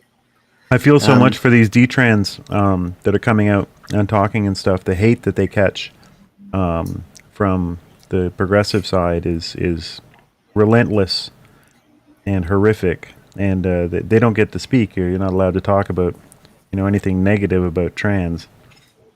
That's how it interestingly comes out, isn't it? Like that's been the pattern that we've seen. If someone is on the the pro, whatever, the safe and effective side, Yeah. And they have some sort of a reckoning, and they come out, or they cross a line over, and they come out and they say, "Oh, I was wrong about this." And actually, Byron Bridle talks about it. He's testifying as well. He actually testified about how he had one of these public, admissions and apologies, and he made a public apology. Yeah. And I can't remember, he was talking about this on the Lawyer Lynn Tyler Thomas podcast the other day. Yeah. About how he had this he went out publicly and publicly apologized because he's an immunologist. Okay. And so his whole career has been within the context of creating vaccines. And then he, started calling out the people that were, quote, anti-vax in the beginning of the pandemic. And then he had a reckoning. He had a moment of reckoning when he found out that, what he was being told was wrong, and that the product of the injection doesn't stay in the shoulder. In fact, it circulates around the whole entire body, crosses the blood-brain barrier, accumulates in the ovaries and the testicles and all of the other internal organs and all that, and is damaging to the heart and all this stuff. And so he publicly went out and apologized. Now, the people that do that, when they cross from one side to the other, when they come over to the side of the people that are, opposed to the safe and effective narrative, they eventually get, treated with a warm welcome, And then, if you have the stamina and the integrity and the fortitude to admit publicly that you're wrong and err on the side of the truth, forgiveness is available. It's like, absolutely, of course. And the problem with someone who does this detransitioning thing, right, is like, you just went against the narrative, and what they get from the other side is the hate and vitriol, the same way that these people give hate and vitriol to the people that are opposed to them, right? So in terms of one side being fully amassed and ensconced in hate and vitriol, or it's like, well, actually pick both sides, there's people on both sides that are in hate and vitriol. But what happens when you cross? People don't cross two ways. There's only one direction, right? Once they come over to the side of truth, they don't go back. Yeah. I can't think of an example of anyone who's going to reverse course on that, really. Good point. So how much are we up to? And you got 6 people watching, dude. Oh, there's people everywhere. We got. I'm one of them. Yeah. But you got YouTube numbers are tiny because we let YouTube slide because they kept censoring us, right? So you're streaming to where right now? YouTube, Rumble, X, and Kick. And Kick is just to keep a presence there, and I know that's going to take a long time to grow, but hopefully have that be more of an exclusive live stream location. Because it works just like Twitch, except you can actually say what you want over there. Who's running Kick? Kick is run by the biggest online gambling company ever in history. Oh, they have a race car in Formula One. Yes, Stake. Yeah. Yeah, Canadians, I believe, if I'm not incorrect. Yeah. Really? Yeah. So then, our biggest platforms, it's super annoying, but our biggest platforms don't have APIs, full APIs for streaming services, right? So, So like Restream right now is telling me that 2 people are watching, but when I put all the numbers together, we've got a few hundred watching. You put everything together on. Yeah. Should be. Oh, that's fantastic. Haven't updated some screams. Yeah. And so we've that's got great. Hey, everybody. 250 or so right now, give or take. Oh, that's awesome. But we're only seeing comments coming in. You're only posting comments from YouTube, right? Or what? Yeah, so that's the only people that are commenting. Everything's active. Like, I'm on Rumble here, and I'm going to type in all caps, let's spread it. And that comes in and post that on the screen. There's Super saying, let's spread it. Notice nobody's talking over there. Some of the earlier comments were, we had that Eek guy. Yep. Yeah, he was on Rumble. People coming in and out. Yeah. And this needs to be through a third-party application that when I'm starting the screen, Rumble, you have to set up independently for every single stream. A whole rigmarole to get it set up. But through Restream, I can automatically set up Facebook. Oh, yeah, we're on Facebook, too. So I haven't even checked Facebook. I don't know who's watching over there. Those get set up automatically from within Restream. It's another convenience factor with them. Eek is back with the volume is too low. Is that new? Yeah, that's old. I was just showing him. Okay. But yeah, so then I have to then find what's going to be the Rumble stream, pop out its chat window, get the URL of that, put this into the third-party application, repeat for Twitter. I think everything else is automatic. And then the chat that we're seeing and I'm putting on screen, like all these featured ones here, these are coming in through this third-party thing through OBS. Otherwise, I can't, I'd have to sit there with all the different sites open and respond to them individually in the window, and then maybe copy and paste them back into the YouTube window to get it to appear in the chat. Like, that's what I was doing. Eek, Eek 2 still here. Good to see you. Eek's still Good up. man. Right on. For some reason, it's not putting up the logos. Oh, gee. It used to put up the logos as well. It shows here in OBS that Eek is on Rumble. And we're so glad that you're still here, bud. I like that. He's like, I can hear you, I'm standing right here. I'm still here. Yeah, there you go. So you were on Rumble. Yeah. Now you've got an icon on Rumble, so it's showing that. And I do. for I went to the excruciating effort of iconing myself. Yeah. Rumble. Yeah.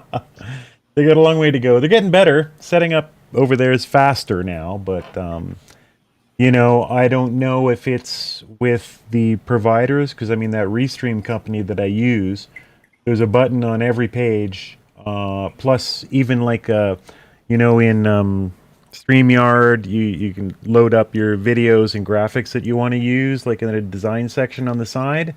Yeah. They have like the backgrounds, and so there's a set of default backgrounds you can use, for baby's first live stream.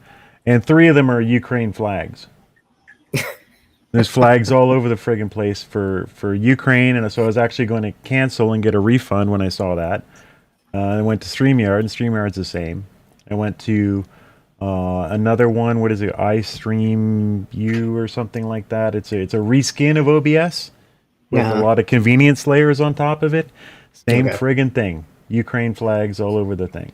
So I don't know if it's Rumble that are being morons and not creating a proper API to interact with these services, or if more likely StreamYard and Rumble and Restream and these companies refuse to use their API because Rumble, as you know, is right-wing hate. Is the black speech? The black speech? The black sheep. Yes. I was gonna say the black speech. Yeah. Rumble of Mordor. Yeah. Rumble is but Rumble's free, and as far as video platforms go, it's our biggest platform. It's just very hard. YouTube, you got by the second analytics, and you can tell what people are, and you can set communities going really easily and stuff. Whereas Rumble's still kind of a little bit like, chalks away and and hope the boat hits the water when you launch. You're not quite sure what you're doing. Its search is really rough. Recommendations are really rough, so it's hard to build on there. Most people that do really well on there have built somewhere else and then moved there because for censorship or value propositions, like Viva Fry and those type of people. So they can get great audiences, but it's a slow process over there. That being said, yes, you're doing great. Got hundreds on an unannounced Saturday daytime stream. I guess we're hitting prime time now-ish on the east, so it'll be interesting to see how many people join later. We're doing a lot more. We need to start getting your $5, man. We need to start getting your $5 donations in from all your posse. Well, I know. So if you're on Rumble, right underneath this stream, you'll see Super Spreaders, and right next to follow, you see Join. Join is the locals.com button. You hit that, and you can get $4, and you can join the team, or one-time donations of whatever the hell you want. And QR code's up on the left there for Buy Me a Coffee, and guess what? It's buymeacoffee.com/superspreaders, and it's superspreaders.locals.com. Try to make it all easy. Our X.com has a subscribe button on it, and it has a tip button. These are all donations you can make to make our visit to the NCI a little less painful financially. And as we grow, think of the possibilities. Once we get hundreds of people signed up and given $3 or $4 a month, the stuff I can do, my God. You wonder why I don't have a new film every week for Super Spreaders, because I can't. Ain't enough time in the day when you're making films, you know? So, and you're making films for other people, other very important people. And that's the real kicker. Too, right? Very important people who, you know, definitely, they pay me what I'm worth, but they're very big projects. We'll watch some of those projects later on in the day. We'll get more into a movie watching and commentary, just chilling mode later on. Right now, we're blessed with a Don Buckley. The Rumble stream looks frozen. It looks frozen? Yep. Interesting. I'm refreshing. I'm reloading. I'm refreshing the page too. No, we're good. Okay. We're good. Yeah. That was just me. Just my browser. All good. Yeah. I'm sure Eek too would tell us if it was frozen. Eek is our point man. Yeah. Eek's our spirit animal today on Rumble. Great to have you here. I refreshed. He had to refresh. Yeah. Interesting. Well, there you go. Too. Welcome to Rumble. Okay. And you ever notice? It's funny, we were talking about Rumble just when the Rumble stream crashed. Yeah, right. Needed a for everybody. That's some kind of hiccup for everybody, I guess. Our live stream too. Like, I think Rumble is going through a little bit of a growing pain, or they're under just like malevolent attack in the U.S. because they're approaching their election, right? So we're like 3 weeks out from the U.S. election. Yeah, there's all of the internet is going to go bananas in the next 3 weeks. And I've live streamed plenty of Trump's appearances and stuff like that, and you're seeing, right side media and these kind of companies that basically can only get access through Rumble, getting hundreds of thousands of views live on Trump speeches. While that's a good point. Yeah, while CNN's struggling to get 50,000 views. So, they can't have that. And, over here, Rain, my co-host, and I were always talking about the October surprise. We've got 18 days left for the October surprise. Something's coming. 18 days left for the surprise? Something's coming. The October surprise is coming. I'm not sure that I want to know what that surprise is going to be. Well, you're not going to want to know, but it's going to happen. There's going to be something. I mean, the last election was a pandemic, right? So you got to have this first time ever mail-in ballots and all these digital voting machines and new arguments about counting procedures and stuff that were completely thrown in there out of the blue. So that was the October surprise in a way then. And so this year, I mean, it seems like they were trying to kill him. That'd be a good surprise for them. So it's not working. So they got to have something else up their sleeves. There's got to be some way to make sure that Trump doesn't get in. Even if it's just as simple as we're not leaving. We're not leaving? I saw that post too as well. John Baudouin on X. Oh yeah. Yesterday, he was like, he was basically of the opinion that they're just not going to leave. Yeah, right. Oh, I see. Yeah. They're just not going to leave, and they're just going to throw their cards on the table and say, what are you going to do about it? We have to stay here to defend democracy. We have to stay unelected to defend democracy. Who knows? Yeah. Who knows what? Dr. Lima was talking, at great length about the political theater, that goes on. And, she was talking about the, in terms of Bill C-293, the political theater that happens up in Canada as well, and so it's like, you have the the parliament, and there's just so much theater, right? You have the media, and then you have all of the politicians at their podiums talking into microphones, right? Yeah. And it's all theater of words and words and words, and all of these words and ideas, and everyone is, oh, it's over here, and now they're over there, and it's da da da da da. Meanwhile, the senators are looking at this bill C-293 that they've had up since 2022. Yeah. Writing down all these rules on paper in order to be able to give all of our freedom to the WHO, and all of this kind of stuff. So, yeah, Eek is a fan. John Baudouin. John Baudouin he's a hot dog. He knows what time it is. Yeah, the bloody hero. Yeah. And there's a great many heroes in this realm that are doing the work of heroes. That are out there in the real world, giving their time and doing work. It's like I actually, in hindsight, I'm like looking back thinking, oh, am I doing enough? Am I doing enough? Am I doing enough? I'll ask you that question, Jason. Am I doing enough? With the NCI being on the NCI board of directors and lifting all this NCI weight. Well, yes, you're doing a lot of work. Are you doing enough? I mean, that's a personal. That's one of those energy alignment type of things that each person has to figure out when they're getting into that frequency of the universal truth. Are they doing enough to get there? I think you probably are, Don. You sure sound like you are, man. I ask myself that as well too. I mean, we do what we can. Do what we can. We're not doing nothing, and for a while I was doing nothing. Eek bought John Baudouin's book and shirt. Right on. Thumbs up on the book, John. Eek. I have no time to read or digest anything more. Yeah, I haven't read his CDC book either. But we've gotten a lot of info from John over the years. When he released the book, he came on the show. John is the subject of our by far our biggest video ever on any platform. You had John Baudouin on your phone and with a viral, or on your platform, and then your video went viral? Yeah, 3 times. The first one was 64,000 views in 48 hours, 72 hours, something like that. Haven't checked in to see what it's at lately, actually, but yeah, it's like orders of magnitude our biggest on Rumble, that's for sure. John Baudouin is a hero of the. He's a monster. He's a monster. Yeah. A monster of goodness. You got a signed copy, Eek. All right. What? Oh, great. Nice. He came on our show right before publishing, so it actually wasn't technically available in Canada.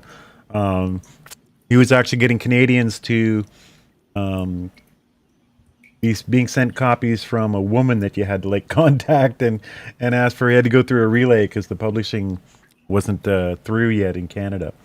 But yeah, I hope he's done really well with the book. We'll have to have him back on and do a follow-up. It's been a while now. Not since that book came out, so I guess a little under a year. So we'll have to have him back on. He's a real hero. He's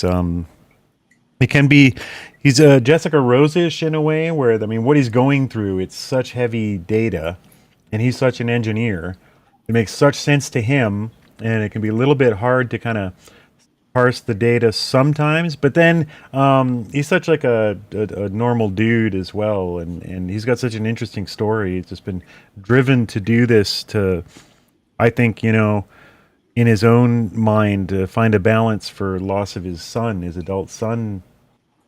Both of his adult sons died, I think. Remember correctly. Yeah. So, a real tragedy behind what motivates him to work that hard, which is common to a lot of us, I think. Amazing man. Yeah, you're right, Eek. Deserves, maybe I'll put up some of those videos later as well. I made little snippets out of some of the best information we got out of that first interview. Made little stuff about the excess deaths and stuff like that. So the latest this weekend, I was looking in the Twitter feed for John Baudouin, and you come across current video of the vice presidential candidate for the Democrats, Tim Walz, out in a field wearing an orange jacket, trying to be a hunter. Oh no! And they got him, and so basically the caption is that the internal polling must be really bad if they got him going out in the field with a gun, that kind of thing, right? And he's got an orange hat on and an orange vest, and there's a camera crew with him, and he's got a shotgun. And the other caption from Benny Johnson is "Real life Elmer Fudd." So it's like be very quiet. Every single move they make, when they try to the fakery and see, this is the thing about the theater, right? Is like every move that they make is theatrics. Right. So this is a Trudeau thing. This is the Democrat thing. It's like they can't understand. They can't let go. Surely they know that no one's buying their fakery anymore, right? Yeah. Like they know it, but they have to double down on their fakery, and they can't ever be. They can't be authentic, and they can't speak truth. They have to maintain their position of fakery. They can never give it up. No, I'm okay to some degree with the fact that everyone running for public office, you're looking to reach a certain mass of people that are going to get you into office. So I'm okay with compromise to some degree. I'm okay with threading the needle a bit. Yes, because if you politics is a game of you've got to get some people who radically believe this and radically believe that to somehow come together and agree with you enough on the most important things to get you into office. You can't have just one party of people or one representative that's going to say exactly what you're thinking at all times, and then it's some kind of travesty if they don't say exactly what you're thinking, But there's a bit you're talking about. I'm saying I'm okay with some of that, and that requires diplomatic language, careful speech to some degree. But what you're talking about is the outright kabuki theater of it all, pretending, with the jackets and how you've got Kamala Harris for one, completely on record for 4 years saying we're going to take the guns, we're going to have unlimited immigration, all this, we're going to make immigrant citizens and all this stuff. And the moment that she gets the nomination, well, she didn't even get the nomination, but the moment that happens, she's now, oh no, I have a gun, I'm pro TFD, oh no, we're going to close down the borders that Trump ruined, and everybody just goes yay. And wow, it was really resonating me with what you're saying. The theater of it all. They don't even have to try anymore. They know they've realized that wow, we can really just say anything. We can really just say anything, and they'll vote for us. And it was Rima Lebeau that was talking at length about that the other night. That reminded me and inspired me to say that and to make those connections. The reality is that because they can't double down and ever speak truth, they can never. It's kind of like the National Enquirer, okay, and the grocery store, checkout aisle trash magazines, okay. They can't ever tell the truth, because if they tell one shred of their whole defense is that everything is a lie that they do. That's the base of all of that's what gets them out of defamation cases, and all this stuff, because they can't ever tell the truth. They have to only ever consistently lie. You mean if caught, their defense will be look, we were obviously lying. It's your problem that you believe we're obviously lying, and everyone knows this to be a lie, and we're complete fiction, and and that's how they got out of all of their defamation court cases back in the 70s, 80s. Or something, and so they've had to go on that defense ever since. But the question is I've often wondered this myself, right? If I was the one in the podium, if I was the one standing at the podium, if I was the candidate or whatever, right? What would be the level of truth that I would need? Would I need to self-censor in any way, or would I have to speak complete truth at all times, apologizing as necessary?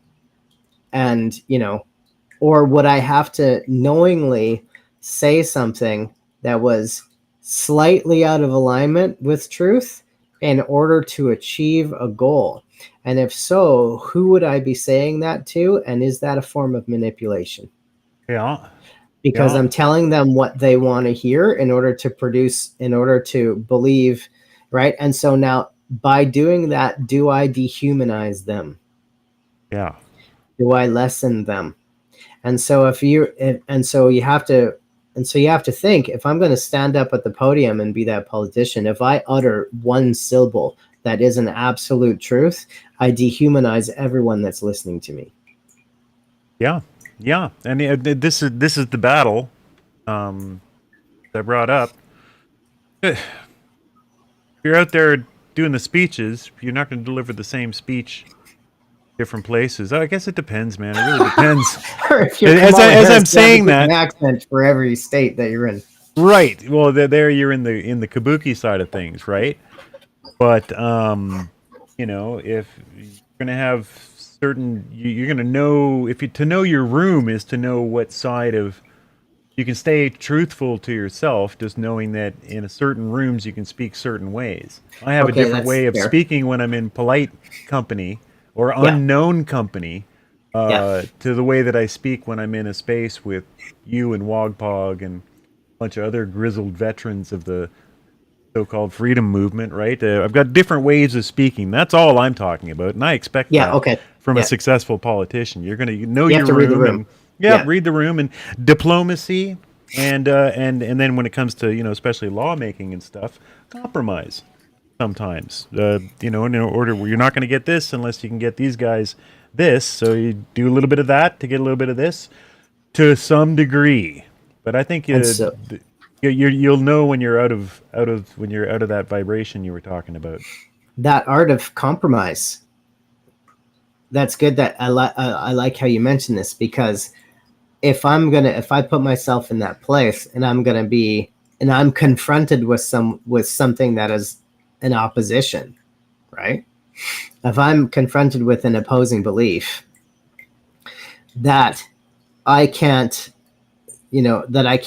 convince otherwise, right? Or I can't, you know, because to me, what is convincing? What is convincing someone of the truth? To me, that is just like saying, okay, it's a competition to see who can be more true.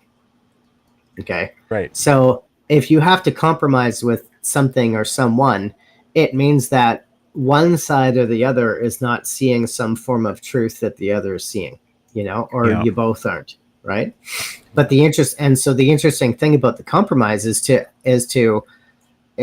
have the respect for the other person to seek to inquire and to ask questions and to get to the truth of why they believe what they believe, so that you can understand and be on the same wavelength and say, okay, aha, I see, I get it. I get why you think that. I get why you act that way. I get why you're saying this. I respect it. Let's try to do both. Because when you compromise, you're trying to do both. Or I could actually say, okay, you know what? Your position's better. You know, or I might adopt, and I would concede at that point. If they're seeing something, if the position is one that I can't see, you know, at least I'll inquire until I do. Right. And then we actually have the common ground. But the thing about it is that, you know, you run down these conversations, you know, to their ultimate. Eventually, everyone just keeps coming back to the same place, you know, which is, you know, I eat and drink from the earth. You know, it's like we all eat and drink from the earth, and we all walk around on the planet. Freezing and making robot sounds on Rumble. I'm watching, the bit rate move around here in OBS. We're going green, so Rumble, yellow, this was, orange, red, green, yellow, orange, red. So I'm going from 5,000 kilobits a second to 900 sometimes. Something's a little bit wonky. Maybe Rain's Rumble upstairs watching F1 racing in 4K. Starlink. I don't know if they're back this weekend or not. I'm a huge fan of F1 now. Yeah, me too. Well, I mean, a lot of us are after Drive to Survive. Drive to Survive, a movie. Yeah. No, Who was the in that? Netflix show. Oh, the Netflix show from the is that From what F1. the name of the Netflix show is? I watched Yep. one season and then I Yep. watched like 1 or 2 seasons and Yep. then I was like, oh my god, I need to watch actual racing now. This You is made the incredible. switch. Did you get Yeah. the F1 TV membership? Yes, I did. Yeah. I paid Rain $8 a got that month too. next month. It is like, and I was like, and it's like I'm sitting there Saturday morning at 8 a.m. with a sweet cup of coffee watching qualifying. Yes. On the couch, Yes. watching the qualifying in some time zone in Europe, And it's a great service, and it's a surprisingly affordable, and it's such a great service. I love how they never give away the results very carefully, so you can always I always miss the races and watch them later, and they don't tell you who won. We should have a watch party, dude. Let's. Yeah, man. I'm totally game. It's like I tell you, it's like I'm always like, like my son says, I don't sports, but the reality, I'm the artist type, right? I've never been into sports, right? I've never You like found cars though, right? But it's like cars are something else, man. Like, Yeah, we all you like drive. cars. Yeah. We all drive. Yeah.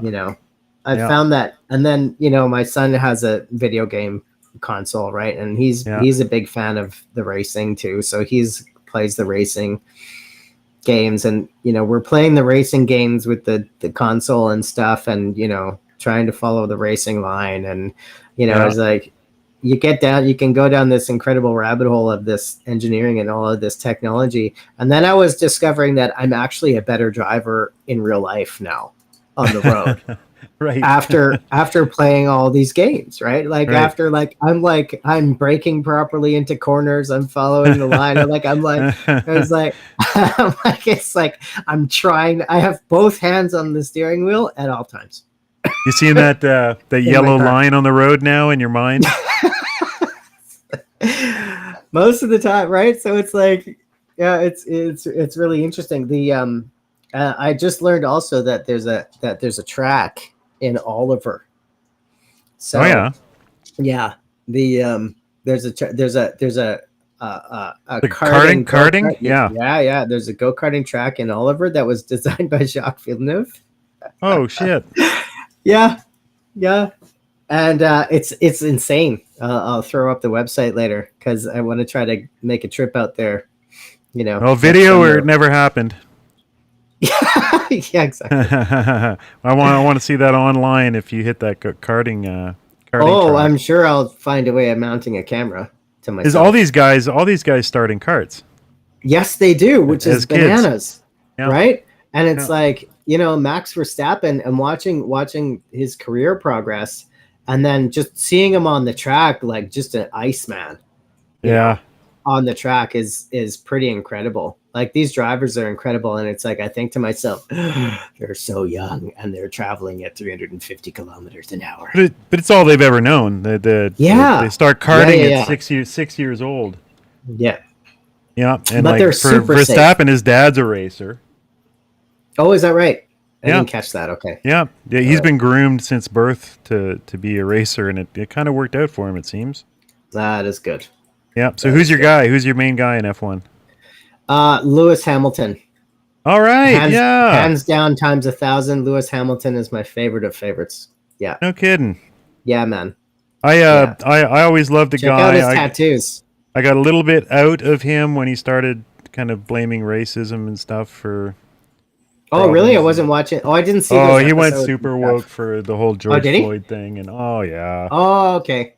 And came off as when he was on top, he seemed a little bit pompous, which I might be as well. I don't hold that against him. I've enjoyed watching him recently, a little bit more humbled, a lot more of a team player, and like a really great centered guy. And he recently won with Mercedes finally, and it was all in tears when he won. It was really touching. It's a really amazing emotional sport in a lot of ways, Yeah, it is. It is. It's intense, man. When the 5 lights go out and the race is on, it's like, there's adrenaline going. Yeah. Just watching it. So I can imagine what it would be like to be on the ground in that environment, living that life. and doing that from race to race to race to race. Yeah. So ironically, my boy is George Russell. Oh yeah. I've been cheering All for right. him because it's chronicled really well in Drive to Survive, kind of his rise and kind of his young rise, and he joined during season 2 or 3 of that, and it just seemed like such a great story, and he's done so well. So he's my boy, Georgie. It's interesting. Yeah, it's really great to see people, doing well. I like the show's great for seeing a little bit more of their personal lives and what it's like for them. And really intense. And your boy is going to be Ferrari next year. Yeah, which would be super fun. Yeah, but I'm a big fan of Max Verstappen too. Yeah, yeah, me too. It's and it just hard to became a not little be a bit fan of boring him, there. Became a little With bit him winning boring, all but the this time? year it's I mean, good for him, but it was the races where you're winning by like 18 seconds. It's starting to get a little bit boring. Well, you have to question, like, did something happen to the team and to the car? And They is he fucked losing something his up with the shit right cars now? this year. Yeah, they fucked up something with the cars. Yeah, because it's like, okay, I mean, even still, you have to think, even still, he's in top 10 always, right? But the question is, he's been out of first place now for a while, and so it's you got to feel for the guy. So he the was next riding high. the next donation incentive is $5. $5. The next $5 will stop us from talking. We'll stop. It's the only sport I know. Donate right? or else. It's And I'm the only impressed one with the dudes. Yeah, I'm the only one I impressed with the hard grind. follow anymore. Hockey, when Canadian teams are in competition. So the last summer was a pretty intense time again for me for hockey because there was some hope for Canada. I just kind of a bunch of American teams, but that's about it. But I like watching almost all sports. Almost all of them are fun to watch. As long as you're like it's live. Yeah, live there. Well, live there, everything's fun to watch. And hot dogs and stuff. American football, I love to watch it. I just love to watch it. It's fascinating. Baseball is a little bit slow, but still, what's happening on there is always fascinating to me, and people pushing themselves to that limit. Plus, all the standard kind of Olympic sports are incredibly fascinating to watch. Don't spend much time thinking about them, but watching them is great. Boycotted the Olympics this year, though. After the final Last Supper there at the start. I did not watch a single Olympic event. Nope, it was just like, I was like, as soon as this stuff started, as soon as this, all of this banana crazy stuff started showing up on social media, I was like, oh, okay. Yeah. All right. Well, all right. I'll be Don't back need that in my later. life. Yeah. It's like, call me okay. call me when there's like 87% less Satan. Well, okay. Before we should break after this. Yeah. After the sports and flip to the Vincent Gersi's movie. Testimony. I've still got that up. Oh, a movie. Testimony movie. Oh, I was going to put his NCI testimony on. That's what I meant. There is no movie. Oh, okay, all right. I got you. Yeah. Using movie in the. I'm Apple sure there's a operating documentary system. coming up though. There should be. In some way, he's involved. This is we why need an I wish, NCI documentary, by the way.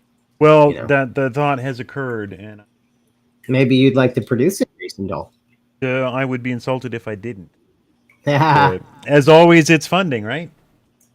To do the NCI justice, it would take time and energy. Time and energy. Time is money, right? Well, time is money. Otherwise, I'd make probably 2 films a week if I had infinite funding, and if I had any kind of funding to get a crew together. Guy Story would be one for the ages. Story going around, blow people's mind. Documentary, but really high quality looking one. But that would be a massive undertaking. But it's on my mind. It's been on my mind a lot. If there's a hearing coming up, I mean, there's lots of footage to be had in this Vancouver. So a lot of raw footage opportunities can be captured, Yeah. right? A lot of interviews can be taken. Yeah. And then,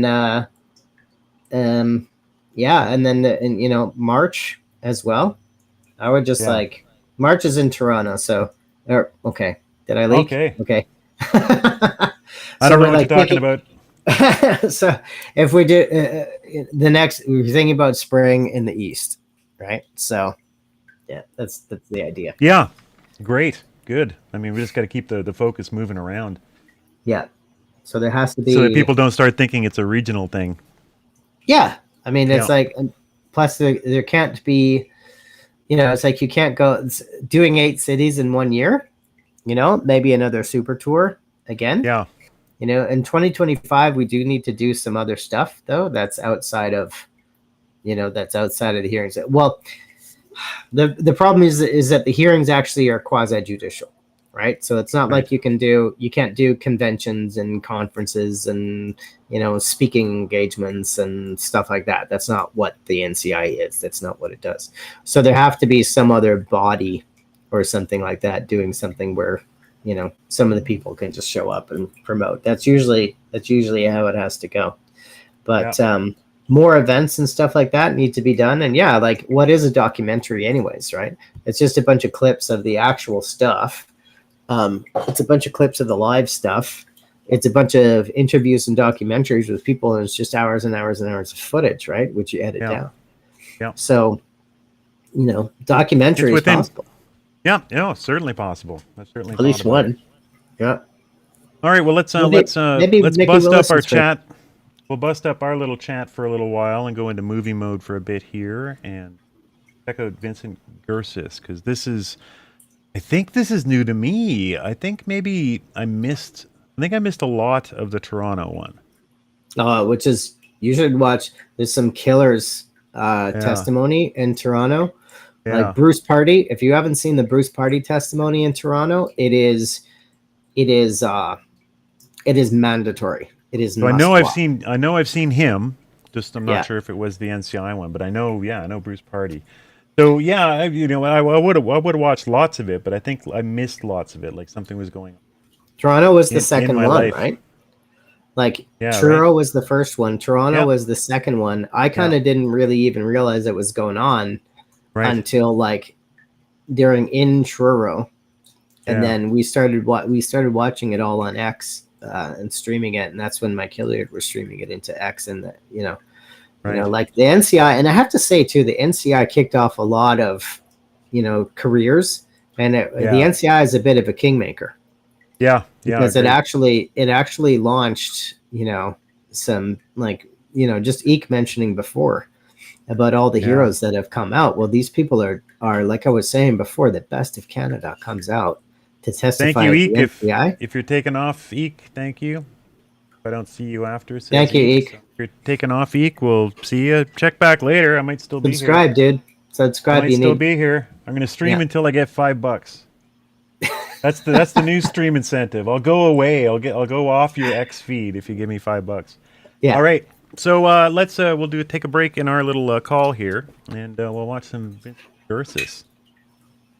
Awesome, bro. Yeah, and how long is this? How long is this testimony? You want the setup? Well, I kind of gave the setup before.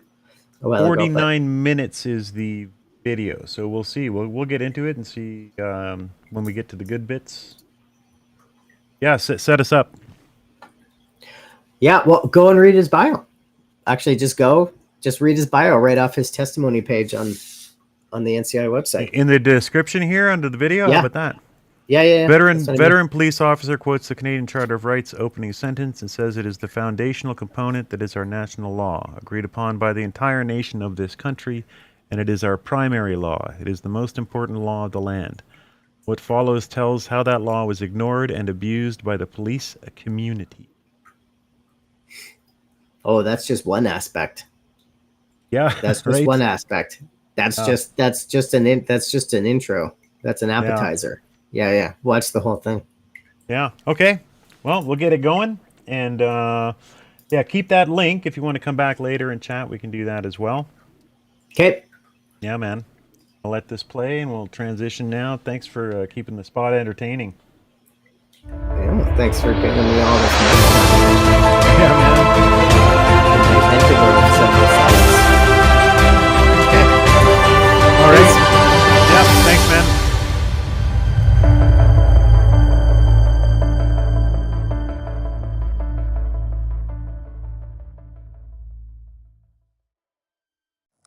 And Vincent, I'd like to start by having you state your full name for the record, spelling your first and last name.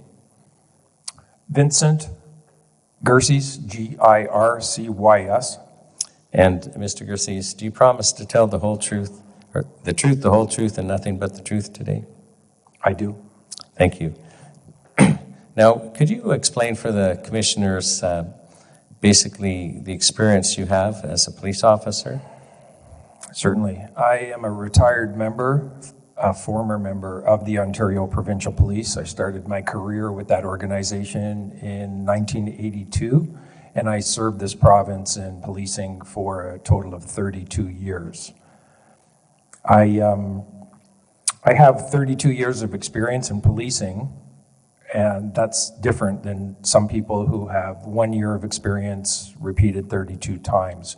I have submitted my curriculum vitae here. I believe it's with the group, and it's 5 pages long of courses that I've taken over the entirety of my career. I started my career in Toronto, and eventually I became a member of the emergency response team for the OPP, one of many. And at some point, I became involved in forensic investigations and forensic reconstruction. William, good job on your recent Matt one. The sound in particular really trotted one along. Oh, good. Thanks a lot, man. We're really getting ourselves into a well-oiled space with Matt Arrett and Cynthia Chung's videos. We've got it to a point where we really understand each other, and they don't necessarily go quickly, but they just go well now, and they're getting better and better each time we push each other to get a better product out. And really proud of the last Hidden Hand one. We'll probably watch some of that in a bit. While we're on the donation fundraising stream today. Thanks a lot, though, William. Really so cool that people in Ireland are watching these films. And I'm stepping away for a short break for a couple of minutes here. Well, let's watch what Vincent Gircys has to say. I'll still be watching on my phone, and I'll be back in like 3 or 4 minutes. Construction. I did that for a number of years. And throughout the course of my career, there were a number of things that I had taken on. I never turned down any opportunities for training, and I received a number of commendations throughout the course of my 32-year career, and retired with the Police Exemplary Service Medal for my conduct. I just want to say that there are many men and women in law enforcement, and the men and women of law enforcement are ordinary men and ordinary women, just doing extraordinary things. And I'm extremely proud and happy to know that the men and women that I worked with within the service were what I believe to be the best of the best within policing services. And I've met many, many wonderful police officers over the course of my career that put themselves in harm's way and behaved very courageously. So I'm very proud of the profession, but I see that a number of mistakes have been made over the last 3 years. Tremendous mistakes have been made. So I'm going to start off with a little bit more of an introduction into my background, and then I'm going to tell my story, and then I'm going to get into the mistakes that were made. Thank you. Please proceed. Whereas Canada is founded upon principles that recognize the supremacy of God and the rule of law. This is the first sentence in the Canadian Charter of Rights that was written and established in 1982, the same year that I started my career in policing. I was very familiar with the Canadian Charter of Rights, and I was issued, upon my probationary period when I first started with the organization, a Bible. I was issued a King James Bible, and the question needs to be asked, why? Why was I issued a Bible? And that is something that I carried with me during my service. And every time I testified, and I have testified hundreds of times, actually thousands of times in various courts, I became an expert witness in forensic reconstruction. And every time I testified, I did it by placing my hand on the Bible to swear an oath. I'm very familiar with the police oath that I've taken, and it is the same oath that all police officers in the province of Ontario take. The oath varies from province to province depending on the police services involved, but in Ontario, it's the same oath. And my oath is to the Constitution in Ontario. I'm very familiar with it, and I would hope that other police officers would be familiar with the oaths that they had taken. It's very important, the first opening sentence of the Canadian Charter of Rights. And I know you mean section 1 or the part you just read, which is often the part omitted. that I just read, because it is the foundational component.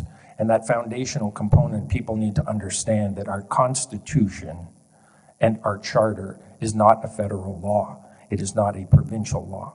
It is national. It is agreed upon by the entire nation of this country, and it is our primary law. It is the most important law of the land. So my story started at the beginning of the pandemic when I was present when a restaurant in Toronto serving brisket barbecue, known as Adamson's Barbecue, had been shuttered and shut down by 200 police officers and a team of horses that have come in to push back people and prevented that restaurant from staying open.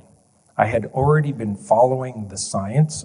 I am very familiar and done my research regarding mask issues, regarding transmissibility and other issues, and I just could not comprehend what I was seeing with the amount of police deployment at that location. I since became very active in speaking out against these types of measures that were taken against Canadians. Things continued to ramp up and get worse very, very quickly, as you well know, so I won't bother to get into those details, but I will say that over the last 3 years, I had 2 arrest warrants issued for me because I was in a park outdoors speaking to a group of people on 2 different occasions about the importance of our Constitution and the Canadian Charter of Rights and how they were being abused. These arrest warrants came just prior to and just after my attendance in Ottawa during the Trucker Freedom Convoy that had arrived in Ottawa. I attended there just to see what was going on. There seemed to be quite a bit of discussion about trucks arriving in Ottawa, and it sounded exciting, so I attended. And when I got there, I can see the level of deployment there that was taking place, and I wanted to reach out and help in any way I could. So I took on various roles, one of them being a police liaison. I had received through the Ontario Provincial Police the Police Liaison Officer of the Year Award. I guess I did a pretty good job at it. And so I was also liaising with police services in Ottawa during the trucker convoy.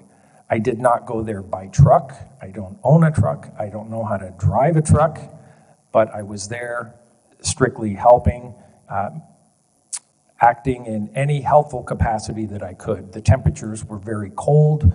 Things were very disorganized, so I tried to offer some form of organization there.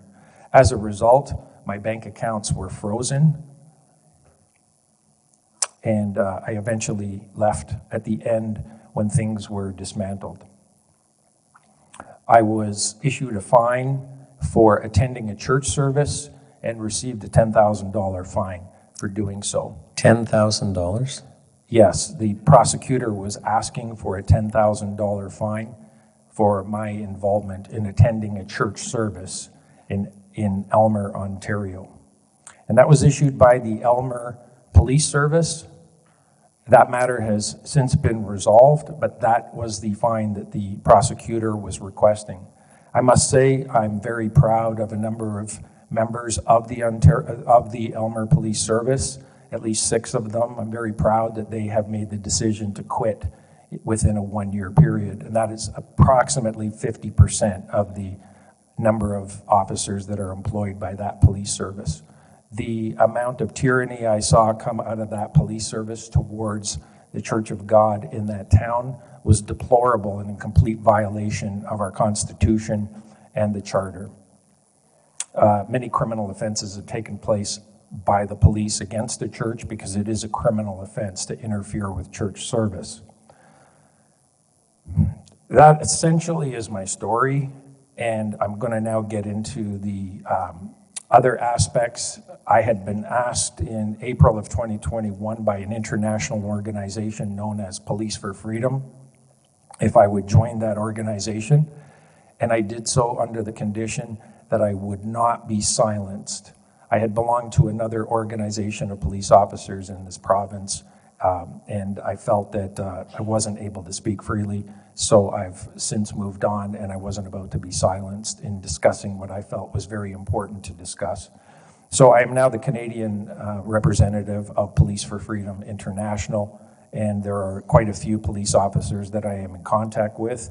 I would say over the course of the last 3 years, I've been in contact with hundreds, if not 1,000 or more police officers across this province and internationally that think in the same purview that I do. We share the same conclusions, and I'm going to go through those. Now, when I would conduct a forensic investigation, and it doesn't matter if it's a forensic investigation or just an everyday investigation within policing services, there is protocol that we follow, there's procedure that we follow, and it's very, very simple. It's not rocket science. In conducting investigations, we look at other people's perspectives, other people's statements. We want to know what happened in any investigation. And in order to find out the truth, and the truth is a hard thing to describe. If you ask somebody like Jordan Peterson, he'll probably give you a 1-hour explanation of what truth is. Basically, the truth is what happened. That's it. In policing, we want to know what happened.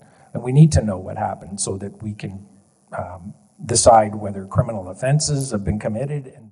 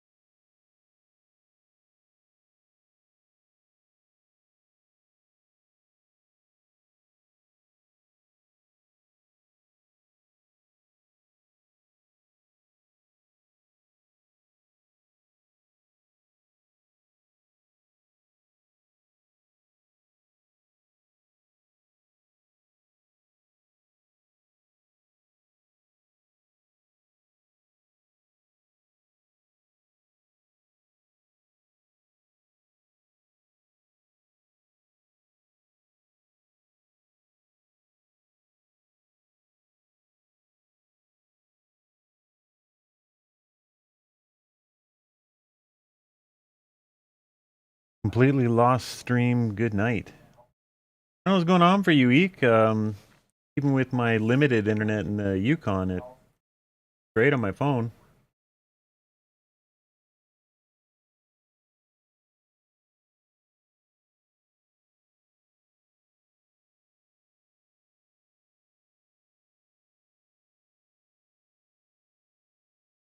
See who they are, see how they are actually comprised of the pharmaceutical industry, the World Bank, the Bill and Melinda Gates Foundation, so on and so forth. Some names that keep coming up. And, you know, there's a very incestuous relationship that ties those organizations to the government of Canada, with certain members specifically that have already been mentioned. Geez, brother's going deep. Holy crap. The World Economic Forum Canadian leadership members is of concern. We know that Klaus Schwab, the head of the World Economic Forum, had made a comment that we have penetrated over half of the cabinet. And he said that rather casually, and he seemed quite happy about that. The comment had come up once in Parliament, asking the question relative to this connection, and immediately there seemed to be what appeared to be a comment or an excuse to some microphone-related problem. That question has never since come up by any party in Canada. It is very concerning because it appears that there are members possibly in other political parties as well relative to the World Economic Forum and those things that go on in the World Economic Forum. I'm not going to comment specifically on what things go on, but I will say that criminal conspiracies do happen. You are not a nut Yes. for calling something a criminal conspiracies. I've investigated criminal conspiracies, and they're real, and they really happen. Organized crime is not some old Italian guy in a wife-beater shirt talking about the mafia, or somebody in a leather jacket riding a motorcycle. Organized crime now is very sophisticated, and generally those people that are very, very wealthy with incredible power and access are positioned very well to be very effective criminally. Wow, this guy's great. Is there any evidence to suspect reasonable suspicion of the need to investigate potential criminal conspiracy? Yes, we believe that there is, absolutely.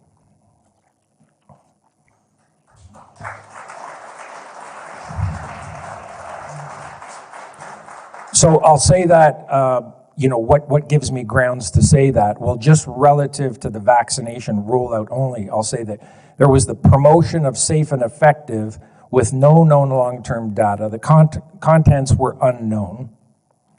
There's also injury and mortality rate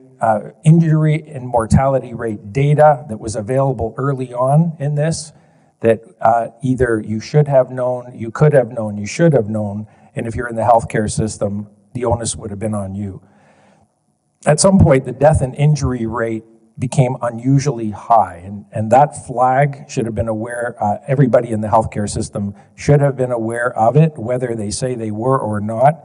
There appears to be cognitive dissonance on that issue. People are sticking their head in the ground like ostriches and not wanting to know. But unfortunately, the data can't be hidden. The truth is there. Then there's the continuous use of the rollout of the vaccine when the available data is still known. Health agencies fail to notify the public. Infant mortality is increasing. Fertility rates are dropping. Menstrual cycles were affected. The media remains silent. And the media and the government relationship appears very suspicious. During the Emergency Measures Act hearing that took place several months ago, the Emergency Measures Act hearing in Ottawa, Superintendent Pat Morris of the Ontario Provincial Police, who is in charge of intelligence for the province of Ontario, made a very, very interesting comment, one that I found resonates well with me because I had made the same comment as well. He said, "I know what the government is saying. I see what the government is saying. Essentially, these were his words, roughly. I know what the government was saying, and I know what the media was saying.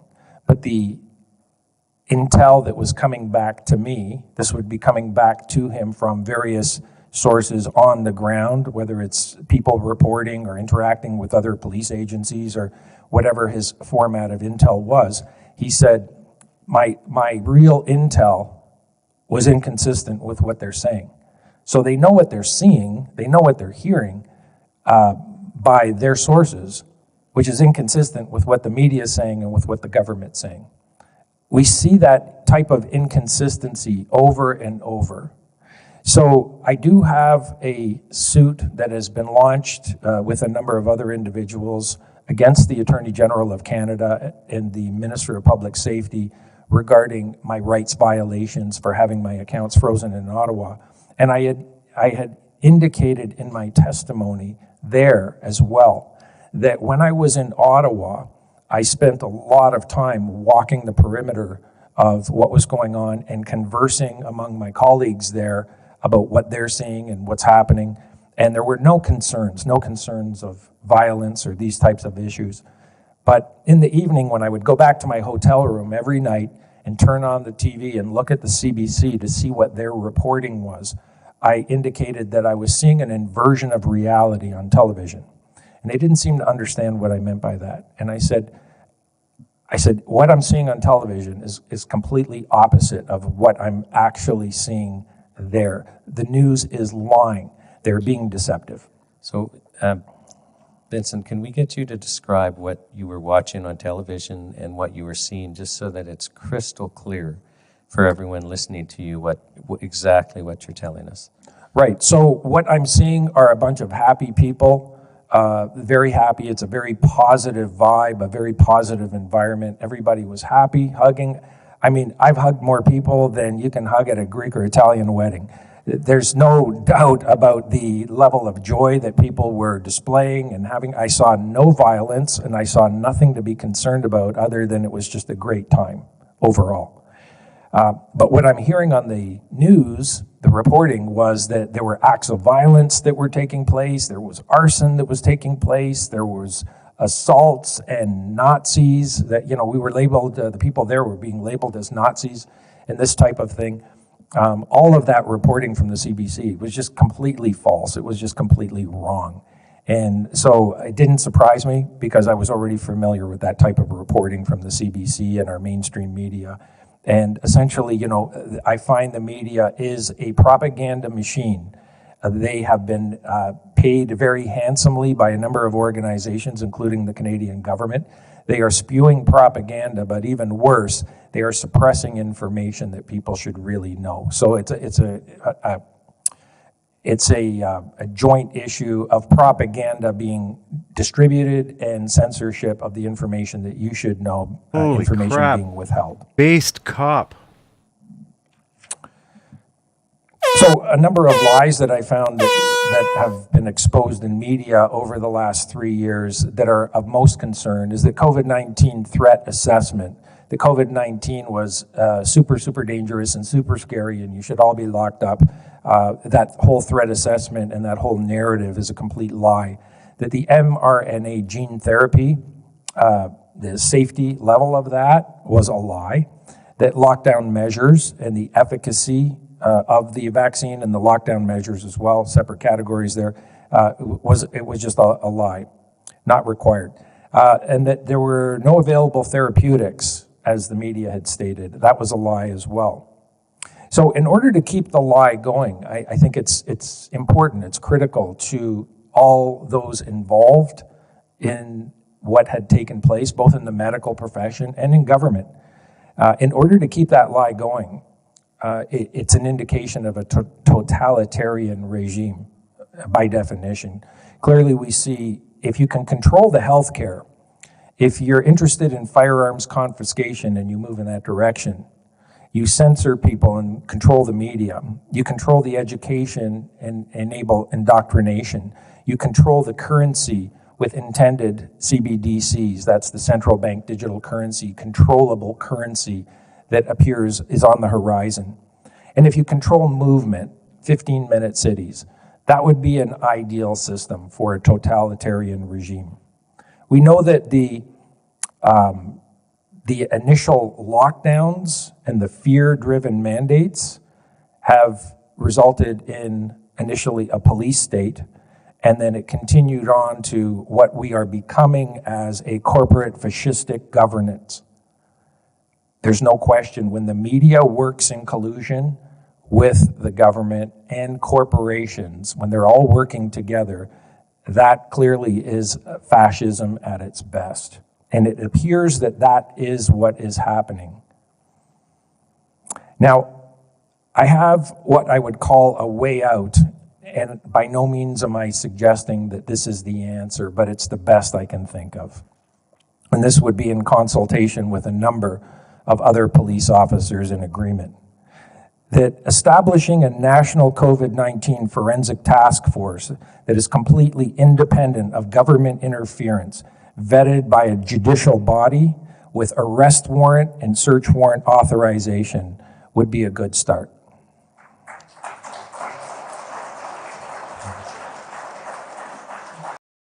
This is what we're in for. A whole bunch more of this. 3 days in Vancouver.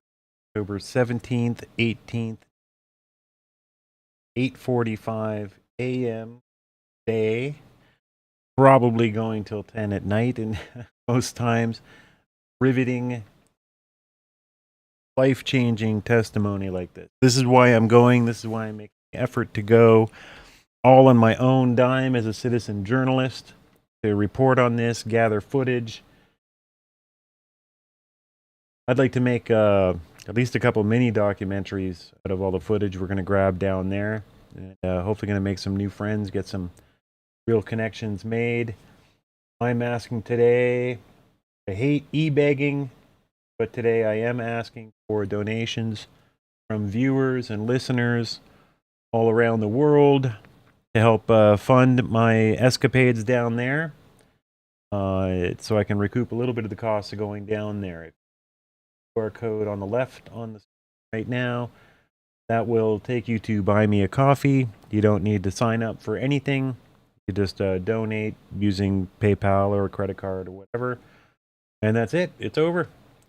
Relationship ends there, and I thank you on this Thanksgiving weekend. On the right is the locals.com QR code. That is another way to support us. You can become a member and join and get access to exclusive live streams and early content, or do a one-time donation as well. You see on that page a button to click and chuck in $5, $5,000. Doesn't matter. Again, to give a one-time donation, I don't think you need to sign up for anything there. To become a member, you would, but it's easy. It's simple as anything. That's why I'm doing a marathon today. We are entering, where are we at? We're entering our 5th hour of streaming. We're well into our 5th hour of streaming. And keep on going until my butt can't take it anymore. Let's get back to Vincent Gersis. This is, don't you wish all police were like this? It's really encouraging to hear that there were many, many police that felt the way he did. And as I was told when I was on the streets talking to some officers and families and friends of officers, many, many officers quit, took early retirement, or made sure they took their vacations or sick days around that time in protest. Let's continue to hear from based Vincent Gersis. And I'll summarize what I find are the failings in the police community. They fail to adhere to established plans. In policing, we have a plan for everything. Our command staff is very well organized, and they plan for all worst-case scenarios. In the OPP, it's a common mantra to say, plan for the worst, hope for the best. We say that all the time, and we believe in that. Plan for the worst, hope for the best. And you can bet that there were pandemic plans in place already. Imagine spending a lot of time, money, and resources on planning for a pandemic. Planning when things are calm, when heads are level, when you're not afraid, when you can liaise comfortably with the health agencies. You can liaise with all kinds of other agencies to come up with what you would say is the best plan you can possibly come up with. And then when a pandemic is introduced, let's throw that in the garbage and let's just wing it while we're afraid and while we're scared. Let's just forget about that plan we have. No, we put that plan in place for a reason. It was the best thought out plan, and it was a very rational plan. Now, I'm not familiar with what the plan is, but I do know that there are other people who are going to be testifying here as to the content and detail surrounding that. The police failed to understand information. They accepted a single-sided narrative where additional counter-narrative information was available. How do I know it was available? Because I provided counter information, and I did so by helping other people across the country that had compiled a number of reports that appeared to be very concise and detailed with information. A number of people across this country were distributing hundreds, if not thousands, of copies of actual information to police agencies, to health agencies, to government agencies, and they were documenting their service upon those agencies. And the police agencies failed to respond. They failed to understand their oath.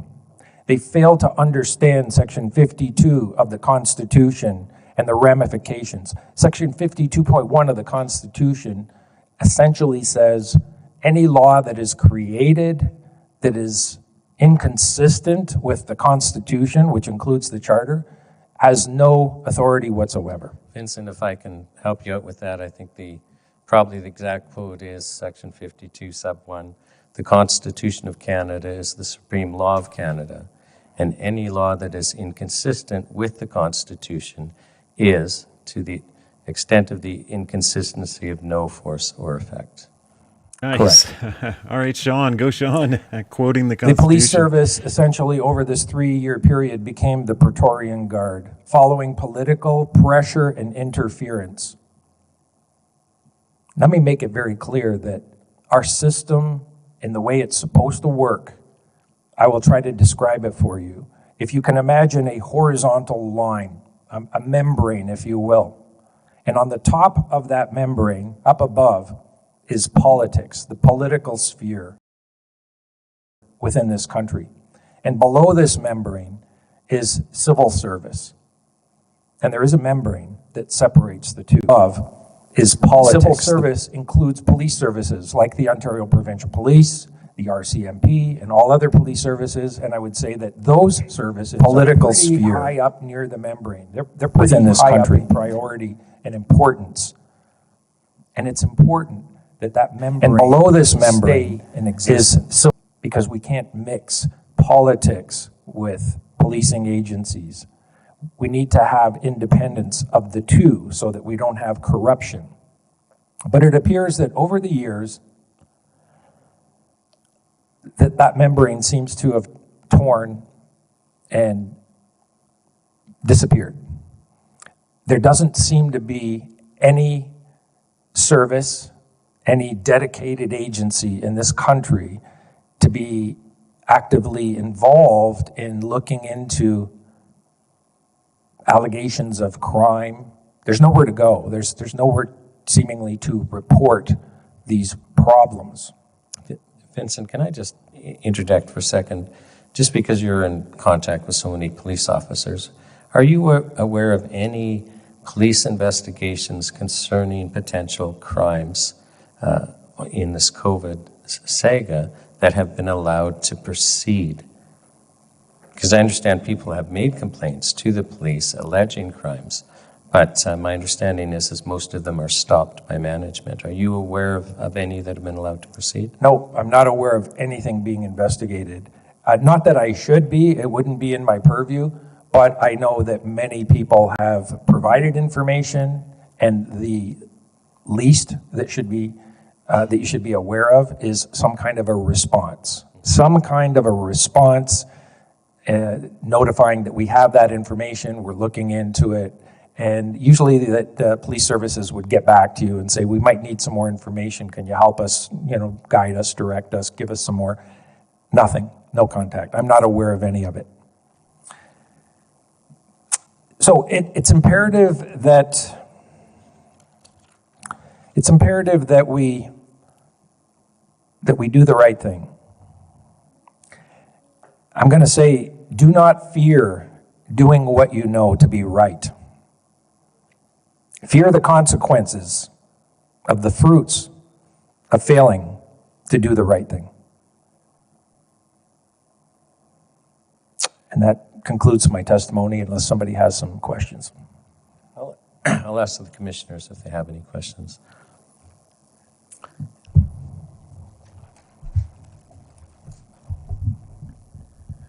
Good afternoon, Mr. Gersey. Thank you for your service to our country and for coming here and testifying today. I have a few questions, probably more related to policing, because of course you had 32 years of experience as a police officer. Yesterday, I believe it was yesterday, we had Mr. Tom Marazzo here testifying with regard to the truckers' convoy. And he described and showed video of an incident in front of the War Memorial where police officers pulled aside an injured veteran, took him to the ground, kicked him multiple times. He showed the video, it's in evidence here. And one of the questions I asked Mr. Marazzo was there any security camera footage? Because the only footage that we saw was from participants, amateur people with phones filming it. But in our nation's capital, in front of the Parliament buildings on Wellington Street, between where the War Memorial is, I asked, were there not security camera footage that could have been referred to? Because I hadn't seen any of it. And what his response to me was that he believed the cameras were shut off. Do you have any information about that security camera footage? No, I do not. And, when it comes to security cameras, I have a rather sensitive spot to that, understanding the level of surveillance mechanisms that we already have in place in this country. And I certainly wouldn't be asking for more surveillance equipment.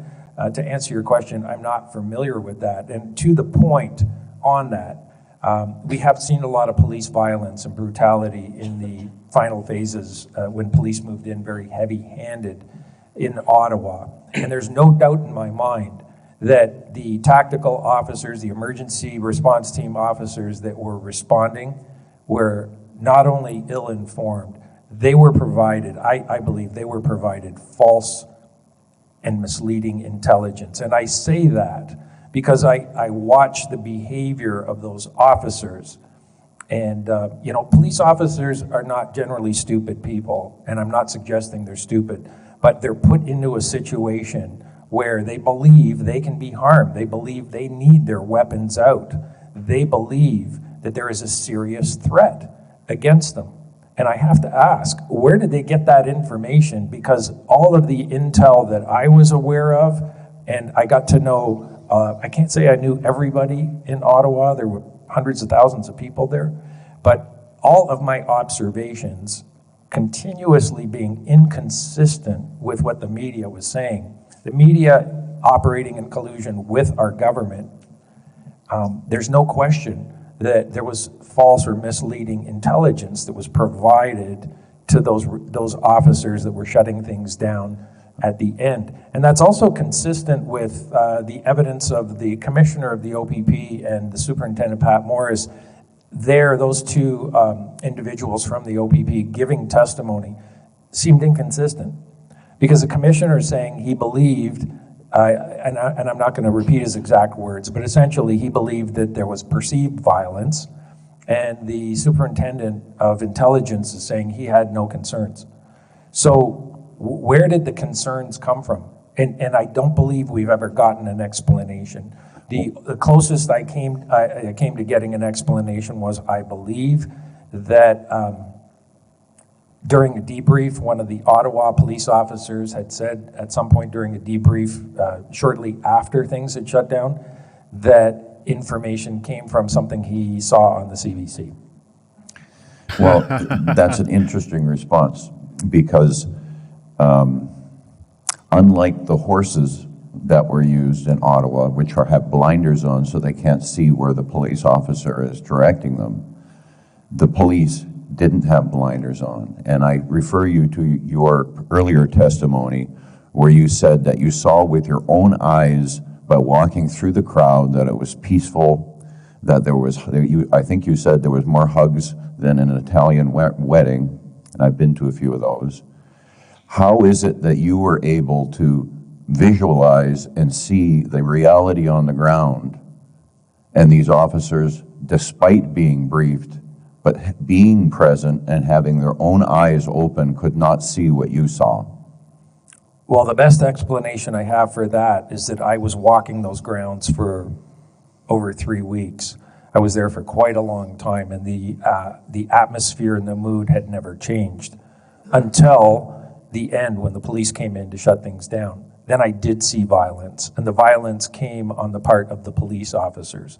And it is possible, and it is a realistic possibility that, you know, because of the uniform difference, it appears that the frontline officers that were working at the function on a regular basis were pulled offline at those last 2 or 3 It was all days, weird. and that a whole Other new groups. contingent of officers coming from other parts of the country in the province.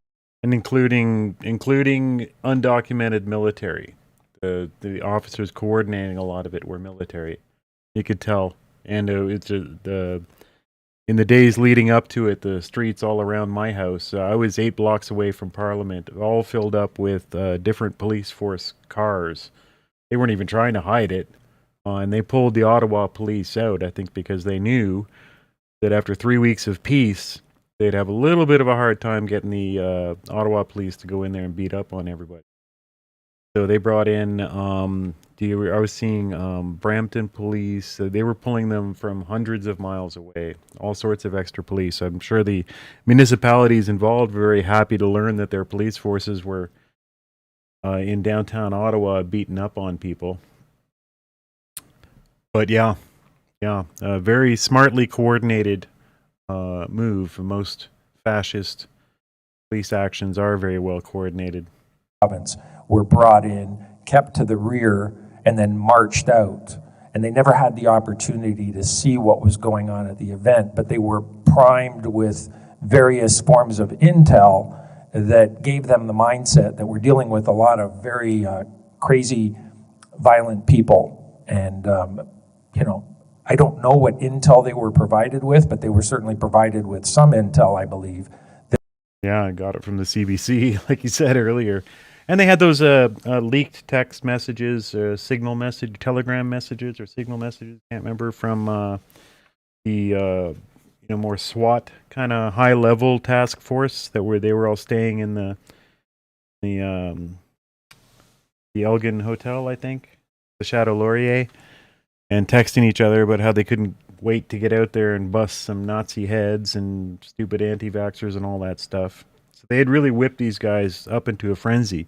And, you know, mostly out-of-town police, so they were able to tell them all sorts of lies, and they would have been learning about the convoy from TV and from generally what other people were hearing was that it was a bunch of angry white supremacists. That would have given them the mindset that they were dealing with a dangerous issue. So you're suggesting that they were just following orders? Yes, that's right. Absolutely.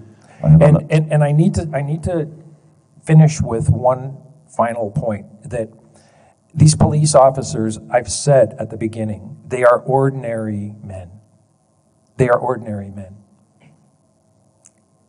In Germany, in 1942, there was a police battalion, PB 101, and stories and books have been written about them, and it is called, and they are referred to as the ordinary men.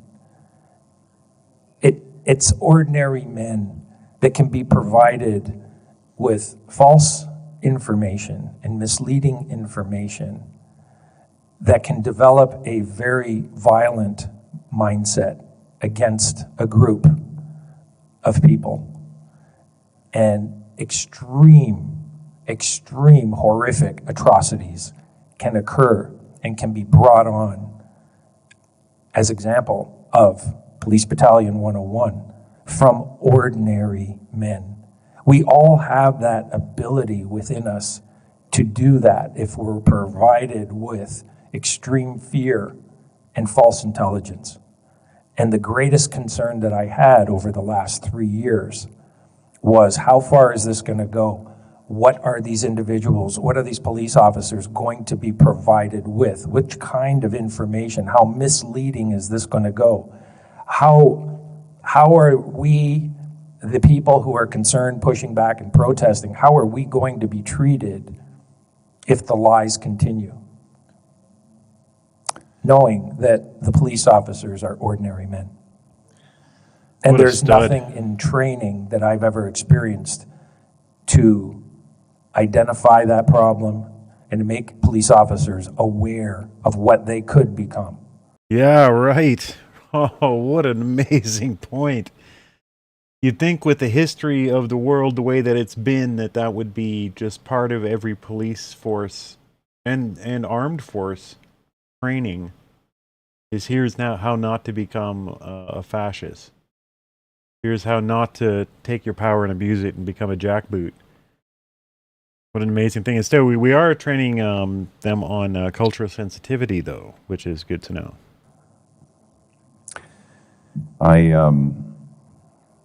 I'd like to know what is required in normal times for a police, for the police to initiate an investigation, a criminal investigation. That's a great question. I can tell you that as a police officer, I cannot initiate an investigation without permission of my command staff when I was working. So, you know, there are things you can do in policing. If you're given an area to police, you police it. You're given certain criteria of what the organization wants policed, then you police it. But for the most part, when it comes into something more extensive, you do need authorization from your organization, from your command staff. And I think you said earlier that to your knowledge, and of course you wouldn't have detailed knowledge of what's going on behind closed doors, but to your knowledge, the police have not instigated a criminal investigation concerning any issue under the with regard to the pandemic mandates and treatments. And again, I'm not aware of that. I haven't been provided with any information to believe that that would be the case. Just one question. Another question is, you talked about the WEF.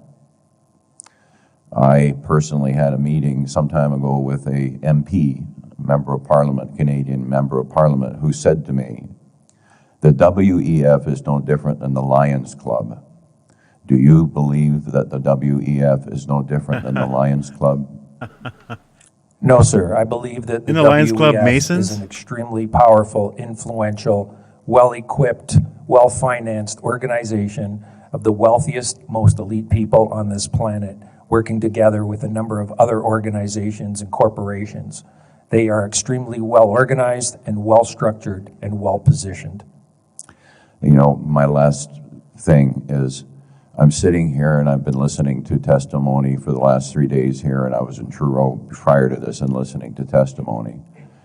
And it shocks me to the core to hear people like yourself and other people making certain comparisons or analogies to what's going on in Canada, which include the Schutzstaffel, which is the SS, and other things in Germany. We've heard that as a common theme, that people compare what's been going on in our country to that era, and it shocks me to death.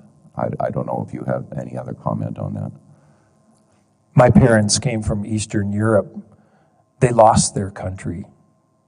If they would have stayed, they would have been executed. They spent a year living in the forest in Western Germany, fleeing from the Bolsheviks and fleeing from the Nazis. I understand what fascism and totalitarianism is. Thank you, sir. Mr. Gerses, we are going to... one more question. Oh, I'm sorry, we have one more question left. Thank you for your testimony. I remember, and I may be remembering wrong, but I do remember in 1982 when the Constitution was enacted, or the Charter of Rights and Freedoms, that all levels of government had 3 years at that time to bring their laws into alignment with the Charter. If we fast forward to where we are in terms of the Church of God, for example, in Aylmer, or the church in Kitchener, who also suffered huge fines and losses. And then they went into court and had to deal with it at the court level. Do you have any idea how we can convince the judges that were responsible for those decisions, that the Charter of Rights and Freedoms still stands as under the supremacy of God and rule of law in this country as the supreme law? So that decisions that go against the freedom of religion, for example, in this case, will not take away from the churches, but actually show how much churches in a community enhance that community going forward? Well, I think the only way to make a change at the judges level is the judges are utilizing jurisprudence to make their decisions. That is, they are saying the pandemic was extremely dangerous and we were all going to die, and you didn't do your part because we knew we were all going to die and you just weren't doing your part. And so there are limits to the Constitution, and we don't think this was unreasonable. I refer to that, and so do many others, as the great lie. And that great lie needs to be exposed and broken before we can see a change. Yes.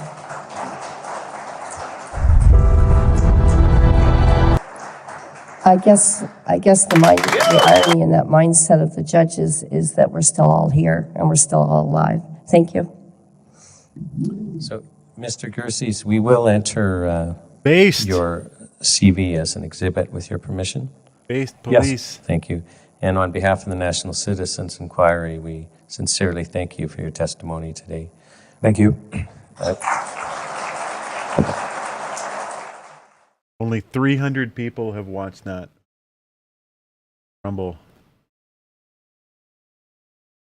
You gotta get over to Rumble, and you gotta go to NCI Canada. You gotta follow. You gotta go through these testimonies. I mean, look at how intense that was, how amazing that was. We're about to get a whole bunch more of that. We're gonna get our next little film set up here. Get us to the point here. We're going to meet some commissioners here. I have to turn down the audio because it's extremely quiet, and I'll blow your heads off if I don't adjust the audio.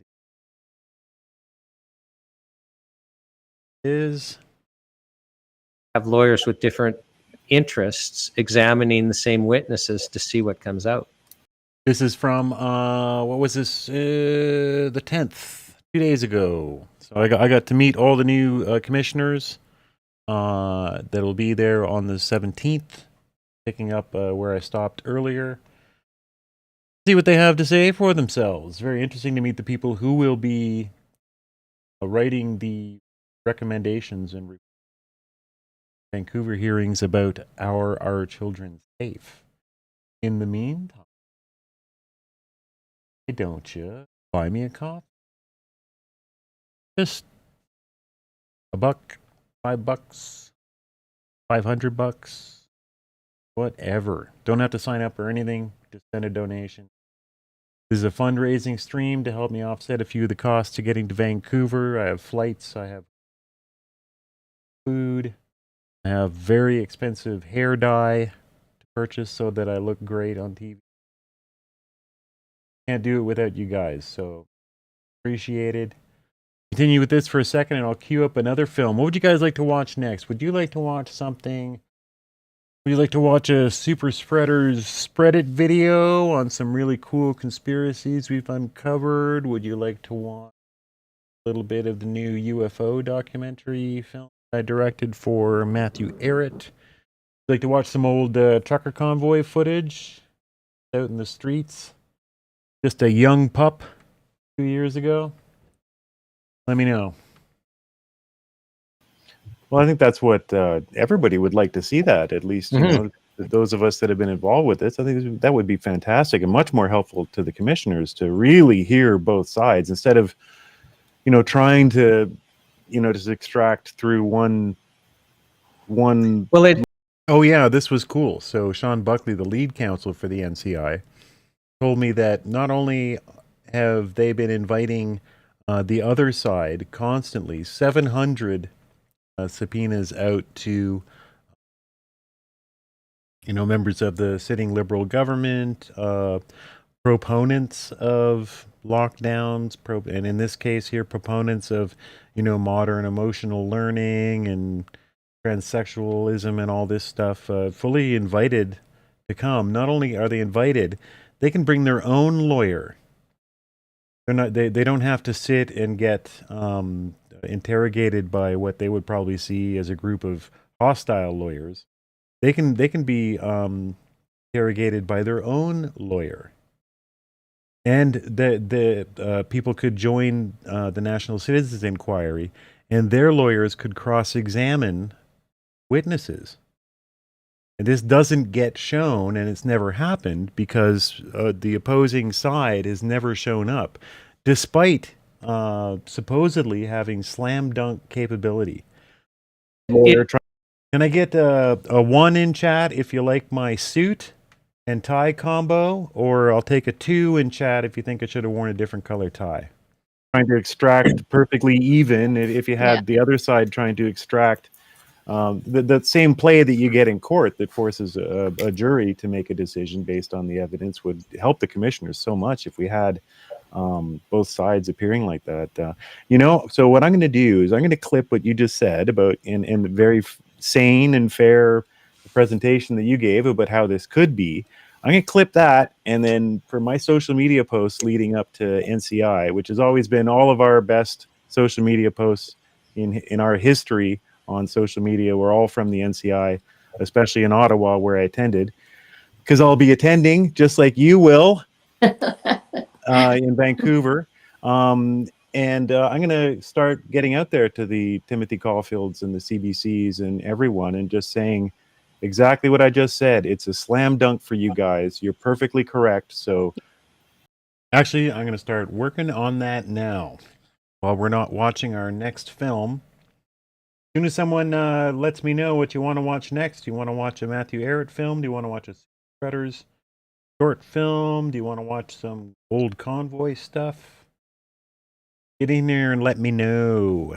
And then while doing that, I'm going to start making my plan come true here. I'm going to get in, directly reply to and mention these asshole doctors and lawyers and bullshitters that scammed us through the pandemic, and get them to show up to NCI. Why don't you show up? You can bring your own lawyer. Bring in your favorite counsel and convince us that you're correct and we're fools for asking these questions. That's going to be my strategy. We're going to move on now to Dr. Stefan Larson. Stefan, great to meet you. It's really great to see you actually moving. We're getting used to you on still image there for a while. We had some technical fun before the show started.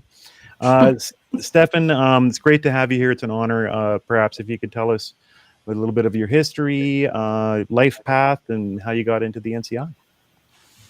Well, I was born in the dirty end of Manchester in the northwest of England many years ago, and trained in medicine at Birmingham University in the UK, and then trained in internal medicine and moved on to clinical oncology and radiotherapy. And in 1989, my wife and I moved to Canada. So I've been here now for just over half of my life, which is why I've got such a broad Canadian accent. This guy was hilarious. I mean, it was funny if you look at the images below, while other people are talking, you'd swear he's a still image. He just sits there and he looks like grumpy and slightly scary, but he's hilarious. Fortunately, I was able to retire just before COVID hit, because had I not retired just before COVID hit, I think things would have been very, very difficult for me. And now I'm a sheep farmer. How did I get involved with the NCI? Well, I followed the NCI right from the beginning because, there was a time when if people stood up and said things which were incorrect or misleading, The correct thing to do was to sit down, marshal your thoughts, collect the data, and argue against them. And if you were right, you would succeed in your argument. But the modern idiom seems not to be that way. The modern idiom seems to be that anybody who contravenes the accepted, especially government mandated point of view is simply cancelled or ignored or insulted. So I'm entering this this process with NCI with a completely open mind, which, by the way, is not the same as an empty mind. It's true that in many ways our children these days are the safest generation that has ever existed in the history of the world.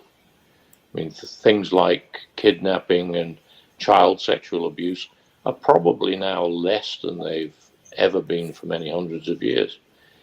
But in many more subtle ways, our children are being manipulated and damaged. And I think we need to bring this out into the open. So all I'm interested in is the truth.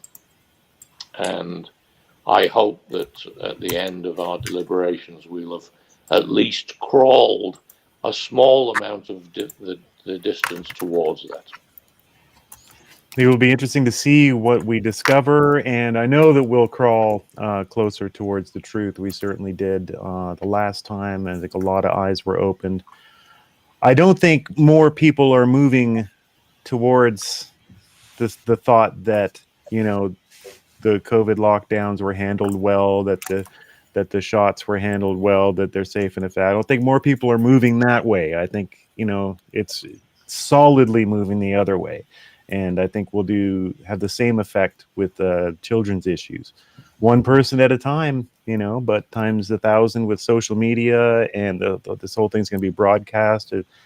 I can't wait. It's wonderful that you've joined. Did you apply as Patricia did, or were you contacted, or? Some of my colleagues suggested that I applied, and I have to admit that having filled out forms for a large proportion of the past 45 years, I was a little distressed by the form I had to fill out to apply. But nonetheless, somebody saw through that and decided that it might be worth asking me to do the job. Right. Well, you made it through. Congratulations. Jason, can I give some feedback? I'm finding this quite funny because, again, we're totally a volunteer organization. And I remember, back when it became time to put out a call for commissioners for the first set of hearings, it's like, well, how do we try and find people that, like, because everyone had an opinion on COVID, it so affected our lives. And we actually didn't care, which side of that equation you were on. And I hope that, like Dr. Larson, who is the most recent addition, I mean, I hope he can confirm. We didn't ask, what's your opinion on any of this? Because that doesn't matter. Can you set aside your bias? So where that form came from, actually, is we just went to a court and modified an application for judges to the court. Oh. Because courts have the same problem, is can you put aside your bias, and tweaked it. So I'll lay the blame on whoever put together the application for judges, because that's why it's so thorough. Well, hey, it probably started in Britain anyway. So that's so cool. For each of these commissioners, they filled out the same form that judges fill out, with modifications to make it local, but they use the same criteria exactly as finding judges. The integrity of the people putting together the National Citizen Inquiry is really, really profound. And maybe we'll get into it while we're watching this. We got into it a bit there. The cry in the darkness to have the other side show up, that everyone would appreciate how much better the National Citizens Inquiry would be if the other side of the equation would show up to these. They wouldn't be treated unfairly. They would be deposed, and we would, use that information as well in creating the commissioner's report. Unfortunately, they don't. All right, still waiting for some feedback, people. What do you want to watch next? You want to watch a kooky, well, it's kooky, only kooky because it's UFOs, but it's far from kooky. It's salient and logical and historical third episode in the study of how we got to the point that it seems like the government is trying to get us ready for UFO contact, aliens. Third episode I've done for Matthew Arrett and the Canadian Patriot Press. We can watch that, or we can watch some of my old super spreader vids. I just want to show off what happens when you become a member on locals.com. Be watching these videos up to a week in advance of everyone else. You can be involved in locals.com only live stream. We can have a live stream, and the locals.com members get to stick around for a bit and chat with us one-on-one and get to know each other a bit better and stick onto topics that perhaps we missed or glossed over during the live stream. And that's $4. Come on, let's spread it. Right? Most things did. Yes. Good point. Good point. Just so you know, we're doing the age before beauty rule tonight. So we're going to Ken. Ken, it's great to see you. If you could enlighten us as to your origin story, your path through life to get you to before the NCI started, and how you came to join the NCI. Well, I've been around from the beginning of the hearings in 2023. And my background is I'm a professional engineer. I owned a consulting engineering company. I traveled all over the world, working in places in Asia, Egypt, Austria, United States, all through Canada, particularly in the high Arctic. And one of the things that I spent a lot of years in, probably about 35 years of my engineering career, was doing expert testimonies in court. And that always required you to put together reports that were based on facts. And I remember when the NCI approached me and they said, can you be, we were talking just a little bit earlier about, can you be fair? Can you be non-biased? And my answer is that everybody has bias. And as a professional, particularly in someone who's preparing documents for a court case or for a hearing, you need to be able to put that aside, weigh the facts, and then provide the facts without your own personal bias. And frankly, if you don't do that, you will be found out and you will discredit the organization. And particularly when I was doing, testifying in trials, you had to make darn sure that when you said something, it was factual and it was backed up. And I think for the two different sets of hearings we've done now, we did the first, as Sean said, we went to 8 cities in 2023 and held 24 days of hearings, about 305 witnesses, probably 400 plus hours of testimony. And from that, we produced a report that was about 664 pages of analysis, discussion, review, and recommendations. And the rest of that report was sworn testimony. So when transcripts of testimony. So when you pick up a National Citizens Inquiry report, you can read word for word what the witnesses said under oath in the transcript section. Now, we were also talked about already that in earlier this year, in end of May and June, we were in Regina, and we held 3 more days of hearings. We had 37 witnesses, and we're just completing that report now. I'm quite confident it will be released in the next month or so. It again is in the 5 or it was only 3 days, so it's in about, I think it's 600 or 700 pages with about 250 pages of analysis and recommendations. And I think the public is going to be shocked about what we found out. A lot of the information that we had in the original hearings was updated, and some of it is shocking. And Mr. Buckley talked about that Excuse we me? did have one sitting MLA, Honorable Nadine Wilson from Saskatchewan, who did testify at that. And again, it was shocking what she said. There was no due process in the legislature. There was no discussions. It was just a dictate. So the entire democratic process from the inside to the outside was short-circuited there. And so the next throughout the first set of 8 hearings and that first report, we did cover a lot of information about children. And again, it was shocking what happened with children, what happened in the education system or not. And then what happened after they all went back to school. You know, there was no remediation done. They just started up and continued to go after these children had been locked down. They had been terrified. They had been locked in at home. A lot of kids didn't have access to internet. And so it was a natural progression for us to look further into what was going on with children, particularly considering that the Canadian government is still pushing vaccines for children as young as 6 months of age. I got a notice today. That's kind of funny. I got a notice today in the mail from the government telling me to make sure my COVID vaccines are up to date. And my grandchildren, through their parents, have been getting pressure to go out and get those children vaccinated. So it's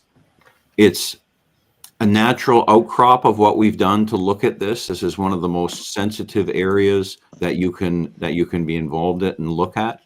And you know, the reports so far have actually, with this hearing in Vancouver that's looking at children, I think we'll have spanned the spectrum, because in our first report we had significant testimony about seniors and what was going on with seniors, and it just seems natural that we would go to the other most vulnerable people in our society, and that is our children.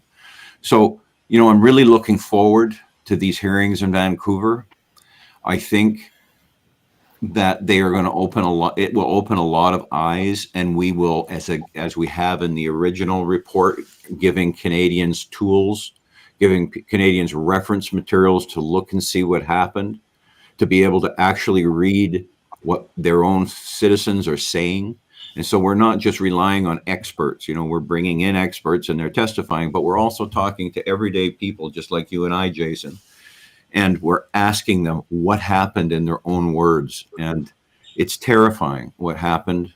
And although I am looking forward to the hearings in Vancouver next week, I have to be honest, I'm also a little bit, I have some trepidation about those hearings, because coming out of the original hearings, I believe all of the 4 commissioners had some form of PTSD, because you can't, you know, as a human being, as a feeling, thinking human being, you can't sit for 12 hours a day and hear these horrendous stories. You know, I think of one in particular with Sheila Lewis, who was, in my opinion, murdered by the government and the medical system because she refused to take the vaccines, and they refused to give her a life-saving transplant. And since that time, we've heard more stories very similar to that. So again, I'm looking forward to the hearings. They frighten me as to what we may hear based on what we have already heard. But I think Canadians should not hide from this. Canadians should stand up, listen, review, ask questions of each other, demand answers from their representatives. And Canadians can only do this if they have a trustworthy source of information, and that's what the National Citizens Inquiry is. So well said. Yeah, we're going to have to steel ourselves up a bit for this one. If, you know, there was plenty of wet-eyed moments at the NCI, but this is going to be about kids. So I hear you on that one. Just one final question for you. What is it about engineers? There are so many engineers on social media. They're so deeply involved with working on getting to the truth about what's happening, what's going on. A massively skeptical crowd, I guess, by nature. What is it with engineers? You know, most people don't understand that engineers are scientists. We're what you call practical scientists. So we've been trained to evaluate, investigate, to question things. We're also very well rooted, obviously, in the natural sciences. In other words, we're when we're building buildings or designing roads or bridges or whatever it is engineers do, and they're involved in just about everything from the clothes on your back to the food you eat to the computers you're watching. So they're involved in a lot of different aspects in society. They understand science. They understand how to investigate. That's what they do for a living. So it's natural in my mind that they would get involved in that. I'm just shocked, though, that the regulatory boards for the engineering profession across Canada have been discouraging that discourse. And that really concerns me deeply, and it should concern Canadians deeply. Oh, the boards, yes, the medical boards, the psych boards, the dental boards, the everything boards. That's really what a lot of this came from, because the individual members, there certainly is dissent and questioning, but good luck if you do. That's a maybe another topic for the future, eh? And get it straight with these boards. Thanks so much, Ken. I think we're looking at something really important about to happen here in Vancouver, and the start of a discussion that I think people on this side of questioning with the engineer's mind, the practical science mind, questioning what's been happening, are dying to have this issue solved. You see the runaway hit, Sound of Freedom that came out a few years ago, just that was tried to suppressed by normal Hollywood, turned into an absolutely smash mega chart-topping hit, because people are so worried about, I think, about kids around the world for various reasons. That movie was very much about one topic, but we're all worried about the kids now. None of us is getting any younger. We're worried about what the next generation is going to be like. Well, you're right. And the other thing that I really noticed is the silence by terror, and it's touched every aspect of our society. I notice in the background of your studio there, my wife and I also run a music studio, and we record all kinds of musicians, and we had a tremendously bad time during all of the lockdowns, because people were afraid in that industry, and people don't think about this, but people in the music industry were afraid to speak out because they've been captured by the government. In other words, there's almost no music at all created in Canada anymore that doesn't get some kind of a grant to the musicians. Yeah. And I know we put out a video called Secrets, and it very mildly criticized the government in general terms. And we had the artists come back to us and want their names removed off of the video. And and it wasn't that they disagreed with it. They were terrified they were going to lose their grants. Now, that's the same in medicine. It's the same in childcare. It's the same in the schools. I'm ashamed to say it's the same in my profession, engineering. And you can look at it and find it everywhere, from librarians to courier drivers. We have been captured by the government, and people are too afraid that they might lose their daycare, or they might lose their job, or someone might call them a bad name. It's an interesting thing how powerful that is. I mean, after I had Mr. Trudeau call me a misogynist for not taking a medical procedure, which I don't know how the two were related, but nonetheless, you have to thicken up your skin and decide that names aren't going to hurt me, and you have to face the truth. Yeah. So, I mean, well said. Moving on, we have got another bright new face with us today. We have got Miriam Boignier. Did I say that okay? Yeah. All right. Good. I'm getting there. Yeah, it's been 50 years of reading cereal boxes in Canada, and my French is getting pretty good now. Oh, good. I don't know what our conversation would look like. We're about to find out. Hi, Coyotes, now on YouTube. So it's wonderful to meet you. All right, Don, if you could just introduce yourself to Canada and tell us about your life path and how you came to be here with Miriam's a firecracker. YouTube is a desert, as you will see, Coyote. I mean, that's where we made our splash at first. Overnight, got 2,000 subs from covering the Freedom Convoy. But we've been censored so hard into the ground that for a year, I basically stopped even bothering to stream stream or upload anything onto YouTube. So we're in the process of rebuilding now that tensions have reduced a bit. It would be nice to, plug into that 2,000 sub audience over there, but they're largely zombie and kind of dead right now. So we'll be rebuilding back on there slowly over time. But I don't know, what is there? It's probably like 2 people watching, 2 and somebody else. But that's all right. We've got over the day, as far as views go, I'd say 600-700 views between all the channels today. Thus now at the National Citizens Inquiry. I'm born in Quebec on the south shore of Montreal. I've studied at McGill University. I have a degree in civil law and another degree in common law. After that, I'm a lawyer since 24 years now, and I became also a mediator since 9 years. So I practice mostly to defend vulnerable people against big institutions like employers, governments, different institutions, insurance companies, things like that. So I did that all my career. And when they started with the vaccine passport, I had to stand out and to say, because I'm so concerned, I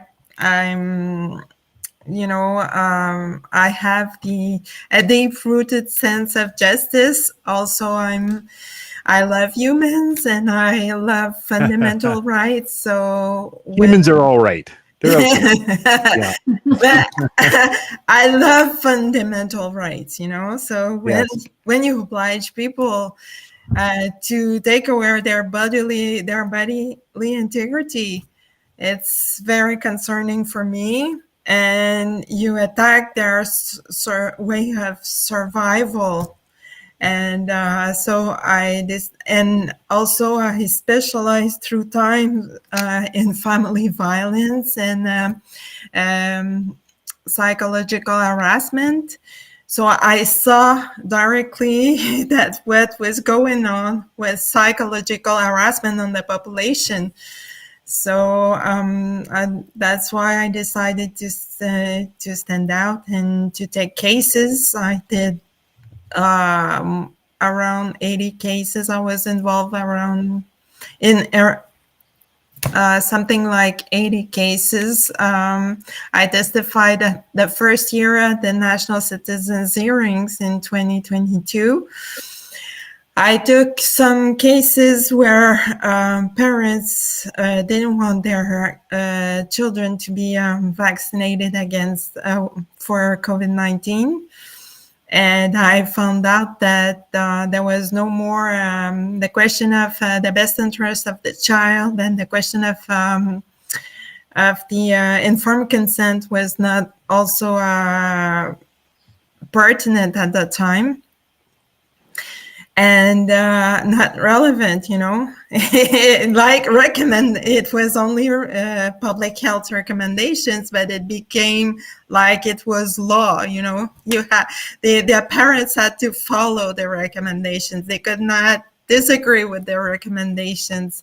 So it became practical law, even though it wasn't an actual law. Did you have how did it go with those cases that you had? Because those always interest me, and I think everyone, because we know that that's one of the paths to justice is to start winning some cases. How did it go for you? Did you get good judges? Did any of them work out? No, sometimes I was able to talk to the other parent because he was representing himself and to give him some information. Sometimes we were able to have a lawyer named for the child who didn't want to receive the vaccine. But that's the only way we were able to do something, because most of the times, when we went in front of the judges, they were just applying the public health recommendations. And I felt I was treated more badly than if I was as a lawyer than if I was representing a pedophile. You know, it was Wow. very, very difficult to represent those parents. So I decided, because they said it's like a public law debate, but how can you do a public law debate on recommendations? There's no law to attack. There's no regulation. There's no decree. Love this girl. She brings the French fire to the equation. This is great. So that the panel is very, very, as you'd expect from a panel of, you know, legal commissioners, very balanced, calm. Miriam is obviously got that kind of mind as well. This girl is a practicing lawyer, but there's a fire in her belly that is great. Great to see. The previous commissioners panel for the first NCI had some of this with the French. I should get the names before I comment on this. Anyway, I love Miriam. Tons of energy and passion. This is going to be an excellent hearing and an incredible report. Really looking forward to it. It's just recommendations. It's not obligatory. So how can you fight those recommendations in the field of public law? So I was trying to find out, and I created a nonprofit organization called Children's Hand, or La Main des Enfants in French, and to be able to fight those recommendations. And I'm still gathering money to do it, but that's my interest, was really to have parents have the right to choose, you know. I'm pretty concerned. I'm pretty concerned about their well-being. No kidding. Up here in Whitehorse in the Yukon, they are announcing to on some of our shows. I have a co-host, Rain, who comes in with me, and we have fun and interview people sometimes together. Mrs. Rain cut herself. She was probably gutting a bison or something like that, very Yukon-y, and had to go into the hospital to get stitches. And in the 4-hour wait, after which they gave up because the thing was already healed, all over on the TV sets, it's all saying, just to be in there, you're going to need to show proof of vaccination. Yeah. Coming soon, I think November. I think we got a couple weeks left, and they're going to start turning people away at the hospital without proof of vaccination. Without a pandemic, there's no pandemic, so we got things we got to figure out. I'm kind of going off here. Don't get me started. We'll be here all night. So if we can do one final round, I'd like to pose one question to each of you. We'll stick with this through this section. I found this fascinating. I wanted to find out what each commissioner was looking to find answers to the most, faced with this new topic of are our children safe? We can start with Stefan, because you've moved to the start of the list. What is the biggest kind of burning question that you would like to see addressed as far as safety for Canadian children? Well, I'd like to see that our approach to the education and development of our children is evidence-based and factual, and reflects the fact that children are our society's future, and we have to treat them with respect, but also with guidance.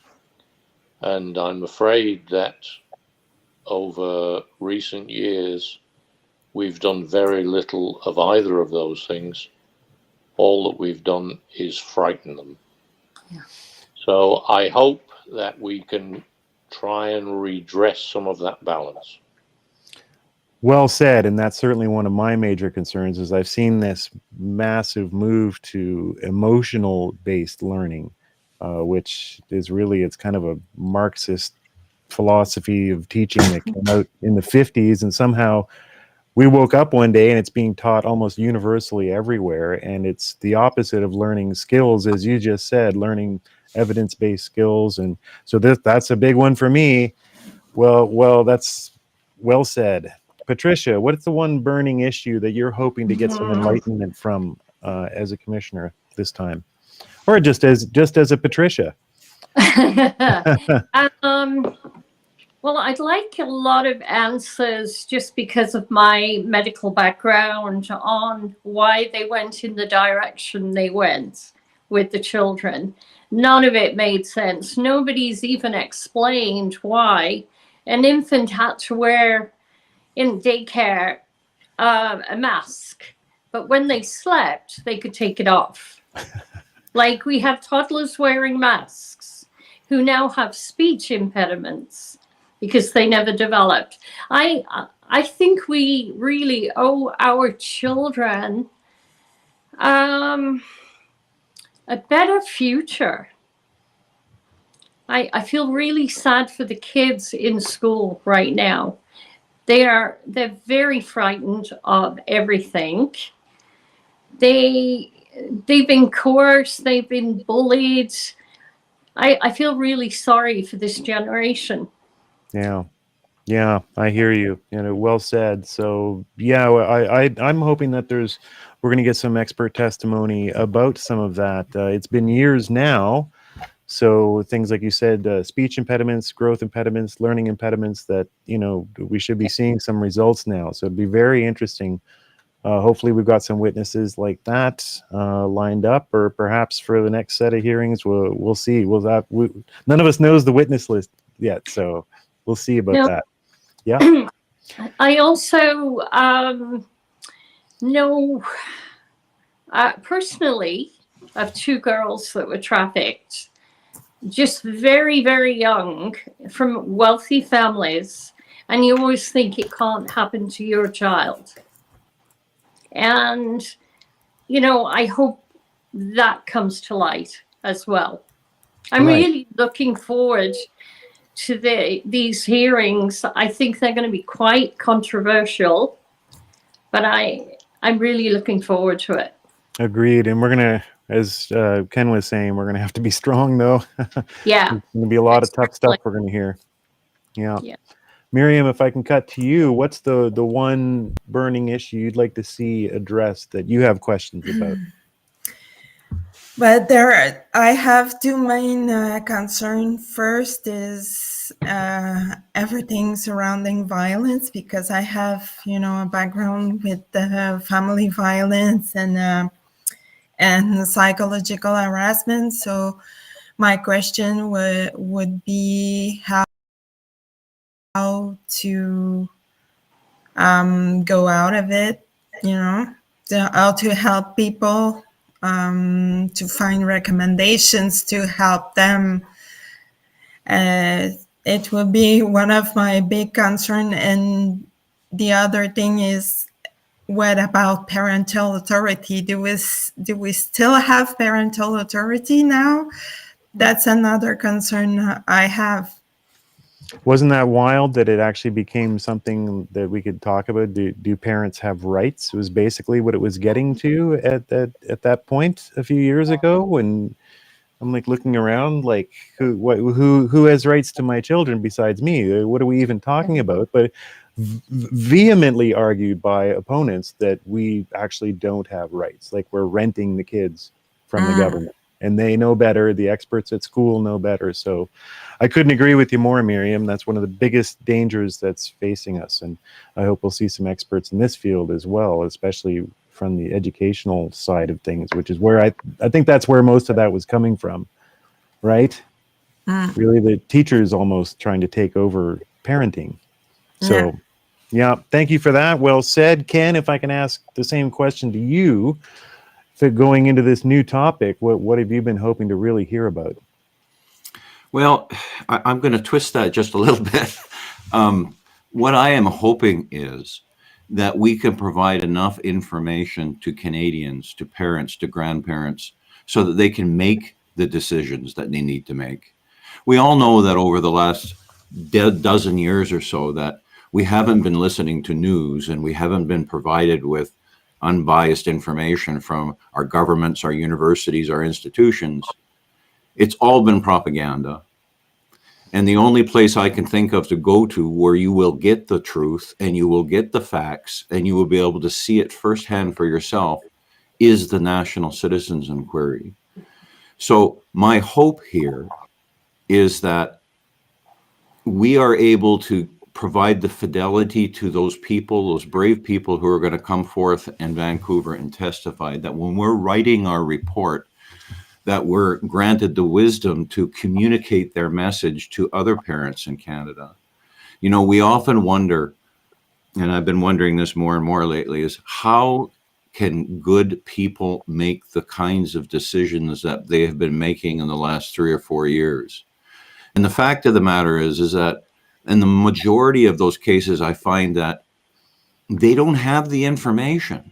You know, they rely on organizations that you and I as taxpayers spent $1.4 billion last year in the CBC, and yet you can't trust anything that's, in my opinion, you cannot trust anything that's coming out of the CBC.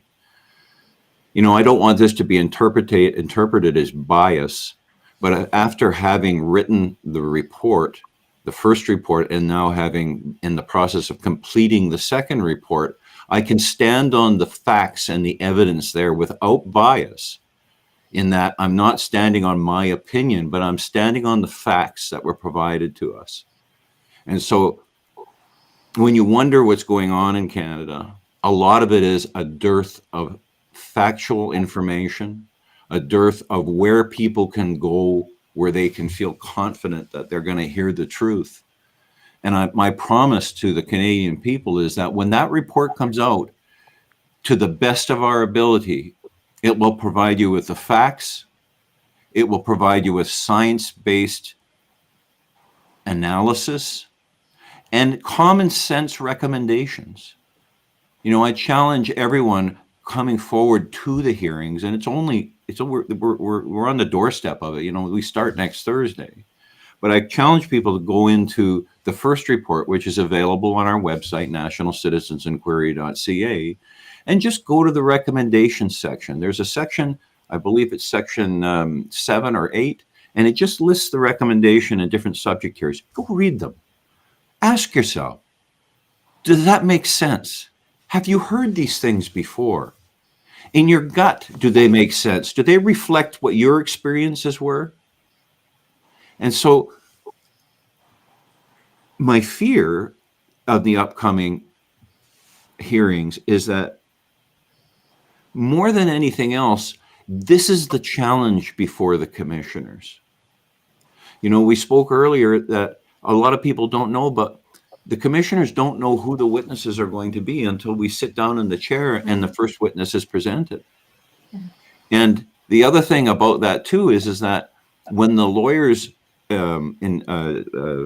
examine the witnesses, then it's up to the commissioners in hearing that testimony at the time, you know, whatever that legal term is, but at the time hearing the testimony, the questions you hear from the commissioners are us reacting in real time, just like you were if you were sitting in our chair. So again, that is my hope, that this report wakes up people, that it provides them with the information. And I've said this before, and it's probably a bad quote, but I'm hoping that this report wakes up the sleeping giant and fills him with a terrible rage. And I'm talking about the parents, the grandparents in this great country of ours. So well said. Yeah, that's you know, things are going to change when you get all the regular parents, the people who shouldn't have gotten ticked off, get ticked off. Things will start to happen then. Sean, if I could throw to you for maybe a little end of show wrap up. A similar question: did you have a big hope going in, like a big question about children's safety that you're hoping that witnesses will clear up for you, or did you want to avoid? Well, Jason, I do want to answer that question. Yes. Because the one thing that floored me about the hearings in 2023 is I thought I knew what was going on until we went through those hearings. And just how every institution was captured. How could it be that every single province had a pandemic plan for a respiratory pandemic before the pandemic, as did the federal government, that was completely opposite of what happened, and every province abandoned it. And every province abandoned the bureaucracy they had to handle it and gave it to public health. And every college of physicians and college of pharmacists and college of, nurses, every medical profession, all towed the line 100%.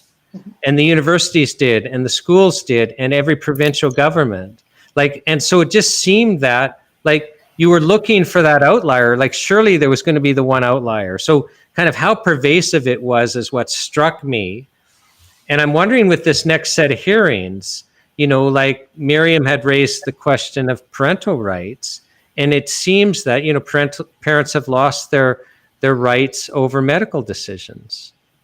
But perhaps parents have also lost their rights over gender transitioning.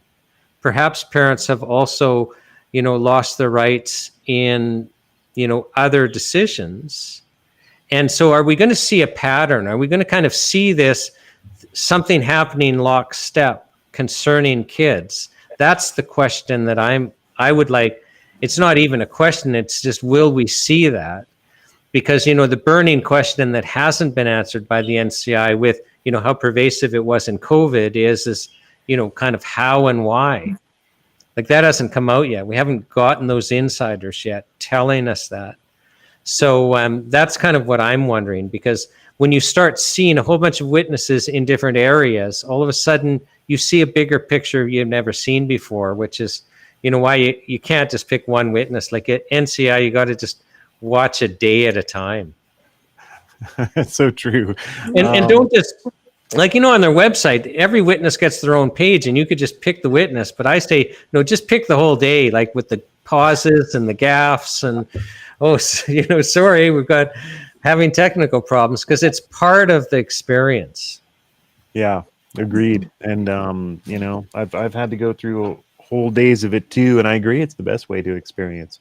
And I think everyone should hit this QR code and get off to the site and get tickets. If you're anywhere easily accessible to Vancouver, I'm in Whitehorse in the Yukon. So what's your excuse? I'm going. So let's fill this place up and show Canada how much we care. Everybody go there, grab tickets. Is there a price? Are they free? I haven't checked.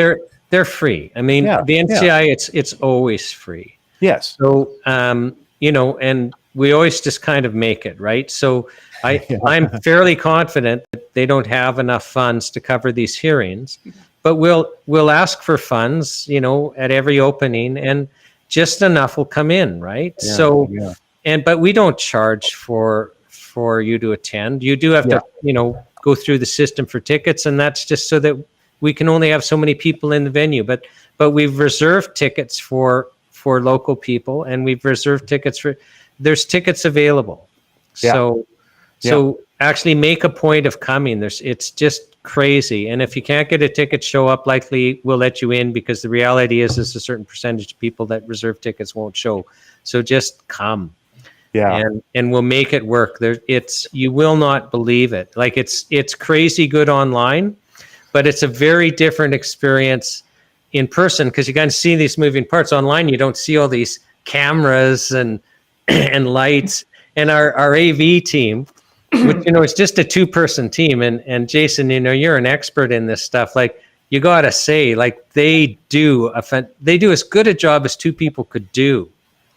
But the one guy, he just doesn't want anyone walking in front of the camera. So it's almost like you're at an airport, all these lines on the ground he puts in tape. It's quite spectacular where you can walk and where you can't. And even, you can't time this. How do you time a witness that's all of a sudden talking about good things? Or you can't cut off commissioners that are asking questions. So our timetable completely goes out, and sometimes I'll skip lunch breaks and stuff like that. Well, I mean, if you're not there in person, even just, a commissioner might have to step out for a minute or so. You won't know any of that's happening. It's interesting, because you see it's this process of committed volunteers and commissioners just trying to privilege the witnesses so everyone can be heard. And it's when you're in person that you see that happening.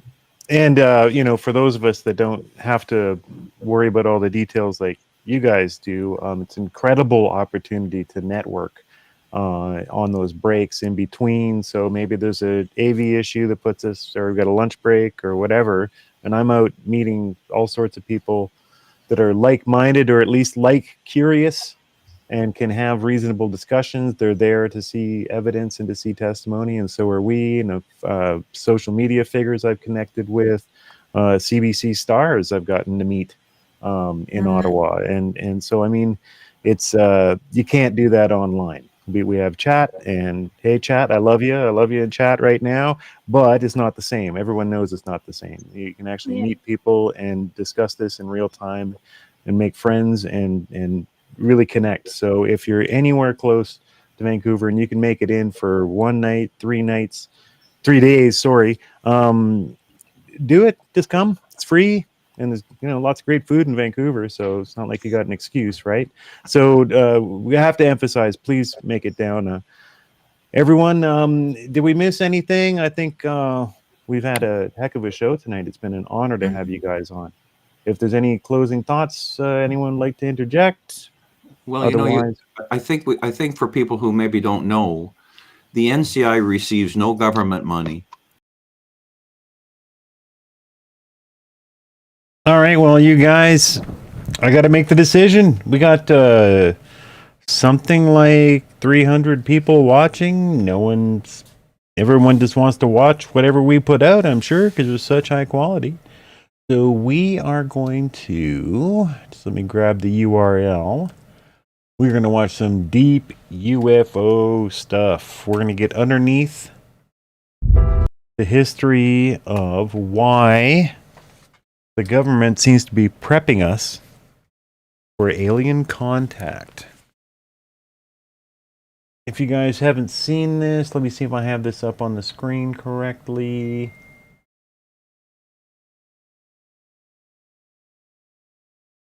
This is the series I'm doing for Canadian Patriot Press, The Hidden Hand Behind UFOs. This is the 3rd episode that we've done. We started way back in Greek mythological times to prove how we've gotten to this point. And now by episode 3, we're moving into World War II-ish. Episode 2 was kind of H.G. Wells, turn of the century stuff. Ludicrously fascinating. We'll watch a bit.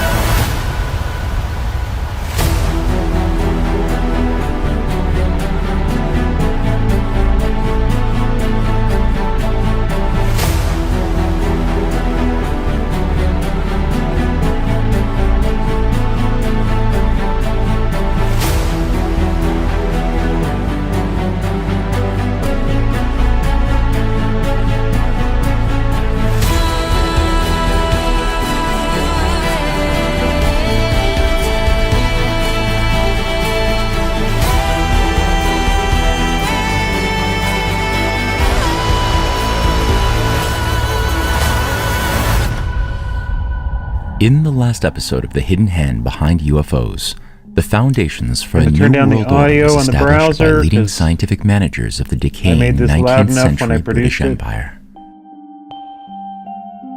These leading social engineers recognized that in order to save their collapsing system of world empire, it was necessary to sabotage the emergence of cooperating independent nation-states then springing to life across the globe. To do this, a new, more sophisticated science of control needed to be created in short order.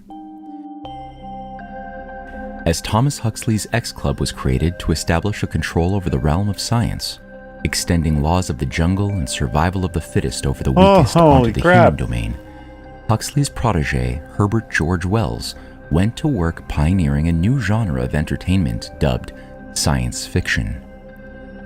In this powerful new realm of warfare that acted upon the imagination of a vast target audience, ideas pertaining to the nature of reality, technology, and most importantly, the future, could be infused into the collective imagination.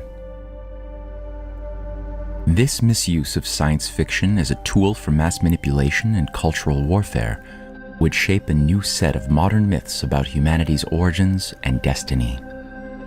Throughout Wells's many fictional stories, evolutionarily superior alien races acting like new immortal gods threatening humanity would be a recurring theme. The idea of uniting humanity under a world government out of fear of alien forces from beyond has played out across countless films, books, and television shows during the 20th century, but its origins are to be found in the mind of Wells.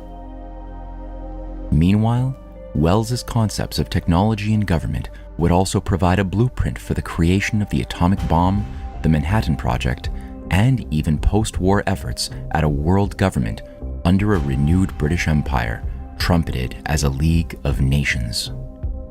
Disciples of Wells not only oversaw this new age of secret science projects, but additionally advanced Wells's vision for a new science of control outlined in non-fiction books such as The Open Conspiracy, The New World Order, and The World Brain. The practical application of these ideas took the form of the science of cybernetics developed during World War II and became the instrument of control by a small managerial elite in positions of bureaucratic influence across Western governments in the post-war age. It is here that our story will resume.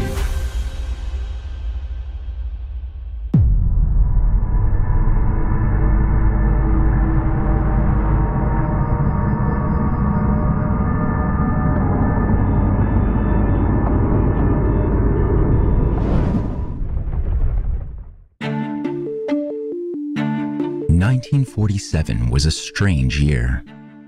The Cold War had just begun. The USA-UK signals agreement that would create an organization known as the Five Eyes was launched, establishing the Anglo-American Special Relationship, and a new intelligence agency named the CIA was created after a vast purge of patriots from US intelligence. Additionally, hundreds of civilian and Air Force personnel began noticing something out of the ordinary in the skies above.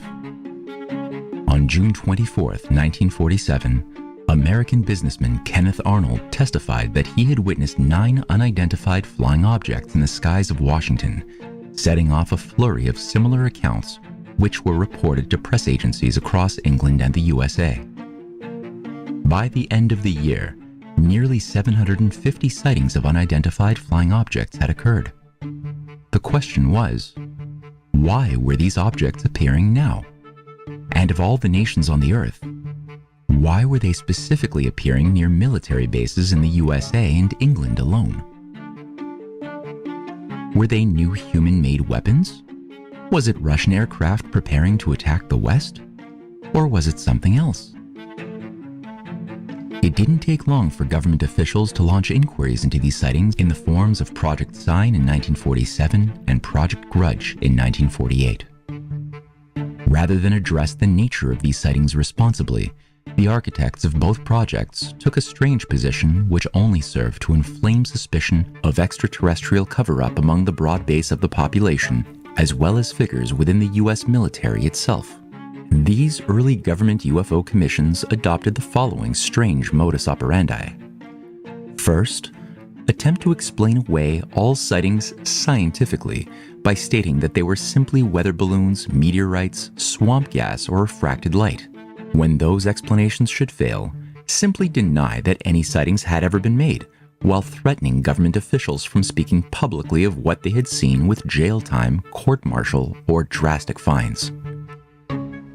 The protocols of Project Sign and Grudge were amplified by the much larger British government inquiry dubbed the 1950 Flying Saucer Working Party, overseen by Sir Henry Tizard, following the orders of Lord Louis Mountbatten.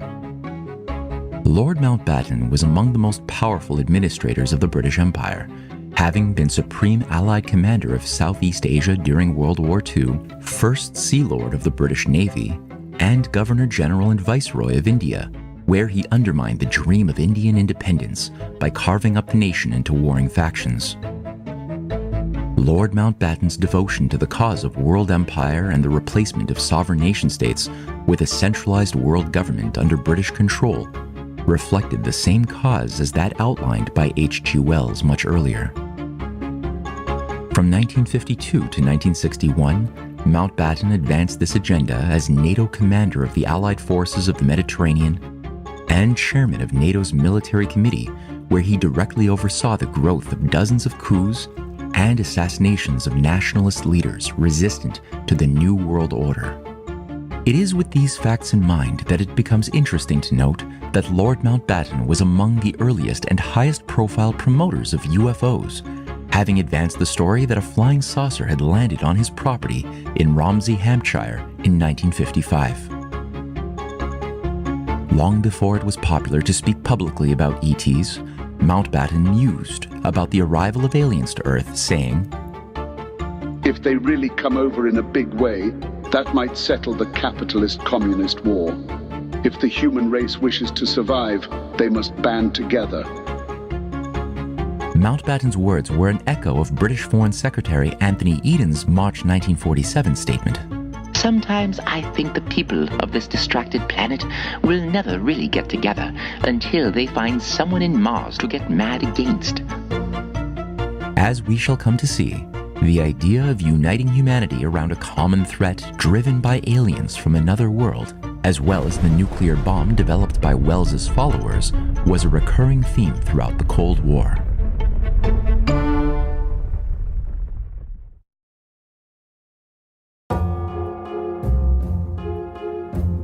Wielding the authority of the British Empire, Mountbatten deployed Sir Henry Tizard, chief scientist for the UK's Ministry of Defence and overseer of the Manhattan Project in the USA, to create the UK Flying Saucer Working Party in 1950. The UFO Working Party had 5 members representing the elite technical intelligence branches of the Air Ministry, Admiralty, War Office, and Ministry of Defence, and ran for 8 months, investigating hundreds of sightings.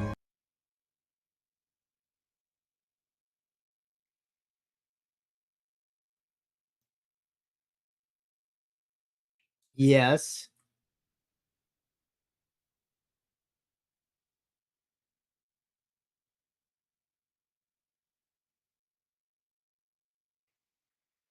Oh, yeah.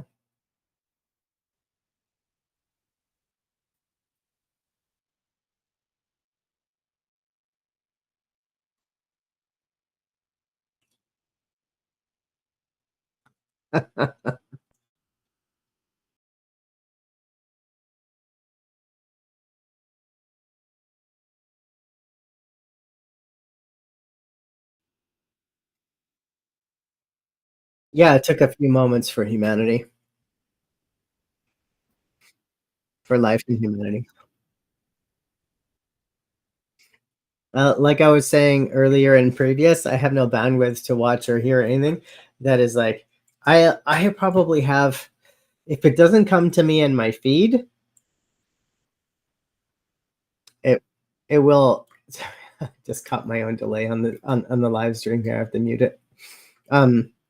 Yeah, if it doesn't come like in the feed, normally it's like, believe me when I say I've been so inundated with information and videos and live streams and on, you know, all of these topics and every topic, and having gone down all of the various rabbit holes that I've been down over the years, it's like at this point it's like, okay, do I want to learn about the UFOs?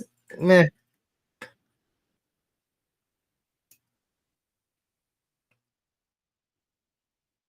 Mm-hmm.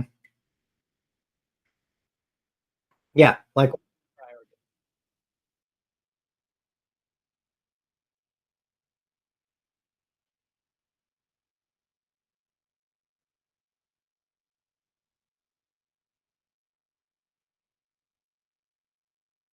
uh-huh.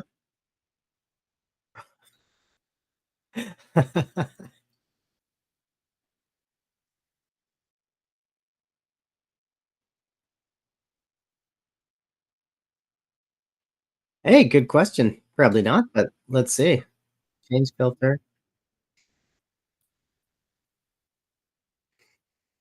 Yeah, you float over it, and you have all these extra tools and stuff.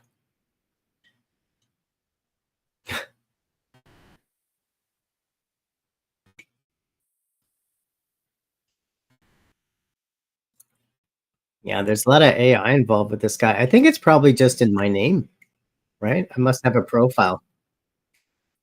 Yeah, must be a profile. Show attendee list.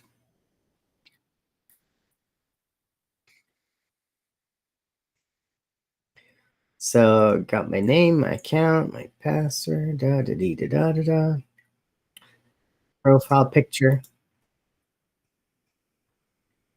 Mute, unmute, turn camera off, shortcuts, da da da da da da, fade out, nice. Yeah, I think that might be the only feature that. Oh yeah, okay. Yeah, that's right.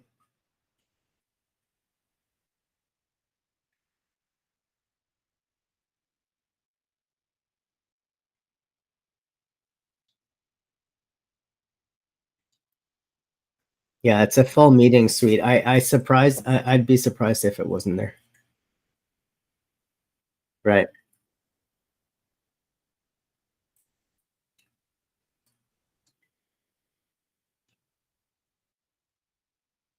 I think that their intent might be more of a hangout though, like a workspace, like just a.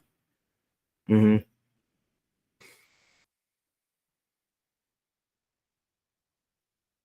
Right. Right.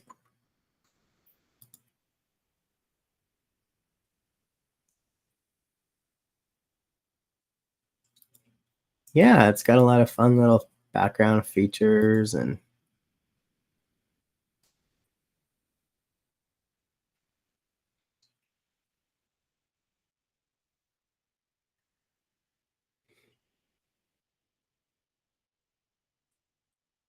Yeah.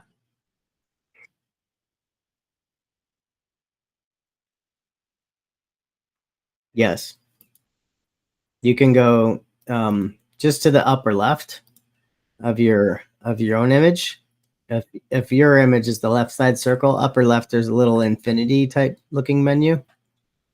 There's floating, vertical, minimal, gallery, campfire mode. Oh, bummer.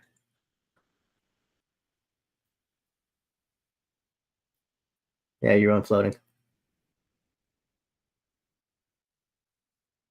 Mm. Yeah, floating, vertical, minimal. Yeah, it's pretty cool.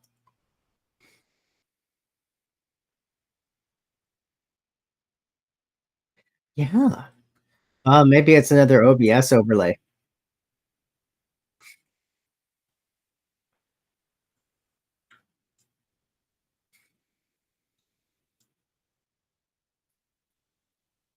Yes.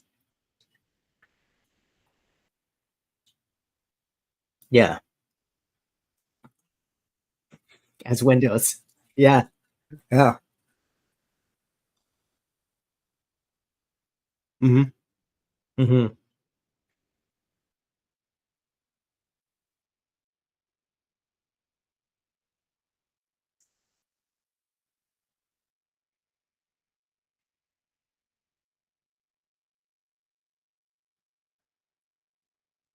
Yeah.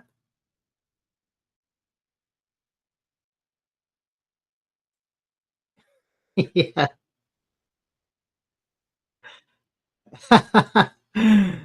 They know all. They click all.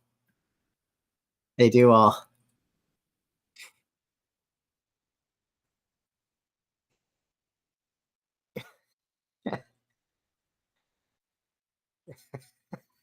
Is that you or them in that voice?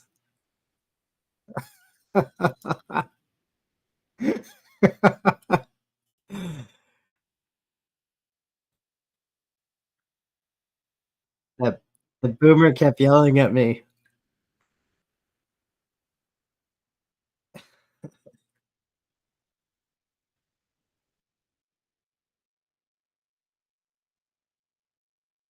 I kind of wanted to see another. Like we should be watching an NCI bed. We should be watching another testimony. You know, the one worth watching, because we're on the theme of children, right?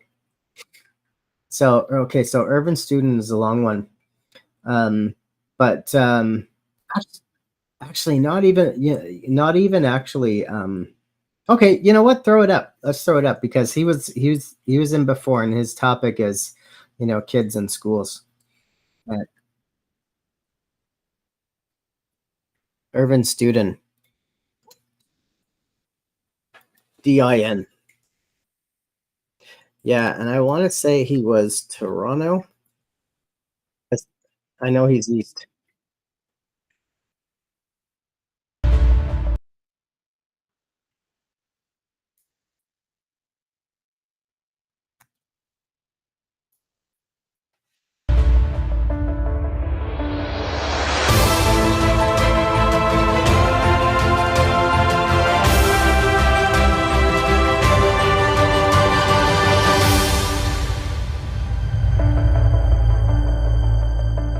What's the opener?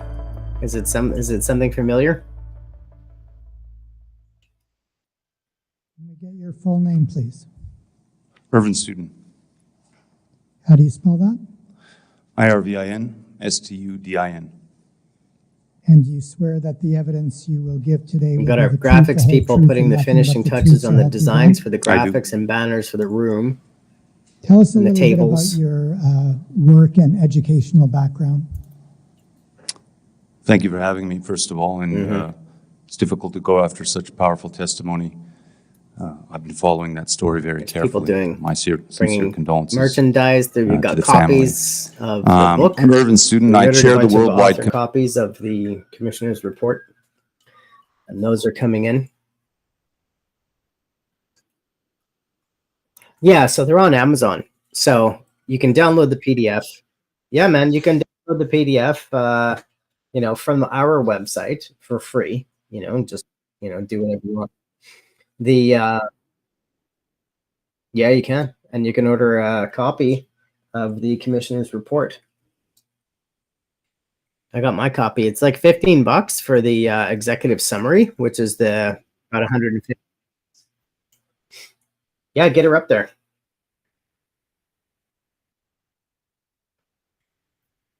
Throw it up. So there's 3 volumes in total. National Lamb. Hey, look, I love the search results. So there's volume 1, volume 2, volume 3. Okay. Now, volume 1 and 2 are, volume 1, as you can see, is the summary. Volume 2 is analysis and conclusions. And then volume 3 is split into 10 parts, which is the transcripts of each city.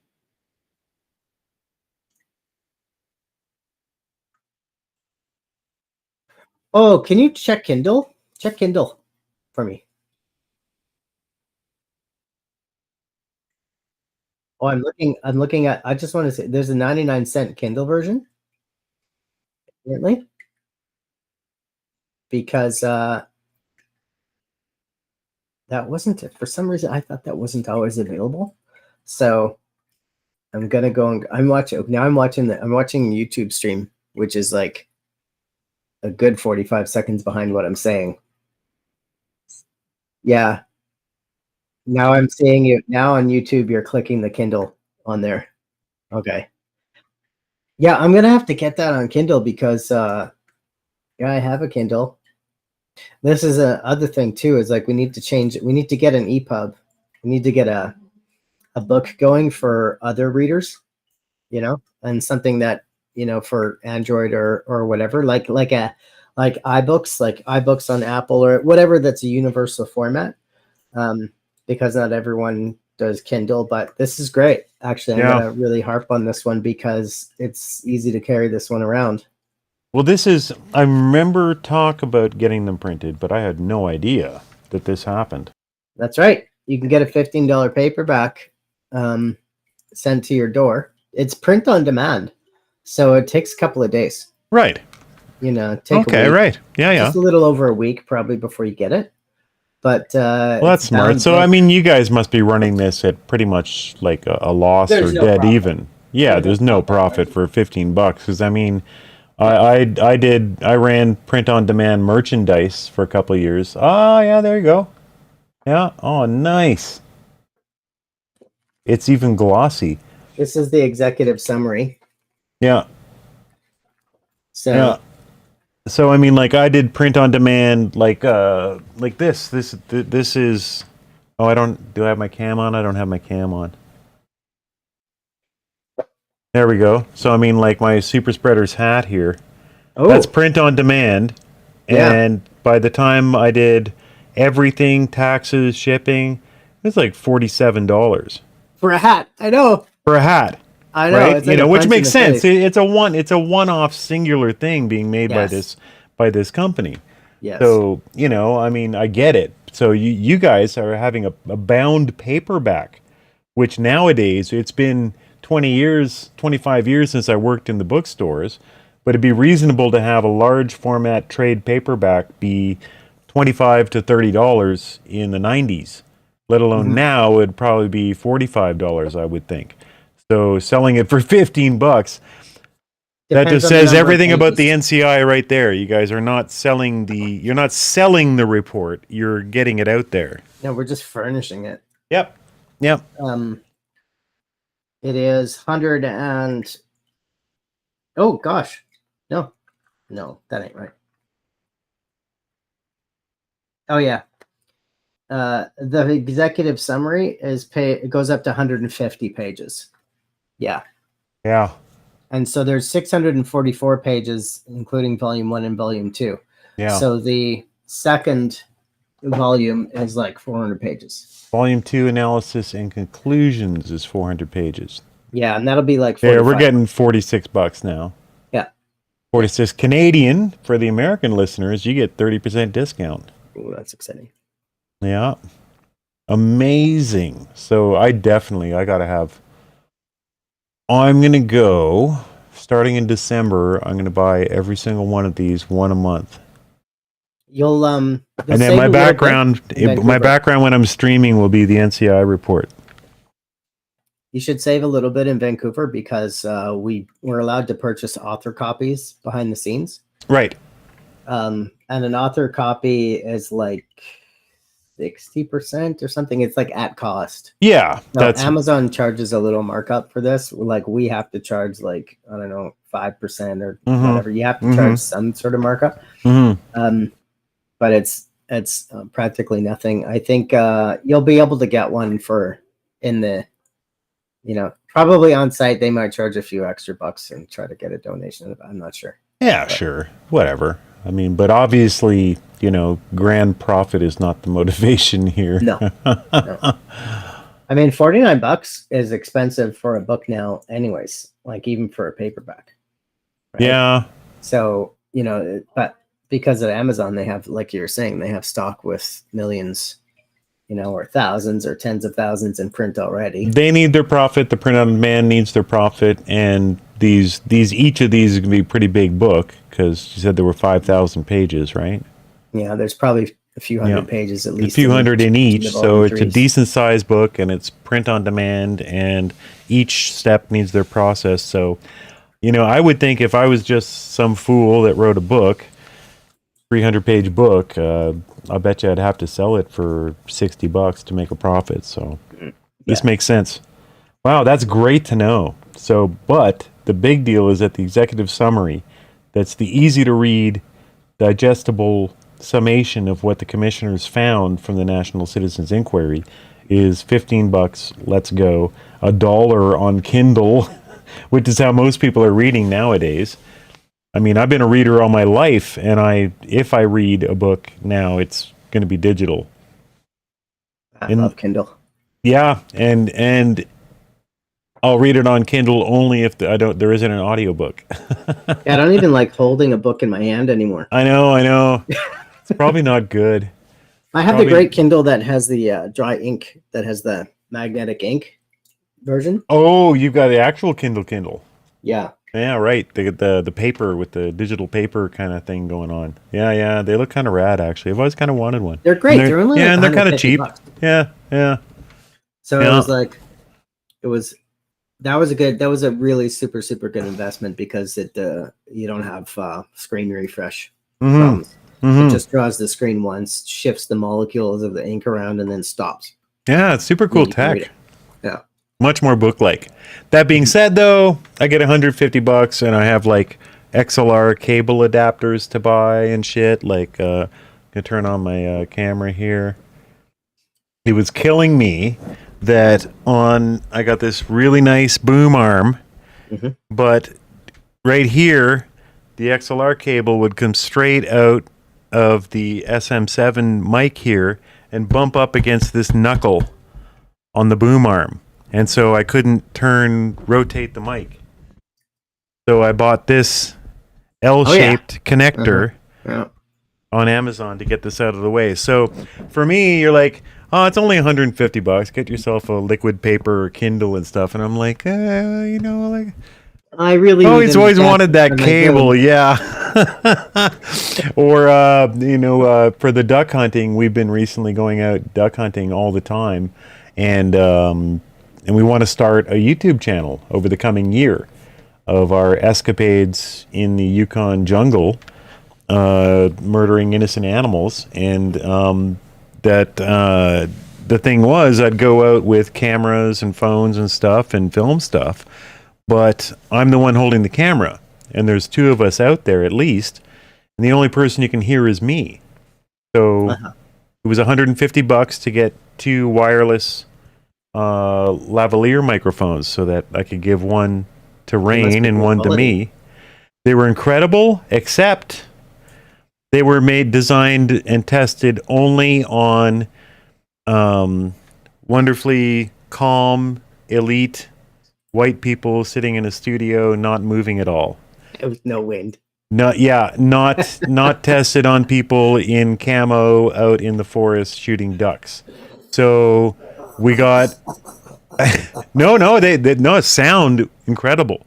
Okay. The wind muff, the dead cat, was gone on one of the microphones in 15 minutes.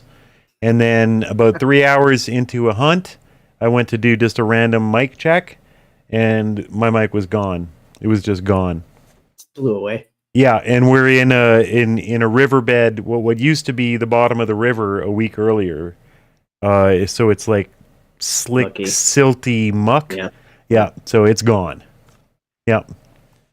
The clips are not strong enough. It's just not designed strong enough to deal with any kind of macho behavior. Yeah, but my point being, that was a huge circle to say that I don't think I'll be getting a Kindle, because if I get $200, I'm probably going to do something stupid like buy a couple of lavalier microphones and then lose them. And then of course you have to balance the idea of, when do I have time to sit down and read anything? These days, nothing. These days, never. If I want to not only make a living getting clients their films, but also make my little super spreader films and stream and do stuff like this, and have the NCI on and be creative in other ways.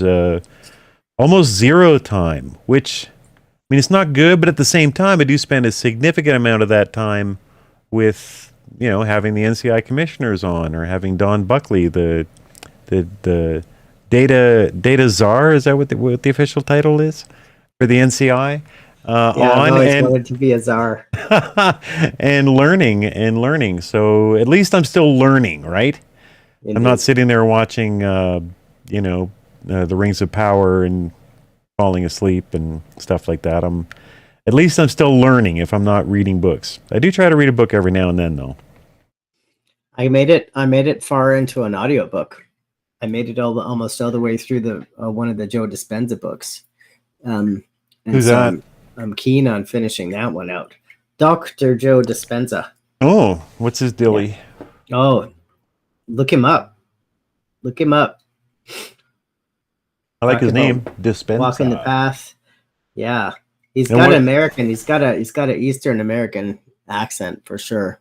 Oh, During the what's movie. his what's the elevator pitch of his books? He's definitely about the nature of our reality. Oh shit. Yeah. And what manifestation really is, and the idea of the true nature of our existence in terms of just potentials and unknowns, and the understanding that there's no past and no future, and all of reality exists in a single present moment. The usual.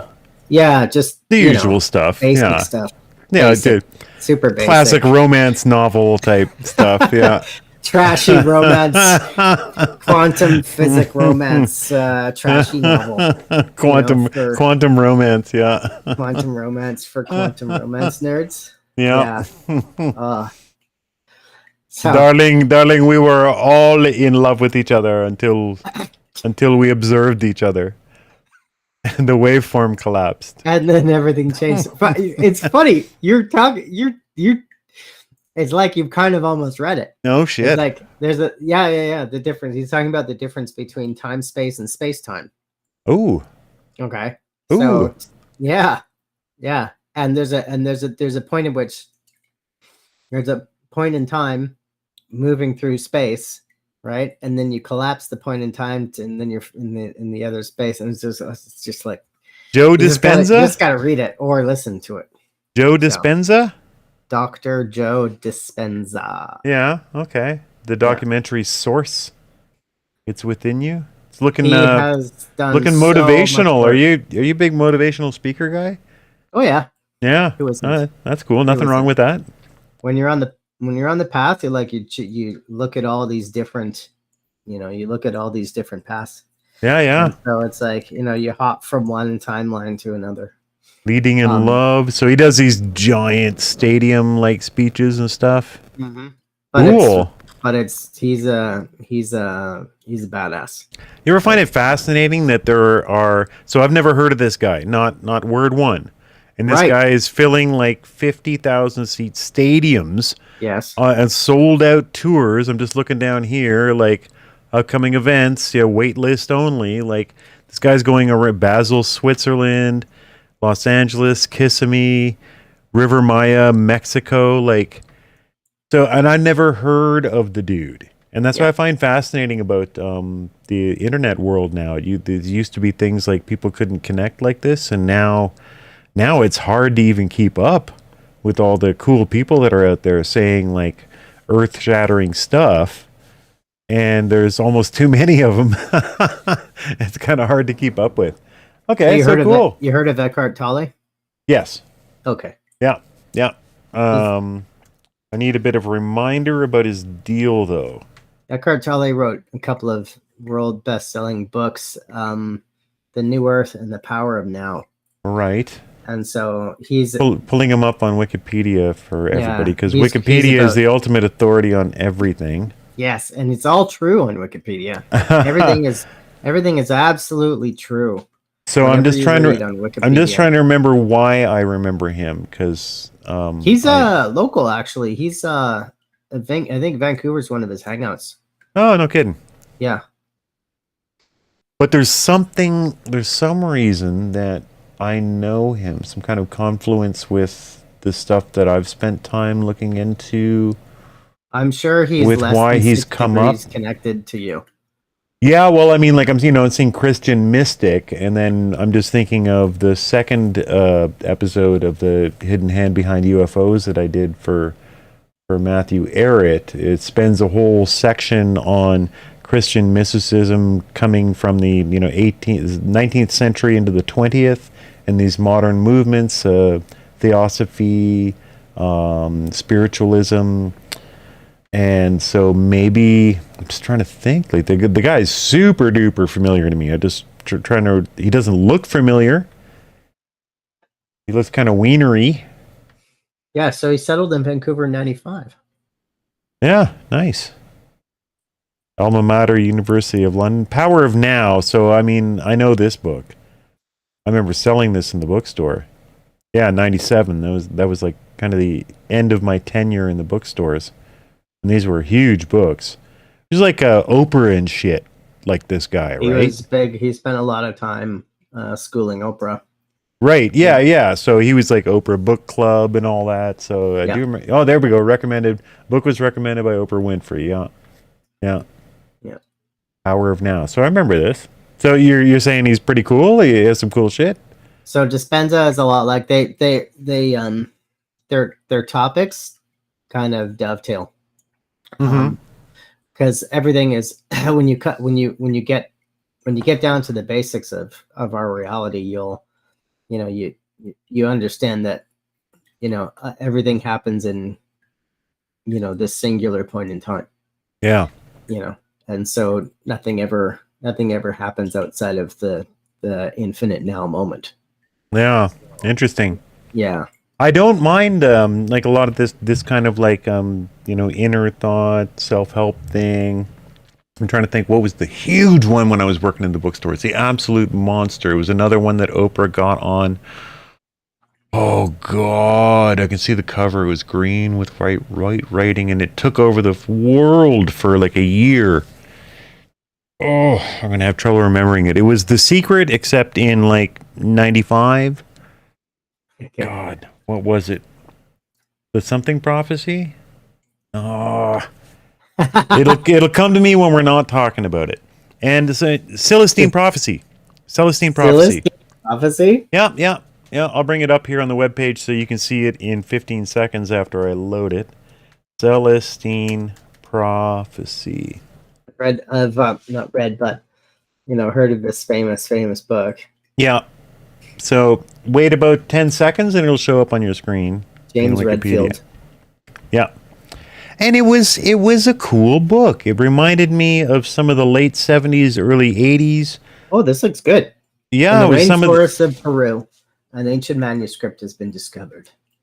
In its pages are 9 key insights into life itself. Insights each human being is predicted to grasp sequentially, one insight then another, as we move toward a completely spiritual culture on Earth. It was cool. So yeah, it was about like historical cycles and the super just inner philosophy, spirituality thing that it was just, we couldn't sell these things fast enough at Kohl's bookstore back in the 90s. And, the Kindle edition's $18. There you go. That's a little steep, but bastard. And I have 1 credit on my audiobook. So. Oh God, I got like 18 credits. Shut up. I could like cancel now and do next year for free. That's 18 months. What? Really? You get a free one for trying to cancel? No, you just get a free one every month, and I don't use them, and they're just built up. So yeah, this was this worldwide phenomenon of kind of inner help type stuff that, as a rationalist, I tend to be skeptical of, but at the same time, I found I've often enjoyed what's his name, Jonathan Livingston Seagull. Bach, was that his name? Oh, see, that's a classic book. Oh, yes. I read that in the beginning. I read that like 20 years ago. Yeah, dude. I love that. But Richard Bach, that's it. Love that. And actually, I think the next book after that, let's see, Richard Bach, I'll just get to his bibliography. Illusions, The Adventures of a Reluctant Messiah. So this is very much, you'll see it in about 18 seconds. The Illusions, The Adventures of a Reluctant Messiah is like it's kind of in that family of Zen and the Art of Motorcycle Maintenance and that late 70s kind of inner spirituality that was creeping into fiction and stuff. A really beautiful book. And it's very much a treatment of like, what if Jesus was here now? But he's not like, I'm Jesus, shut the fuck up. It's a really interesting book. And so I've always had a soft spot through books like this, Jonathan Livingston Seagull, Illusions, a soft spot for this kind of inner spirituality, this exploration of philosophy. Even here it says genre, philosophical novel / spiritual, 2 words I used before I read that. And so I got a soft spot for this stuff. And I'm a super like rationalist guy, right? Like I love my conspiracy theories, and the wackier the better, but they're entertainment until they have proof, you know? And for me, religion is separated generally out of that. So I'm not drawn into it for logical reasons. So I actually kind of loathe spiritual, religious literalists. I kind of, they bore me with like, it says this word in the Bible, so, you know, according to that, it can't mean anything else, when in fact, I'm more like, it's an you know, allegory, it's a metaphor, it's an expression of philosophy and spirituality. Don't get hung up on the words, it's entirely not the point. So I've always got a soft spot for this stuff. So I'll have to check these guys out. You've been showing. I've heard of Eckhart Tolle so many times, and I'm still trying to figure out why. But yeah, I'll have to check some of that out. Grab a Kindle. Yeah, one of my great online friends had a spontaneous kind of awakening while reading The Power of Now. Right. And like she's got, you know, like all of, you know, she had all these, you know, kind of spiritual abilities all activated and turned on, like enabled. So I've noticed with all 3 of the guys you've kind of mentioned, they get a little bit into kind of ESP kind of shit. Oh yeah, I noticed that's all that. real. That's kind of a common thing. Yeah, so I'm a long way from that. So that's kind of where you can put me in the pocket. I'm a long way from that's real. But interestingly enough, you like no one is different from anyone else, right? And no, you're like, the more of your own like darkness and shadow and stuff that you know, that you release, that you clear away and you process and you release, the more, you know, the more in alignment and the lighter and lighter and lighter you get, and then the more of these things start to turn on. Right. You know, and like the more of these, you know, abilities and stuff just naturally start to turn on.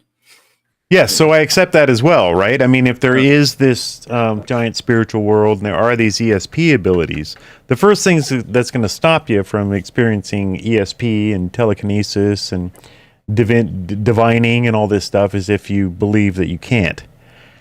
So I'm cool with that. So I'm cool with that, right? It's just that dearth of evidence that kind of, you know, undeniably proves that it exists it's like we need possibly a little bit more of that. But I also acknowledge that, you know, it hasn't been a hardy field of research, to say the least, and there's certainly not a large amount of government grants going towards figuring out if people really can do ASP. There's been like, you know, 3 studies that everybody quotes over the last 100 years. And that's about it, because of course there's no money for it. There's plenty of money for climate science. CIA has lots of money for it. Sure, yeah. Well, yeah, they did. Yeah, you bet. And that's part of the UFO doc that I was showing that you so rudely interrupted. That's where we get right into the entire MK Ultra, that whole stream, and why they've been, how it ties into why they've been promoting the UFO connection as part of creating and promulgating the hippie phenomenon, the mystic, you know, drugs and mushrooms and LSD phenomenon, all funded, all pushed by CIA and connected industries to get us to this point. It's a cool doc, man. I'll send you the link and you can watch it some chill night. Because, like you said, if it doesn't come up in your feed, you might not get it. So I'll put it into your feed for you.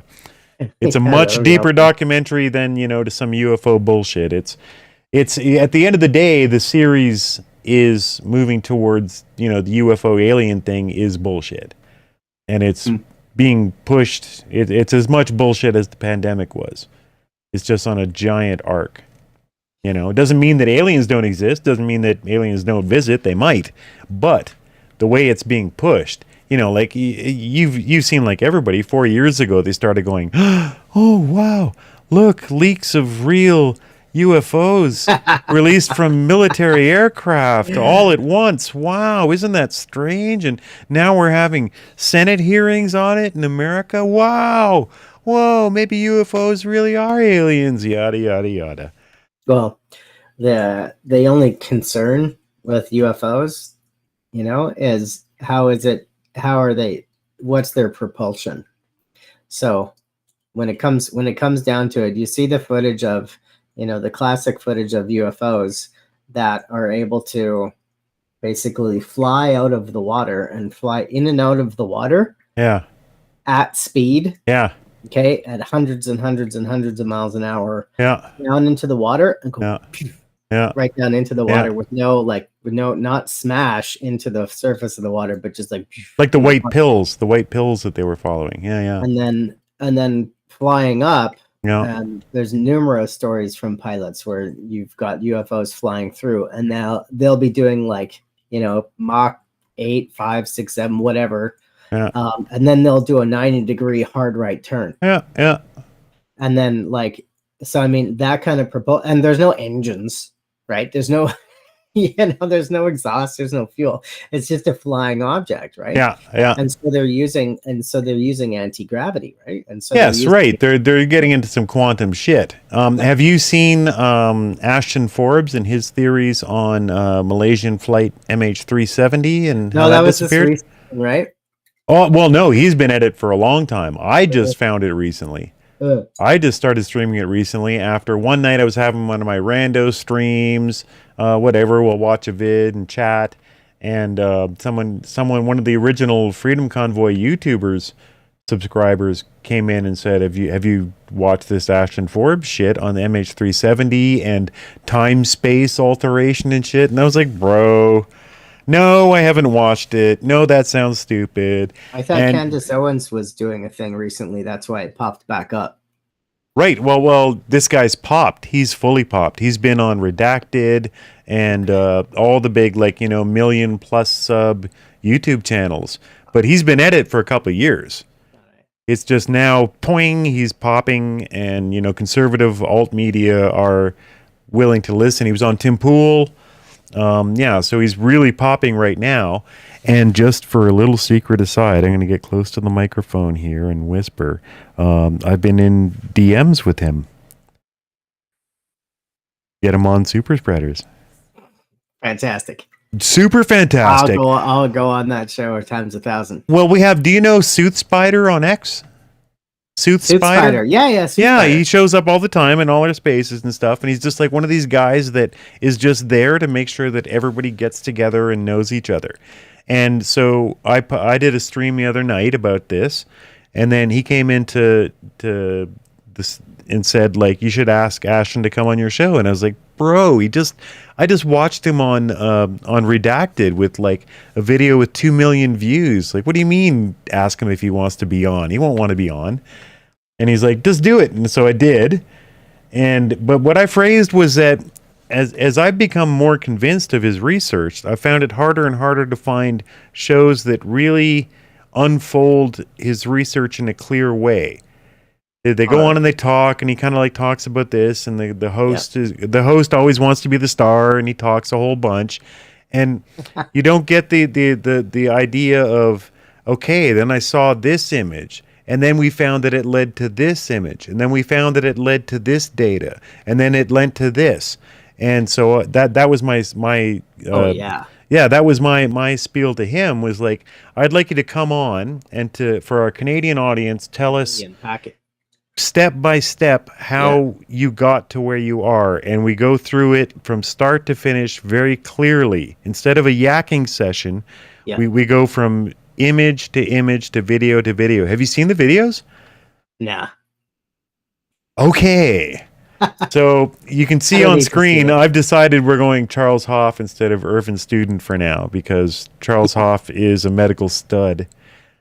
This is like the I saw them in Vancouver at the very beginning of the pandemic. NCI medical daddy. This guy, like, I would never want this guy to be mad at me. Hey? A quick aside. Yeah. There's a protest. Okay, so 13 hours ago, Yeah. there was a protest happening in Belfast, Northern Ireland. Oh, shit. Protest against their health, the NI health bill. Ooh, can you send me a link like through this? Northern Ireland oh, gee, we health got bill. Can you send me a link through this chat it's thing? just on X. I'll just tag you here. All right. So the Oop.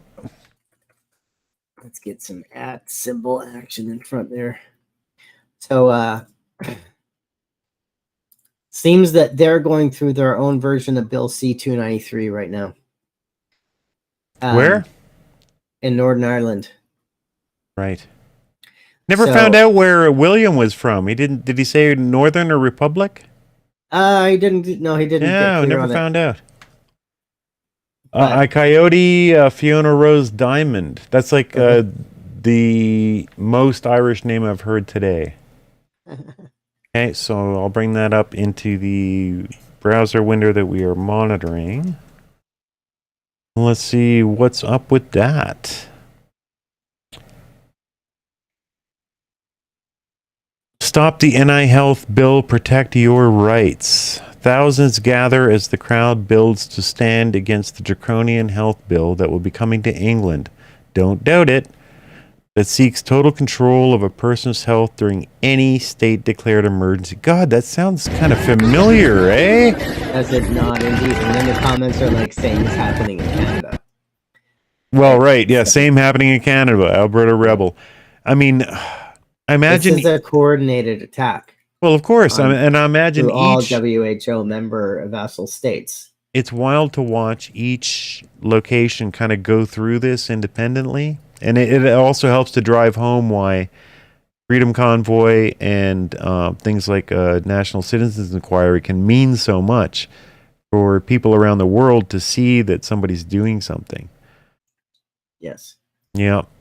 Wow. Everybody's doing what they can, and these are all human rights activists. Yeah. I'm just gonna play the video here and see what's going on. Yeah. 20-second, right? Just a 20-second pan. Yeah. Look at that, decent crowd, especially in the cold. If you look down in the comments, looks like Malone was there. Your mom was there? Is that what you said? You would know. Okay, next one. Oh, that's a pic. I thought there were a couple of videos. Oh no! But so hell of a decent crowd. In the States. Okay, never mind. And and you know what's going on, right? Like they're pushing it. They're going to see a convoy-ish reaction, and then they're going to say it's a bunch of white supremacist racists. But here's the thing. Here's the thing that kind of circles back to what we were talking about earlier. Yeah. Which is that, like we'll sit there and protest. Okay, so you'll get a bunch of freedom groups and everything that will put all their protests and put all the information out. And this is good. This needs to happen, right? Like the information needs to get out. The word needs to be spread.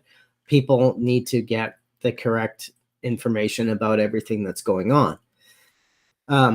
The issue at stake is that the people that write these bills and the people that push these bills through the dark chambers of our parliament and legislatures and whatnot, if you put yourself in their mindset, it's like, okay, well, as long as no one actually does anything, we're fine, right? So it's like they can go outside and yell at the building all they want, right?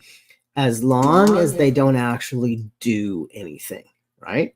So, and what I mean by doing something is going and becoming on a first name basis with your elective representative and to sit down and actually just sit down and say, hey, what are you doing? what is really going on here. So that's all of that whole knowledge of in terms of action, in terms of doing everything to fix the world, change the world, make the world a better place, has to all be done on the human level. So from a context, it's like from the context of a protest, it's important to go out and do the protests and do the rallies, because you meet and you network and you gain support for each other, and everyone agrees that we're on the same side of this issue. But the same thing that happened in the trucker convoy will happen at every protest or everything that we ever do, which is the politicians will avoid, and stay in their buildings and go back to their offices and hide under the tables. If you actually do something, they're mandated to reply. If you write a letter, if you book an appointment, if you send an email, they have to reply. And even if it is if it's complete, patronage, this is the interesting thing, is that the patronage that they would reply with, if you actually reach out to them on a human-to-human level, on a person-to-person level, if their reply is they're patronizing you and, they're just gaslighting you or whatever, you basically can confront them with that, and you can call it out, and you can show them for, you can actually promote that, or you can actually advertise that as this is your response. And this is the response that I get. Because if I go, like I did earlier, send an email like I did yesterday about Bill 293, and I send this email and I require a response from them, and the response that I get is, gee, thank you, Mr. Buckley, for your, emotional, your strongly emotionally worded letter. And is that what they said? No. I'm just supposing, right? Okay, I was just curious. That'd be interesting. Yeah. But the point is, it's like you're yelling at a building while the guys are inside hiding under the desk. Yeah. Avoiding you, right? Yeah.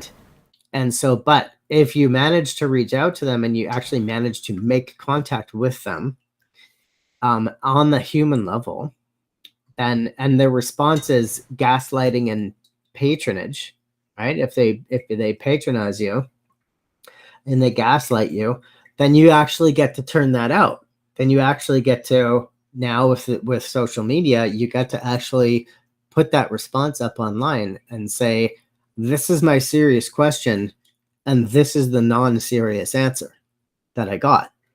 And so it's really unfortunate that, and so, I mean, you actually can name the person. You can actually bring this back to them on a personal level, and you can make them famous on a personal level with all of that. And so while the rallies are important to do because you build up the networking and you meet your friends and you inspire each other and you realize you're not crazy and there's other people that believe the same thing as you and you're not alone, and all of these things are important with rallies and stuff, at the same time, you must take control of matters with your elected representative, and you must walk into their office.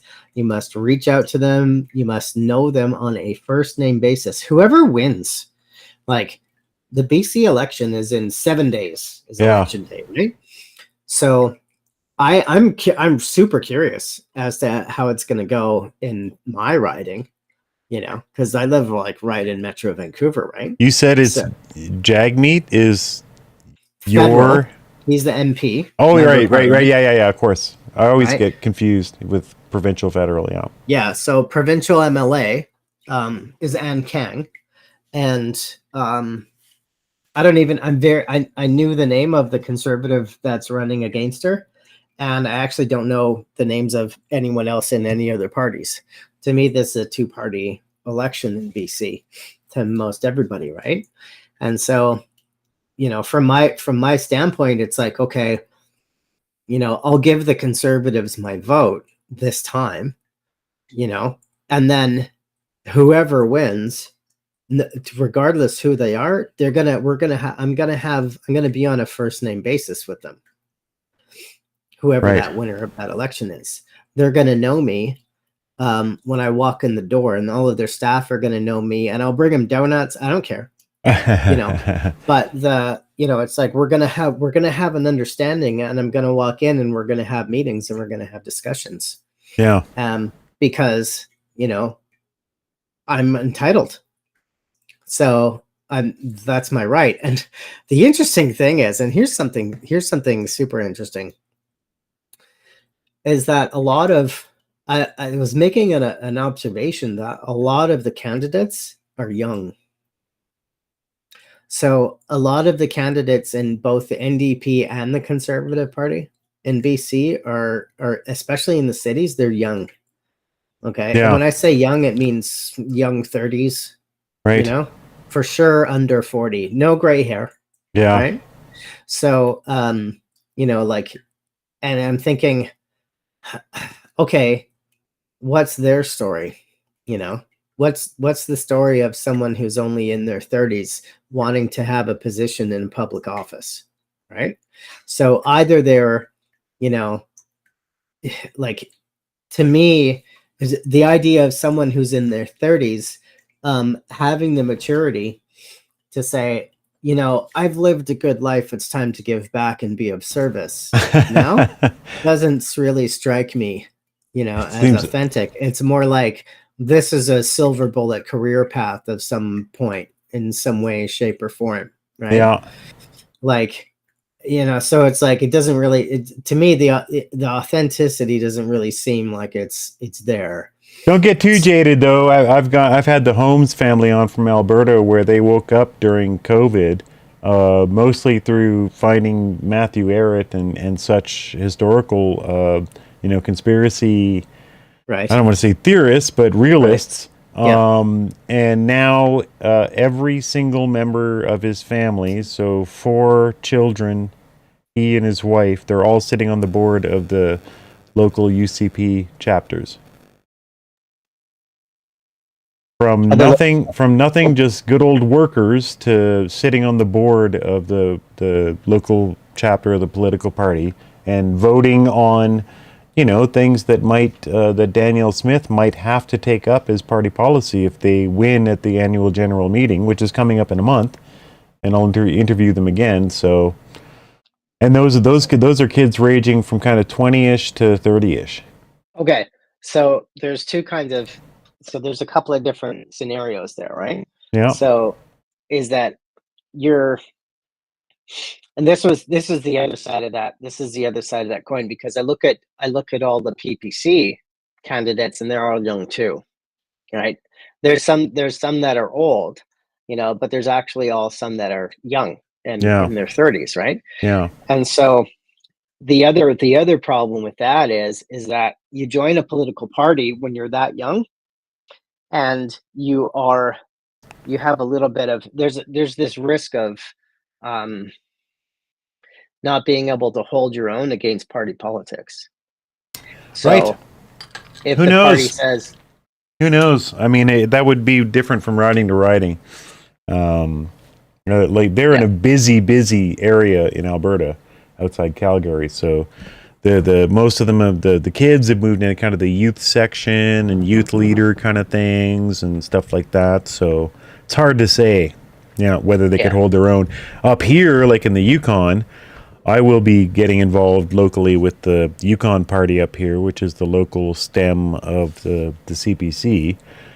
And I could see maybe that would be, you put a 20-year-old in there, and it's going to be a bunch of 50 to 70-year-olds who have been sitting on the boards of the local party for 30 years. I could see that. I could agree with you on that. So it turns out that when you schedule a broadcast on Twitter, which is what I did today because I wanted to amp it up a bit, an hour early, it kills the broadcast at 6 hours. It's just killed it. It's just ended it. Thank you, Elon. Amy what the hell is that? Amy Ham, the reporter for the New York Post, or the National Post, rather, that I was referring to earlier, who's a writer for the National Post. She's actually a nurse, and she's super based because she's of the of just the two. She's of the two gender rights advocate support, right? Right. And she was dealing with, in her entire career, she's been dealing with attacks from the BC College of Nurses because she made online comments about gender. Okay. Right. In a way that they didn't like, in a non-DEI way. But she writes for the National Post, and she just commented that I fear British Columbia is too retarded to vote the NDP out. So history has not proven her wrong. Yeah. So this election is in BC is hanging on a thread here. Yeah. And so if you vote conservative in the election and the Conservatives gain power, you really still have to have your finger on that button. So you really have to watch who gets elected, and they really have to know you on a first name basis. Yeah. Because it's like the BC Conservatives are a lot of them come from former Liberals, BC Liberal Party, and yeah, I bet there's a lot of patchwork in the party, and it's a young party, and so there's a lot of uprising, but it came out as a result of people that were essentially anti-NDP corruption and NDP totalitarianism and authoritarianism.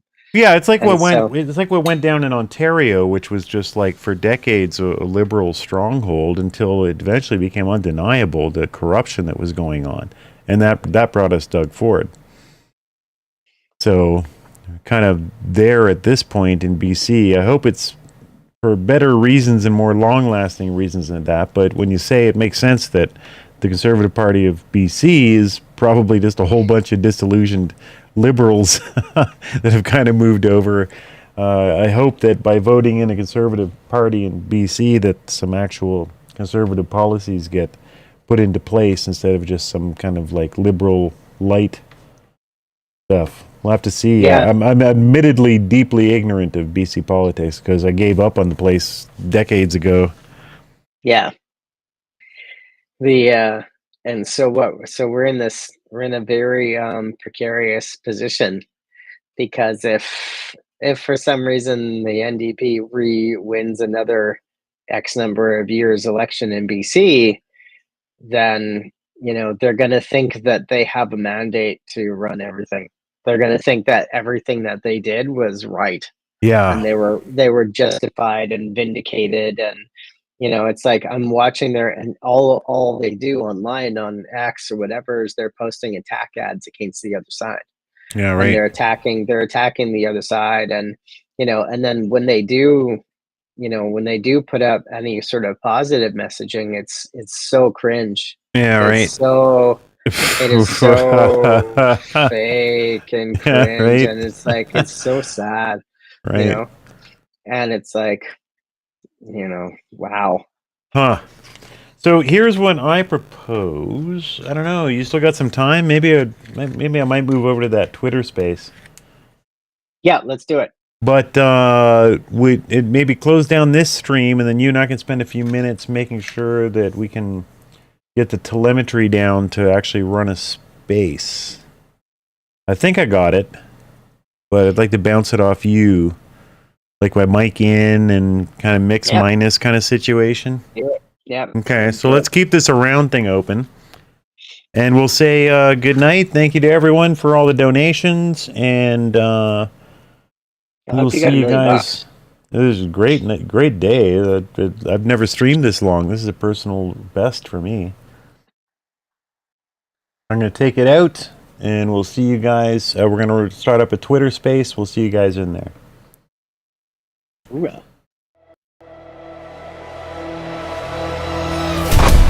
We will continue to support Ukraine becoming a NATO member. Generals gathered in their masses, witches and black masses, evil minds that plot destruction, sorcerer of death's destruction. We will stand up every day and every way in favor of the export that the Ukrainian government has asked for.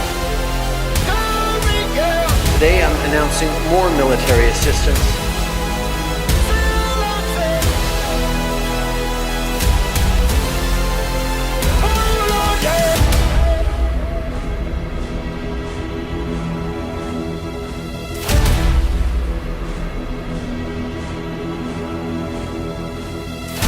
No more war pigs have the power.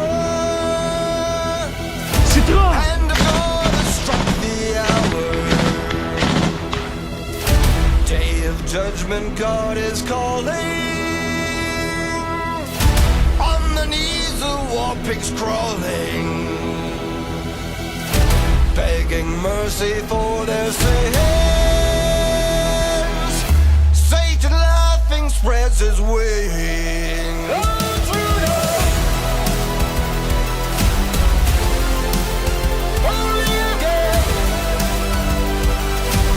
Our role right from the outset of the Ukraine war should have been that of a peacemaker.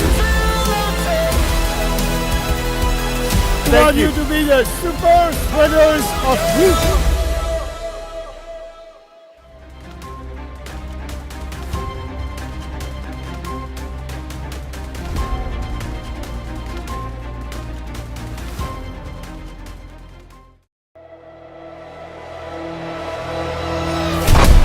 We will continue to support Ukraine becoming a NATO member. Generals gathered in their masses, just like witches and black masses, evil minds that plot destruction, sorcerer of death's destruction. We will stand up every day and every way in favor of the export that the Ukrainian government has asked for. Today I'm announcing more military assistance.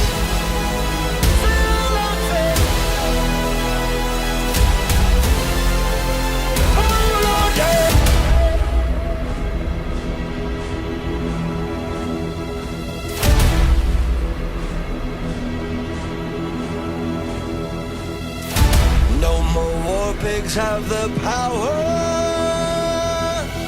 Hand of God has struck the hour. Day of judgment, God is calling. On the knees, the war pigs crawling, begging mercy for their sins. Satan laughing spreads his wings.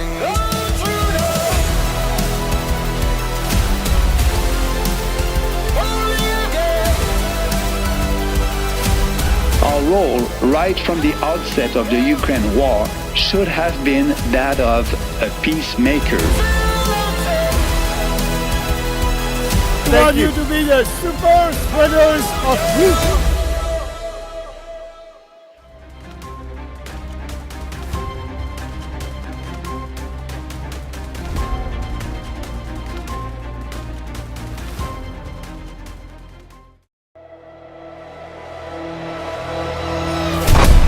We will continue to support Ukraine becoming a NATO member.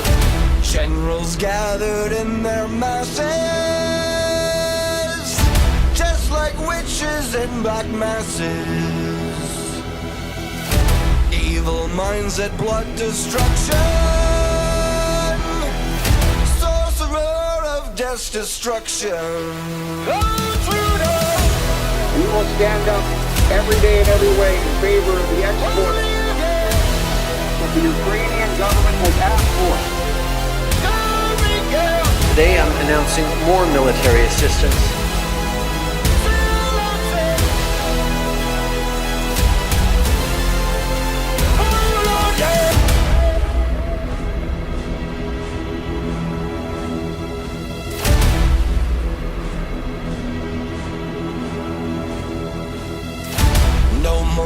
war pigs have the power.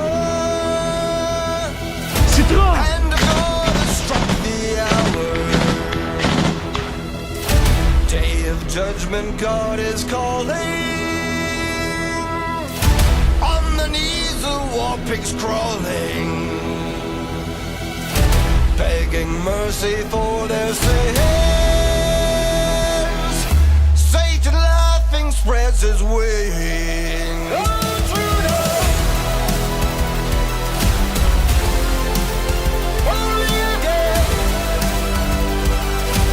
Our role right from the outset of the Ukraine war should have been that of a peacemaker. We want you to be the super spreaders of truth.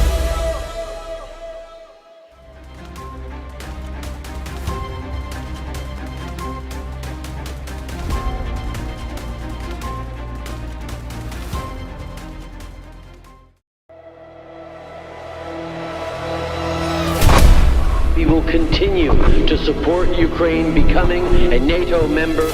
Generals gathered in their masses, just like witches in black masses. Evil minds that blood destruction, sorcerer of death's destruction. We will stand up every day and every way in favor of the export that the Ukrainian government has asked for. Today I'm announcing more military assistance.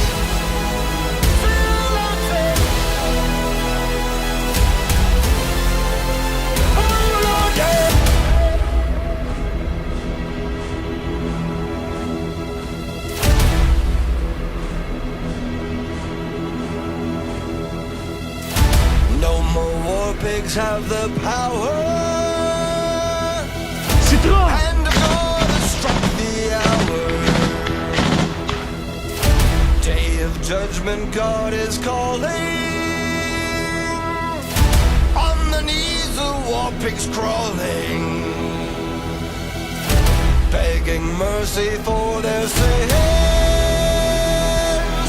Satan laughing spreads his wings.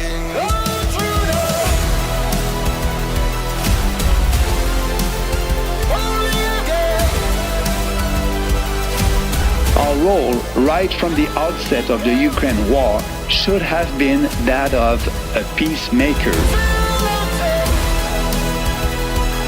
We want you to be the super spreaders of truth.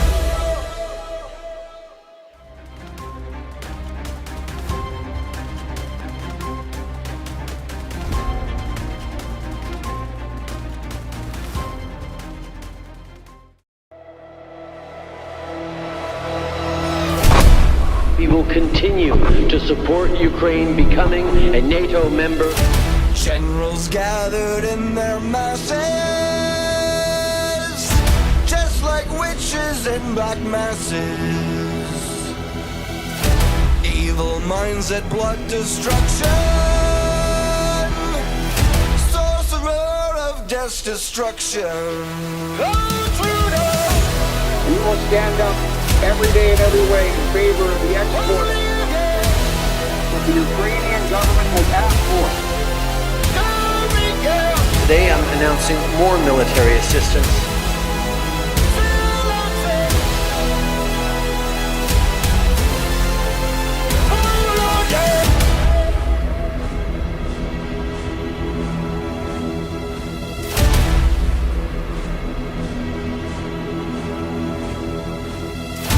No more war pigs have the power. Citron! And God has struck the hour. Day of judgment, God is calling. On the knees, the war pigs crawling, begging mercy for their sins. Satan laughing spreads his wings.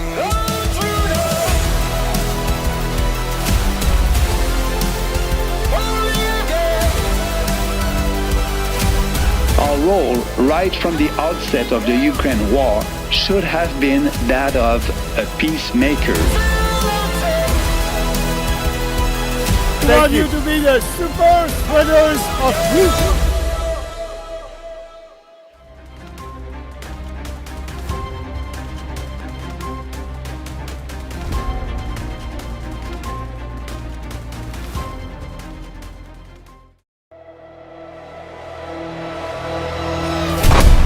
We will continue to support Ukraine becoming a NATO member. Generals gathered in their masses, just like witches in black masses.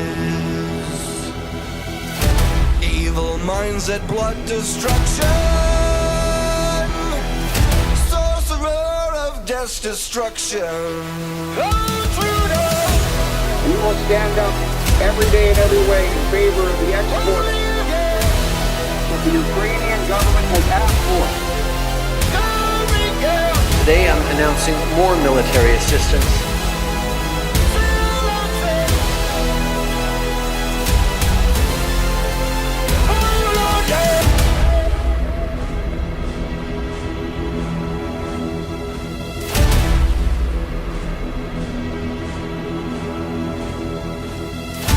No more war pigs have the power.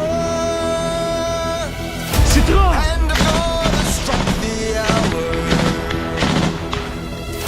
Day of judgment, God is calling. On the knees, the war pigs crawling, begging mercy for their sins. Satan laughing spreads his wings.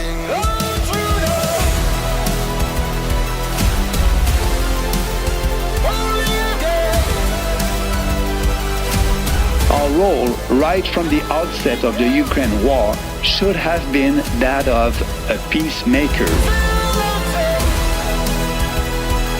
We want you to be the super spreaders of truth.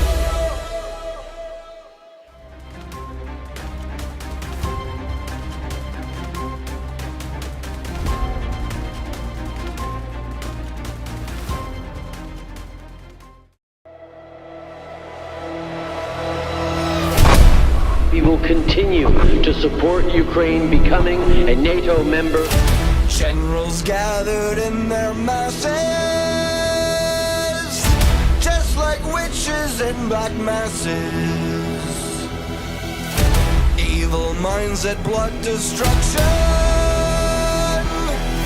sorcerer of death's destruction. We will stand up every day and every way in favor of the export that the Ukrainian government has asked for. Today I'm announcing more military assistance.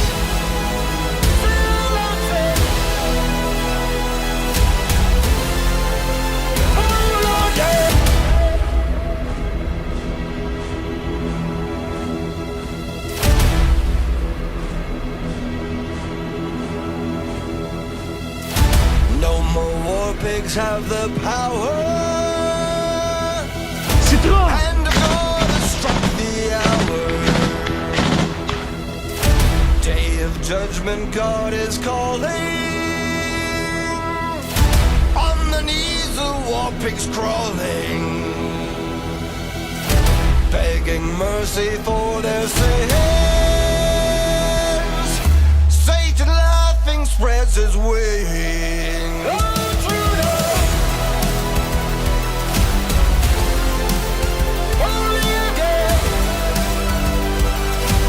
Our role, right from the outset of the Ukraine war, should have been that of a peacemaker.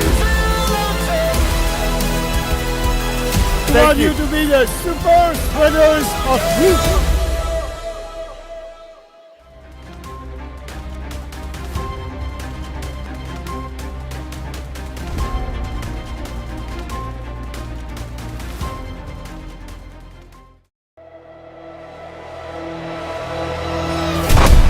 We will continue to support Ukraine becoming a NATO member.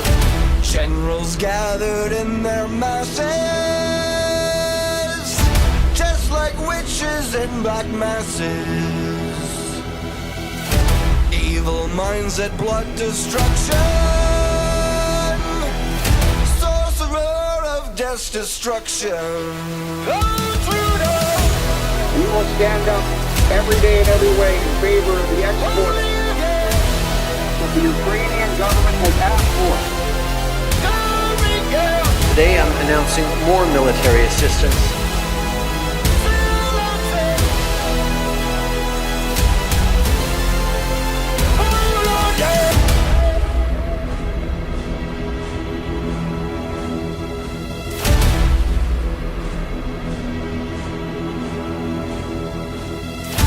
No more war pigs have the power. And God has struck the hour. Day of judgment, God is calling. On the knees of war pigs crawling, begging mercy for their sins. Satan laughing spreads his wings.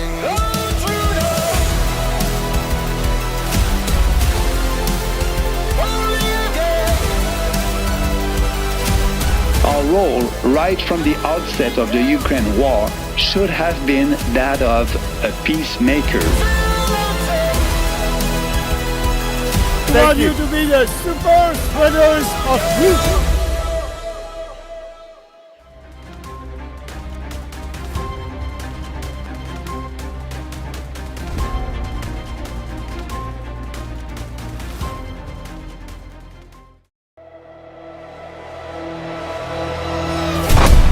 We will continue to support Ukraine becoming a NATO member. Generals gathered in their masses, just like witches in black masses, evil minds that blood destruction, sorcerer of death's destruction. We will stand up every day and every way in favor of the export that the Ukrainian government has asked for. Today I'm announcing more military assistance.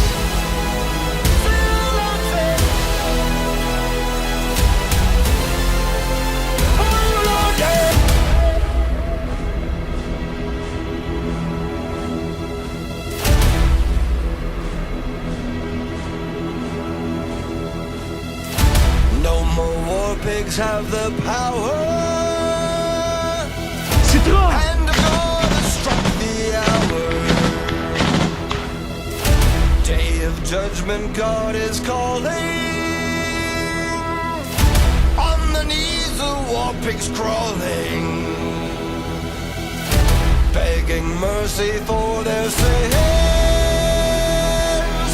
Satan laughing spreads his wings.